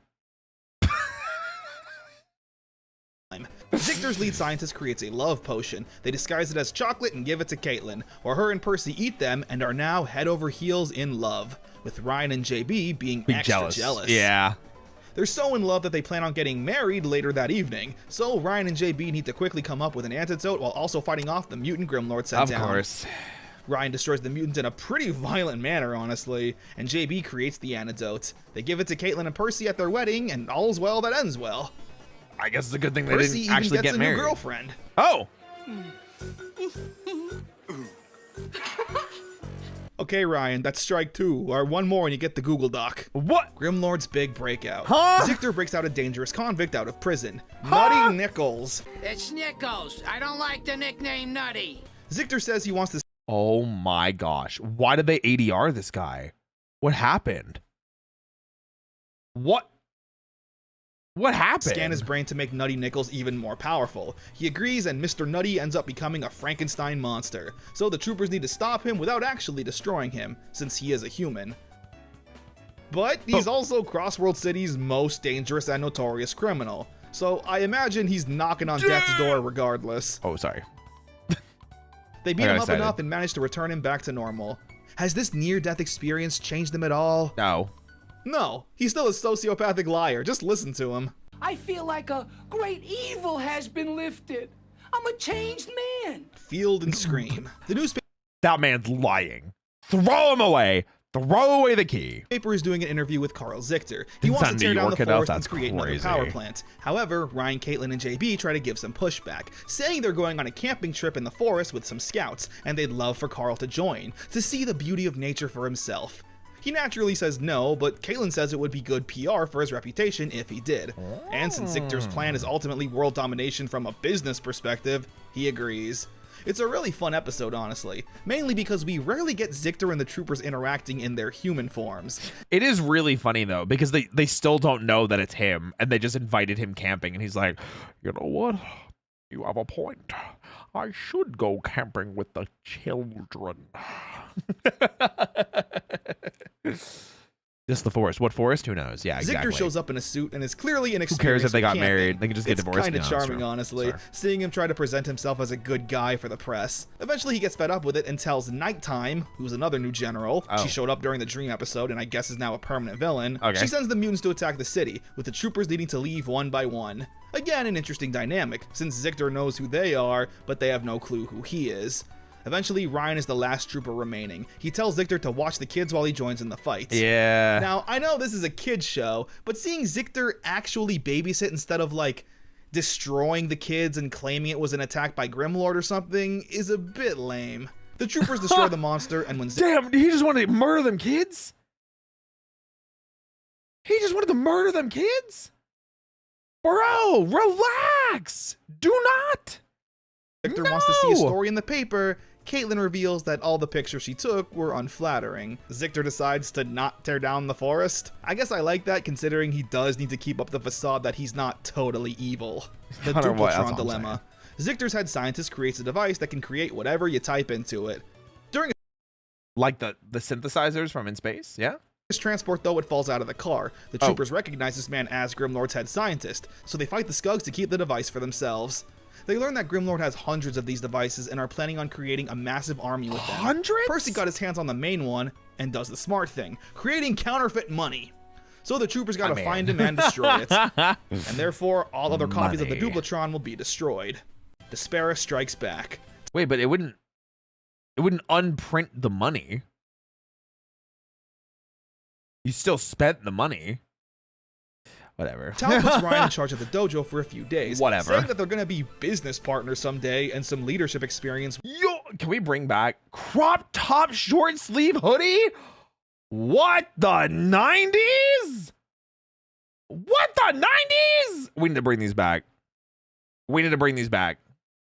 Guys, we need to bring them back. Men. Nothing should stop us from dressing like this. Wouldn't hurt. I genuinely didn't think they had that kind of relationship. Anyway, Despera's sister Desponda shows up to help destroy the troopers. Despera. Unfortunately, her plan isn't exactly unique. She just attacks the city and the troopers gotta fight her.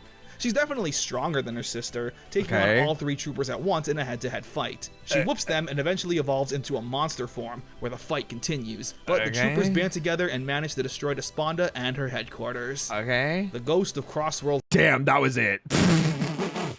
Forest. The troopers break down in the middle of nowhere and come across a burial site, rumored to be haunted by the ghost of the deceased. Poltergeist? With all of them naturally being scared of ghosts. Poltergeist? However, it's not a ghost that's causing the ruckus, but actually toxic runoff from Zictor, creating a mutant that the troopers need to destroy. Grimlord's dummy. That's it? That's the entire episode? Oh my god. Connor is bum rushing through some of these. Wow. We've been in so much filler. Newspaper is holding a show to raise money for a children's hospital, so it's up to the troopers to find some entertainment. They come across a ventriloquist and think he's great. And so does Grimlord, I guess. Of course. Planting a device on the dummy that brings him to life and makes him evil. Slappy? Where are my Goosebumps fans at? Viewers beware. You're in for a scare. Yo, Goosebumps though? Give me some Goosebumps? Haven't you seen my routine? It's slappy. It's slappy, dude. Puppets and dolls are always a great choice for scary villains, and this episode is no exception. Big agree. Just seeing the puppet talk and menace the troopers is pretty unsettling. Yeah. Luckily, this is the kind of show where they get to punch things. The puppet eventually grows into a real boy. Kinda. God. Bro, I'm not gonna lie, I kind of wish they did just trooper transform, show up in front of the puppet, and beat his ass. Throw up them hands, puppet. Let's see what you got. Pop, pop, pop. Pop, pop, pop. He takes Caitlin and JB's virtualizers, so the two do battle with him, while Ryan needs to fight another puppet mutant Grimlord sent down. That's crazy. Ryan destroys his puppet opponent, and Caitlin and JB smacking their puppet hard enough to return it back to normal. It shoots a blast, and Caitlin reflects it with her makeup compact, frying the mind of the controlling device. What's the moral of this episode? Puppets are still scary. Very much so. Timeouts. We don't waste any time. The episode starts off with everyone on Earth frozen in place, with even Zictor being confused on what's happening. It turns out Nighttime, yeah, this villain, has betrayed everyone and is working on his own. I forgot about that person. I'm gonna be real. I think they only got mentioned once. The sloppy episode was one of the better in Goosebumps. I'm not gonna lie. I kind of want to rewatch Goosebumps, but I don't have the time because, like, man, some of those episodes were amazing. Like The Mask, you know, man. What is it? Terror Tower. So now we have an interesting dynamic where both the troopers and Grimlord want to stop Nighttime. He has a huge device controlling the time stoppage. However, he also has Skugs defending it and they get into a fight. Damn. Meanwhile, Colonel Icebot and General Ivar are doing battle with Nighttime. I always love when the villains get to act as temporary good guys, even if not for virtuous reasons. And together, the villains actually manage to destroy Nighttime. Bye, I guess. After the troopers defeat the Skugs, Ryan returns the device and runs into Grimlord, where he tries to convince him to work together. That if Grimlord wants to rule the Earth, what good does it do him if everyone's frozen? And Grimlord agrees, making a temporary alliance with Ryan. They combine their powers and destroy the device, returning life back to normal. Before Grimlord retreats. Of course. It's a fun episode because, again, I just love the good guys and bad guys teaming up thing. Plus, it does make sense for Grimlord to want the world to return back to normal, because Zictor can't make any money if people don't exist. I can't make any money if people can't buy things. No. Galileo's new memory. JB creates a super... We're still in what feels like... This is like... Man, this sucks, because Season 2 feels like it started so strong and had some really banger episodes. It feels like we've been in nothing burger filler for so long. What the frick? Robot named Galileo. It has all of the troopers' information, and he for some reason thought this was a good idea. Naturally, Grimlord tries to steal it and tries to extract the information. So the troopers gotta fight the mutants, get aboard Grimlord's ship, and retrieve Galileo. Yeah. Which they do. A lot of footage to burn, I guess. A new guess. alpha-like ally. Next episode is... Oh. No, that's it. What? I'm not kidding. That was the final episode of vrtroopers. Wait, what? Huh? There's no proper finale? There's no way. What? Oh, brother, are you kidding me? I binged this entire show and I don't even get a proper ending? What happened? Well, a few things actually. vrtroopers ran from 1994 to 1996, and the ratings were actually really good. Almost just as popular as Power Rangers. Whoa. Especially considering during this time, Season 3 and Alien Rangers weren't exactly setting the world on fire. But as for vrtroopers, one of the reasons leading to its cancellation was simply running out of fight footage. Well, that much I knew already, but like you'd think they would have planned around making a finale. What?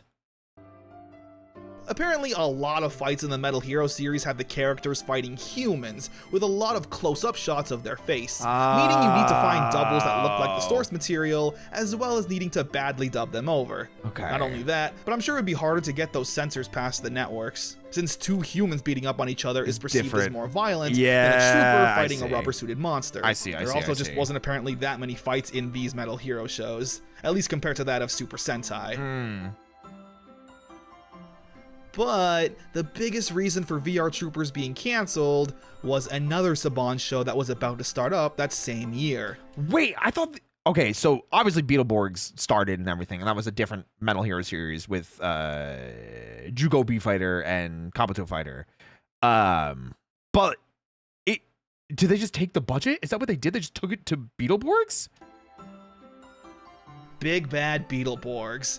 I guess Saban just didn't want to overlook too many shows at once, so instead of giving vrtroopers an ending, they just pulled the plug and focused on their new shiny Beetleborgs toy. Whoa! Apparently there was a rumor that Season 3 would happen, this time adapting yet another Metal Hero series, Blue SWAT, which looks like this. Oh.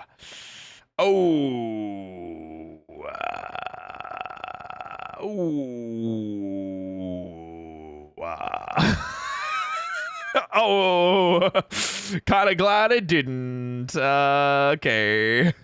Yeah, no offense, this looks like trash. Yeah. But it would have been a true final season that had the troopers defeating Grimlord for good. I guess. As it stands, though, the show remains unfinished. That's crazy. Which really sucks because I love VR Troopers. Yeah, I came into this show completely blind and honestly expecting a bit of a 90s train wreck, but I was pleasantly surprised with how good it was. I'm gonna be so real. I'm with you, Connor. I came in expecting this to be like pretty not good. Holy crap.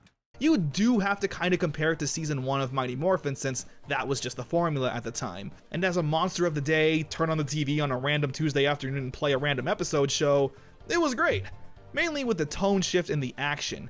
VR Troopers was syndicated, giving it more flexibility in its content. So because of that, as I mentioned earlier, the fight scenes were allowed to be more extended and even violent sometimes. Yeah. The characters were also all very likable, considering they didn't really have much to work with. Ryan was the only character who had a story. He wanted his father and was willing to go to the ends of the earth to get him back. Quite literally. Ryan's a passionate character who thinks with his heart over his brain sometimes. A noble hero who jumps into the fire first before thinking about the consequences. Also, there was a rumor that apparently the Gold Ranger in Power Rangers Zeo was supposed to be Ryan Steele, connecting the worlds of both Power Rangers and VR Troopers. That is a rumor I've heard a lot too. It was started because Brad Hawkins, we talked about this before, voices the Gold Ranger before it's Jason. Honestly, probably could have been a thing. But I'm going to be real, after MMPR season 3 and the ratings not being good, they probably didn't want to risk it. They probably didn't want to risk like the ratings being lower. So instead they were just like, let's just bring Jason back for the ratings boost. I think if you weren't going to make Billy the Gold Ranger, that would have been the next best thing. I think so. Caitlyn was probably my favorite character, though. Love aside. Hey, thank you for the super. Saban was cooking back in the day. Beetleborgs, VR Troopers, and Mystic Knights were all really good. Too bad Saban's evil.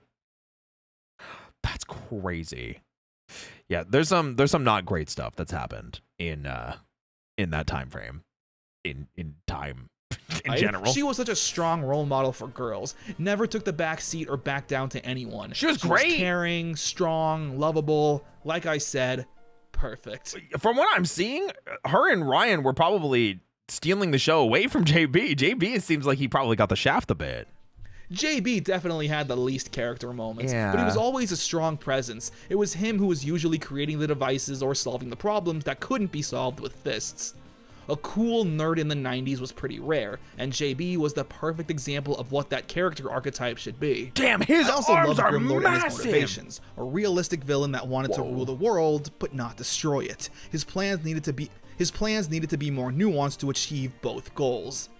Although I wasn't a fan of the side characters. Woody and Percy being a bootleg Bulk and Skull just didn't work. Percy showed up in every episode, and it always ended the same way. He would do something obnoxious and then get covered in paint or something. Yeah. Professor Hart wasn't as cool as Zordon since he's not a floating head. Master Tao was not really much of a mentor at all. He was just a guy who did karate. It felt like these characters just existed to fill up space. VR Troopers is such a unique piece of the 90s, a live-action show for young kids, possibly going for an older demographic than Power Rangers.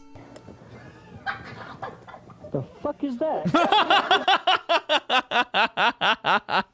You can follow all the actors on social media and look up interviews with them on YouTube. They all seem like sweet people who deserve the best. They've been very vocal in recent years too, because I think they've been going to more conventions for things like Power Morphicon and like Power Rangers related conventions. So it's cool to see them like active and talking about it, because they also have some stories about how not good things were behind the scenes, but I don't think there's nearly as many publicized ones because of, you know, VR Troopers just wasn't as big. So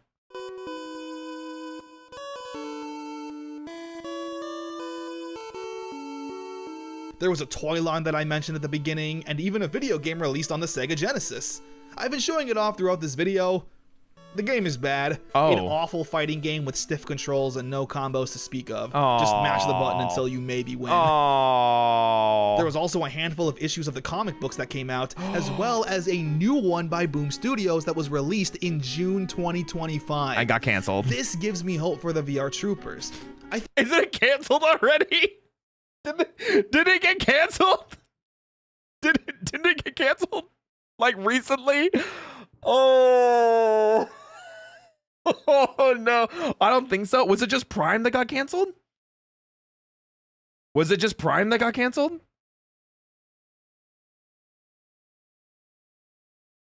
They canceled Power Rangers Prime? Okay, it's just Power Rangers Prime. Okay, it was just Power Rangers Prime. Because this came out 2 months ago. Yeah. I think some way, somehow, they deserve a true ending. A real finale to a charming show that deserves way more than what it got. Thank you, VRtroopers. You made an impact not only in virtual reality, but ours as well. Trooper transform! Hey, that looked really cool. Did you zoom in? Yeah. Trooper transform! Trooper transform! Damn. Yo, W video Connor. Wait, I'm actually gonna comment that. W video, now a fan of VRtroopers. Give a smiley face.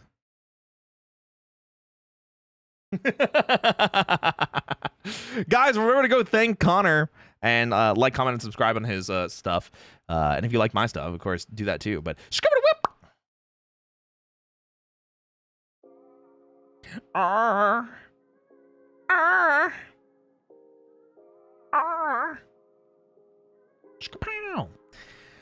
Man, that was so much better than I thought it was gonna be. Genuinely, that was so much better than I thought it was gonna be. Dang. Now watch the bloopers. I probably will, honestly. Those seemed really funny. I sounded like a seal. Yeah. They're in the new Power Rangers comic. That's what got canceled. Power Rangers Prime. I'm impressed now. I want to see Beetleborgs. I do too. I definitely want to see video on Beetleborgs. 100%. I'm very much here for the Beetleborgs video next. I think that would be awesome. I think it would be super cool to see. Genuinely, especially because I did watch Beetleborgs. I don't remember like any of it, but Beetleborgs is something that I did experience. I don't remember when I experienced it. Where's my Beetleborgs, Connor? That's a good question. That's a good question. I'm impressed. Yeah, it's good. It's good. I love the haunted house. 3 typical average kids inside a haunted mansion. Just by chance, freed a ghost, and now they're Beetleborgs. Oh my gosh. VRtroopers is a 6-issue miniseries. The last one releases this month. Well, that's pretty cool. By the way, try searching Ruben Langdon B Fighter. Oh, I've seen him in it. I've seen him. It's pretty crazy. I did know about that. That's why there's the joke about how Devil May Cry is like always interconnected to Tokusatsu, because Ruben Langdon with that, with Dan Southworth obviously being Eric, and then Johnny Young Bosch obviously being Adam, but also doing dub work in, I think, Ultraman. VRtroopers definitely feels like a series that they could reboot, because most people who watched the original liked it. Hopefully they fix the BG forms. I think that would be cool. I would definitely be down to see them try it again, especially as what's it called comes out, Project Red, because I wasn't excited for Project Red because I thought VRtroopers was just a very different show, and now that I saw what they were able to do with the footage, like, I'm like, damn, imagine what the original must have been like. I'm way more on board now. Wait a minute, hold on a second. No, I'm definitely here for it. VR is real big now. It's true. I realize I remember nothing about Mystic Knights of Tir-na-nog. That's another one I'd also like to go back to. Give on Infinity could work so well for a VRtroopers revival. It won't, though. There's no way Toei gives Hasbro a chance for something like that, right? Was casted in DMC as they needed more people. He was the one that suggested getting former Power Rangers people. That's kind of funny. It's kind of funny. Kamen Rider X-Aid can be the next VRtroopers. Oh my gosh. Metal Heroes has some great shows. I'll take your guys' word for it. I wish I had more time to watch all these shows, because like even in between all the stuff that we're watching, like I still have to write all the scripts for the videos. Like finally, like, oh, thank you for the 100 bits. Now we need Connor to review Big Bad I agree. Beetleborgs and have him step into Kamen Rider shows. I agree. Maybe review Dragon Knight. Ooh, that would be interesting. we'll see if he ever gets into anything else. If he does, I'd love to work on stuff with him at some point. I also need to continue to work on my own stuff. So, with that being said, I do want to mention this because I'm sure a lot of you were like, Roy, you did a Kamen Rider Hibiki video, and then you didn't do anything after that. Where's your next video? I also do plan on continuing my own tokusatsu videos. The next video is going to be on Bakuryu Sentai Aba Ranger, which we watched together as a community in Discord. And I'm going to continue working on that video once I get back from vacation. So I leave for vacation tomorrow, and I'm back streaming on Monday. So starting next week, starting Monday, I am going to be starting to work on the video again. So we'll be back into the goodness. We'll be back into working on stuff. I'm hoping, if everything goes according to Keikaku, we'll be looking at like late February to mid-March, maybe. Probably just say March at this point. Maybe March for the Aba Ranger video, and see how much faster I can get with everything. So, but yeah, can't wait. Thank you. And thank you for the 100 bits. Thank you. I think that pretty much does it. That pretty much does it for tonight, though.